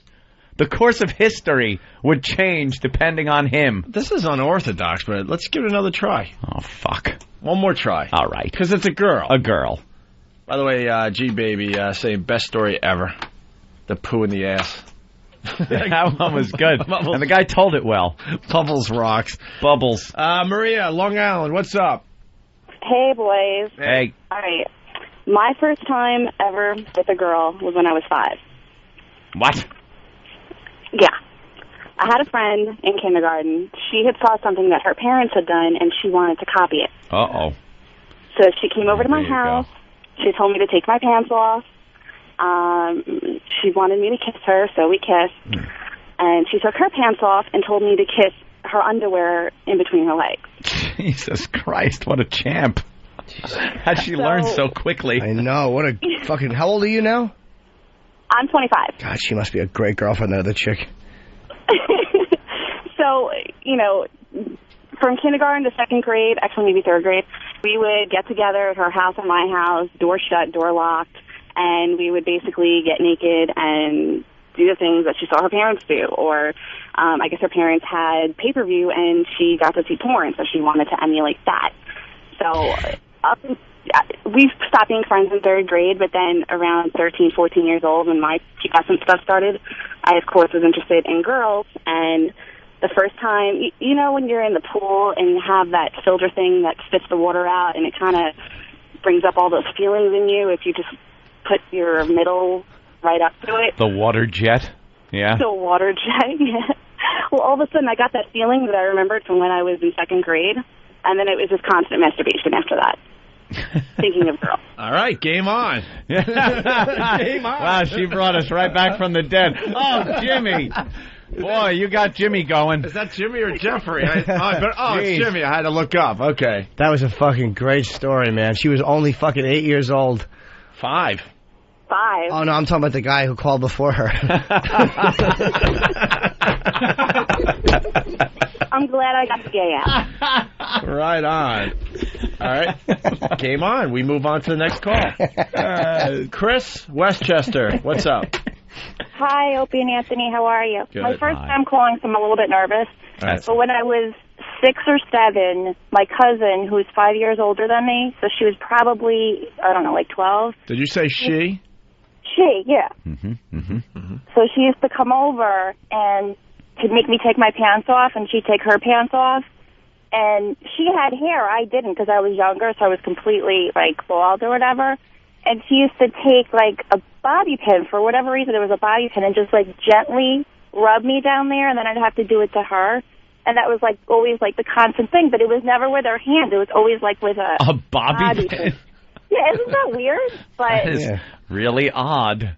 yeah, it was odd, but I don't know. I guess what makes it weirder is that we would never do, like, the hands, but from what I can remember, like, I'm trying to think, like, she would put her face kind of close to me, and I was young, like, I didn't know what I was doing, and she would tell me exactly what to do to her and what to do, you know, what she would do to me. You fucking perverted little girls. Jesus Christ. So whatever happened, are you still in touch with this molesting dyke? No. She lives in Florida, actually. Yeah, really. You were fucking molested. Exactly. So are you still friendly with this abusive carpet muncher? No, Cool. not at all. Actually, Wow. not even remotely close. Hey, but do you ever use bobby pins anymore? They just make you break out in a cold sweat. no, no, I won't even put them in my hair. Big Black Negro. This is the sexiest story ever. 5-year-old lesbos. I know. Moving backwards. Fucking. And then Split Fuck from North Carolina. How could he let the line, her ass tasted like a hamster salt wheel, go by? I know, that was hamster And Axel Rosenberg. That was good. It's the print's way too tiny, actually. You might want to make that bigger. I thought Chris Hansen was going to walk in during the middle of that last phone call. I know. With a tent in his pants and admitting So it was wrong. I see. And Mr. Bildo from Detroit. She had hair, I didn't. Line of the day. I see you brought bobby pins with you. Right. Why don't you take a seat over there? Have some lemonade and cookies. All right, Chris, thank you. You're welcome. We move on. Who's going to ruin it? Let's go to Joel in Wisconsin. Joel? Hey, how's it going? Hey. When I was in first grade, I had a 16-year-old babysitter who was kind of hot, and as soon as my mom left, she told me and my brother, she was like, you guys want to play rape?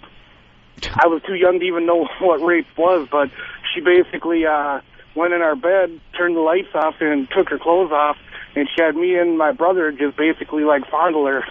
And I was too naive to really, like, you know, enjoy it. For me, it was just more fun hurrying up and flipping the lights on, trying to see her naked, and that kind of ruined it all for us. Wait, how old were you guys? I was in first grade. My brother was, like, 2 years older. And like I say, I didn't even know what the word meant, you know. All right, so you're talking like 5- and 7-year-olds, give or take. And how old was she? She was 16, and she was kind of hot.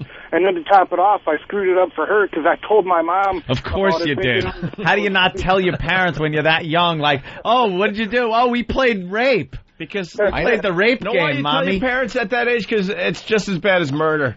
You really Yeah. think that this is just something you have to tell the authorities I think about? it's just because it's something fun, maybe, and you're just like, oh, we have fun. We played rape. Right. Well, what's that? Oh, by the well, way- she got naked, and we jumped on her, and what? I never told.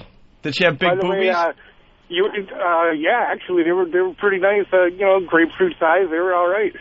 By the way, you were talking about the 18 and 14, or 17 and 14-year-old before. I was 18, and my girl was 14, and I ended up marrying her. We 20 years later, we're still together. Wow. Awesome. Well, that's not the...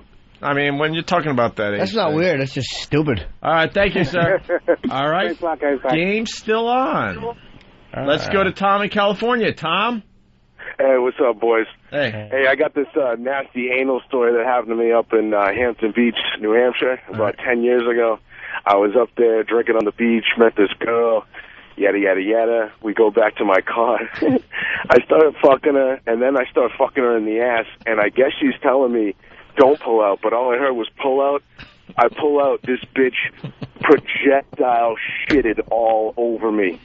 all over my face, all over my chest. Like, you know that scene from Kill Bill where that bitch has that sword in, and all you can see is just like that silhouette of fucking blood behind it. It was the same shit in the Buick.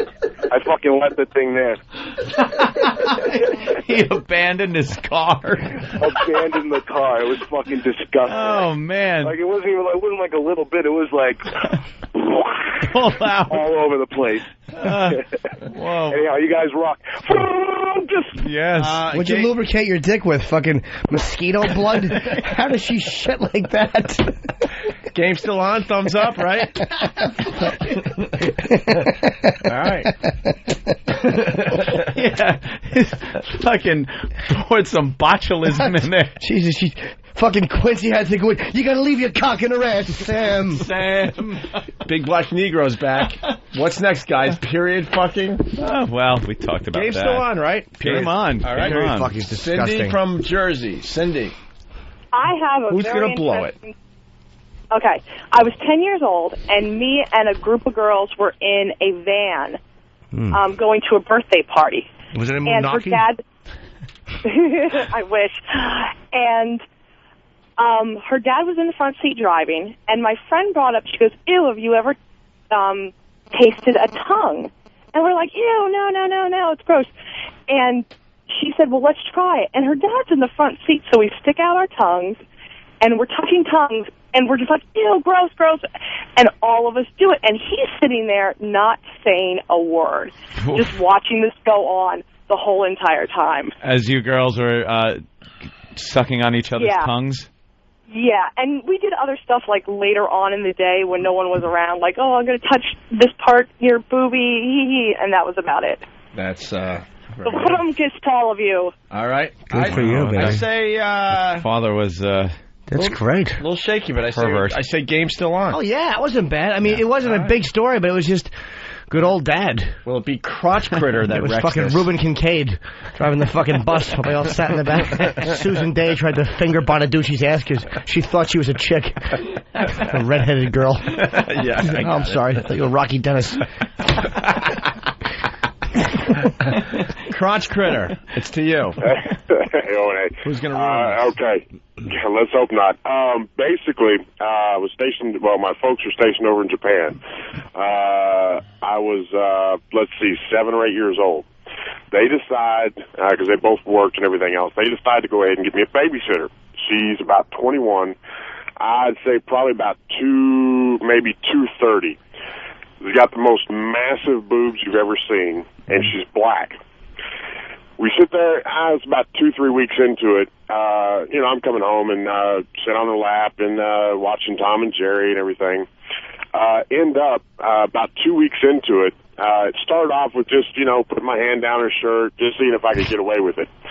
So I'm playing with her nipples. She wouldn't let me look at her boobs, but I could stick my hand down in there. Then it goes from that to hand jobs, where she's giving me a hand job down on my little shorts. Then probably a month into it, it turns into, I can't look at it. She won't take all of her clothes off, but she'll let me sit there and rub my little Peter on her snatch from behind. This goes on for 6 months, and to this day, I cannot look at Tom and Jerry without getting a chubby, man.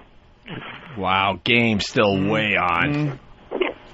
Punching out, boys. Good story, Crotch Critter. I have the same feelings about Tom and Jerry, but for different reasons. I just think that the mouse is fuckable. Mouse is very cute. Let's go to John on Long Island. John? Yes, I think I can put an end to this, and you guys can go home. Thank you, John. All right, John. You're very welcome. All right, when I used to come home from school, I'd be about 11 years old, 12 years old. Dad had just a file of porno up in his closet, all right? And, I would get all worked up in my room. My parents wouldn't be home, and I would think, all right, I'll go check out some porn. So one day, I got my little 12-year-old rod and pop a tape in, and I'm doing my business, there's a picture of this dude fingering some bitch or whatever. The camera pans out, and it is Mom and Dad. So I finished up and cleaned up, and everything went well. Absolutely. All right, we're wobbling now. We're wobbling. Game way on. Horrific. Horrific. All right. Thank you. Yeah, we're wobbling. We're wobbling a little bit. Yeah, we understand. You finished up. We heard you. We heard you the first time. Yeah. Oh, God. If that isn't, like, done. All right. Let's see if we can keep game on. Eric in New York. Eric. Hey, boys. Hey. When I was 6 years old, I had a neighbor, 28 years old. She would purposely lay down on the couch, and for some reason at that age, I had a foot fetish, and she would let me play with her feet. She had nice feet, nice legs shaved, and she would just let me play with her feet, you know, kiss them. When I get to kissing and licking, she would just, you know, kind of let me stop, but then I would start again, and she didn't mind it at all. And you know what's going on here? The parents are out just dinner and a movie. Yeah, they think everything's fine and dandy. No clue what's going on. And she had a kid, you know, like a 6-month-old kid. I remember in the crib at that time, you know. Right. But the husband was away at work, and I was a 6-year-old. She was like babysitting me, and she would lay on the couch reading a book, and I would be at her feet. Imagine how fucking emasculated you'd feel if you walk in and see a 6-year-old fucking around with your wife. Especially if his cock was bigger. All right. From that point forward, you're only allowed to babysit Asians. So wait, is that guy still on the phone? Oh, no, I wonder if he's he's still a foot guy. Like, that's stick with him. It's obvious he is. Oh. He was getting off just telling us about that. Creepo. Let's say hi to Luisha from Oklahoma. Luisha. Hey. Hello. Hi, Luisha. Hello. I have an embarrassing story. 17 years old, and I had a 5- and 7-year-old girl neighbors that I used to babysit. About my third time babysitting them, I was checking on them at night, and they're in the same bed. I hear something. What is going on? So I go over there, and I hear this humming. And I pull back the covers, and no lie, they had their mom's vibrator, and she was using it on the younger one. And I freaked out. Oh, my God, So where'd you get that? Walked in on the two kids using the vibrator on each other. Yeah. Game way on. Freaking kids are just perverts. They are. They're little fucking perverts. Why is Chris Hansen here with a film crew? Hi. They're all worried about, what we say on the radio affecting kids and what's on TV and what. These kids are just going off by themselves and fucking teaching each other. And this is all before cable TV, by the way. Yeah. These are old stories. Luisha, so what'd you do? When she handed it to me, and I was panicking. Give me that. Let me show you how it's done. Yeah. Stupid kids. No, what? I'm like, where did you get this? I was desperate to get this back where it was in case they thought I had it out. Oh, imagine the parents walk in right when you have it in your hand. And there's two nude children under the bed. Naked kids in the bed, and you're trying to explain. Believe me, it's not easy. Nightmare. I don't know why. Some people have got to die if you're in that situation. Absolutely. You got to tell your parents, no, they did this, and they taped up their own mouths and hands. I don't know why I find this so funny. Ever since the guy said 5-year-old lesbos, I've been just laughing inside. And now we got this guy. Oh, wow, the feedback's flying in. Canada, Chris, here you go. Halifax. I have 2 kids in daycare right now, and the woman taking care of them is fairly hot. Hopefully, my 4-year-old is jamming her right now. All right, still on. Game's still on. Let's say hi to Cracker in Texas. Hey, what's going on, guys? Howdy. Hey, Cracker. I had a bad experience, man, when I was a kid. I grabbed my dad's balls, man. It was horrible. Wait, I want to hear that. Oh, no, man. You what? I grabbed my dad's nuts on accident, man. Okay, terrific. Wait, why on accident? Yeah, how'd that happen? Was he mad that you were just working the shaft? yeah. No, that was a runner-up line today. I'll save you the one. That's good. That's the first runner-up line. What happened? He had this chair. It was like an Archie Bunker chair. He was the only one allowed to sit in it. And I was underneath it. Are y'all still there? Yeah. Oh, yeah. Anyway, it had this fuzzy felt underneath the chair, and when it was in the reclined position, it had one of those wooden handles on the side, and it would recline, and this leg support thing would come up. Well, this fuzzy felt was hanging down, and I was under there playing with these action figures, and he was sitting at the edge like watching a game. And I looked up and saw something hanging down and figured it wasn't part of the chair, and I reached up and grabbed them, and they just shot right out of my hand, and I knew right then and there what it was, and I took off running into the game room and watched him come out of the kitchen with a utility broom and flip the chair over. And I never told him anything about grabbing his nuts until years later he passed away. And I told my mom about it, and she spit her beer and started laughing and remembered that he had told her that something grabbed his nuts that day, and she thought he had lost his mind. It's a nice last thing to say over it.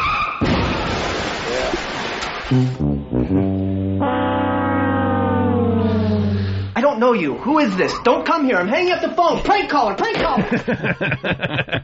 Sorry, guys. It's all right. Oh well, I guess it's time to eat luncheon. Yeah, it was getting late anyway. Well, I think we gotta go. No, it's not like we have a million hot stories on hold now. Nah, it's just more hot babysitter stories. Yeah, we gotta go. Well. But rules are rules with this show. Yeah, we gotta. Line of the Day brought to you by BowDogFight.com. Tune into Ion TV Tuesdays and Saturdays for episodes of Bowdog Fights. We're talking about the mixed martial arts action here. I love those. Yeah, I know. You're a big fan. Fucking UFC stuff, man. Rules. Fucking, I'm obsessed with Mirko Krokop. I want to fucking tangle with him. Oh, do ya? Go to BowDogFight.com, Jimmy. Check it out. What do they have there? Yeah. Martial arts action. Bunch of men. You may get injured fighting him. A real answer to that? No. Here's a runner-up line of the day. So we take the challenge today. In the first hour of the show, that's all we could find. That was the only thing he did that had something to do with the funny department. Mm-hmm. There's a real problem here. Maybe you should have talked about something else in this AP article. Yeah. Who else is standing in the funny department with you? Stalin and Muhammad Akka? That would be impossible. Yeah. Factually, I don't buy that. I know. It sucks. But it is funny. You know what sucks? I hear my voice during the line of the day thing. Mm-hmm. I get all excited, like, oh my God, I did something. And then all of a sudden I just listen to myself just run out of steam. And then Jimmy picks up the ball and slam dunks it. Then it's over. Yeah, you want to get really depressed? Go home and look at the deposit slips I have. My fucking bank account. Here's another. Chipper you right up. Here's another runner-up line of the day. The line of the day bonuses being handed out. But it was just all these girls in their panties sitting on me. Yeah. I was sitting there just going, oh my God. Were you in heaven? This is fabulous. Did the den mother look in and wonder why Jim Croce was getting a face sitting? I don't know if that was a runner-up. Jim Croce. There were a lot more funny lines, I think. I'll agree. Yeah.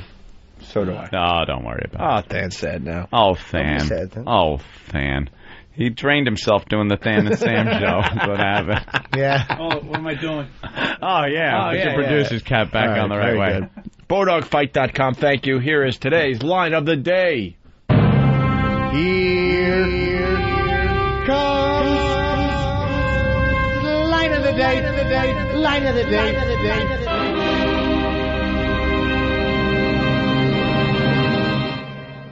23. Your sister was one of 23 people that were offended by that, or at least wrote that they were offended. Is your sister a fat nudge? Well, there were 150,000 emails sent out, but they were sent at Beat that, Steve Harvey! Really went we're in the Department of Funny now. Hey, wait, now... Hey, that made it sound like I did that dumb noise.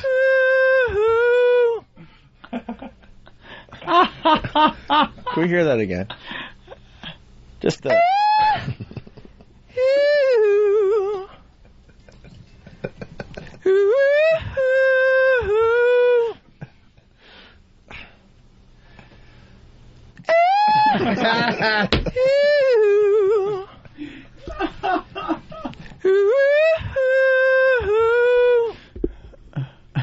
It's gotta be sad because it's now a day old.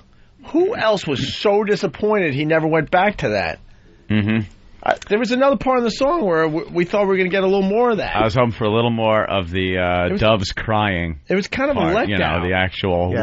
Because that was worth the price of admission as far as that bit goes. And then it was like, oh, my God, he's going to have to do that again. He never did it again. I know. Because you could hear that. Like, that's what it sounds like when doves cry. Right. And then after you play that on the air, I want to hear what it's like when Prince shoots himself. All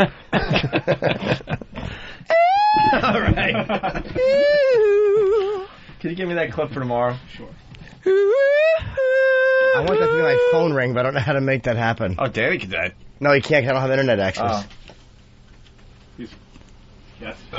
All right. Oh, Jesus. Can we go?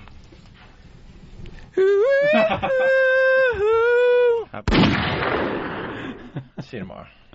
The contents of your colon, now filled with shiny nickels. You are a walking cash machine. Can you break a 50? Yes, you can.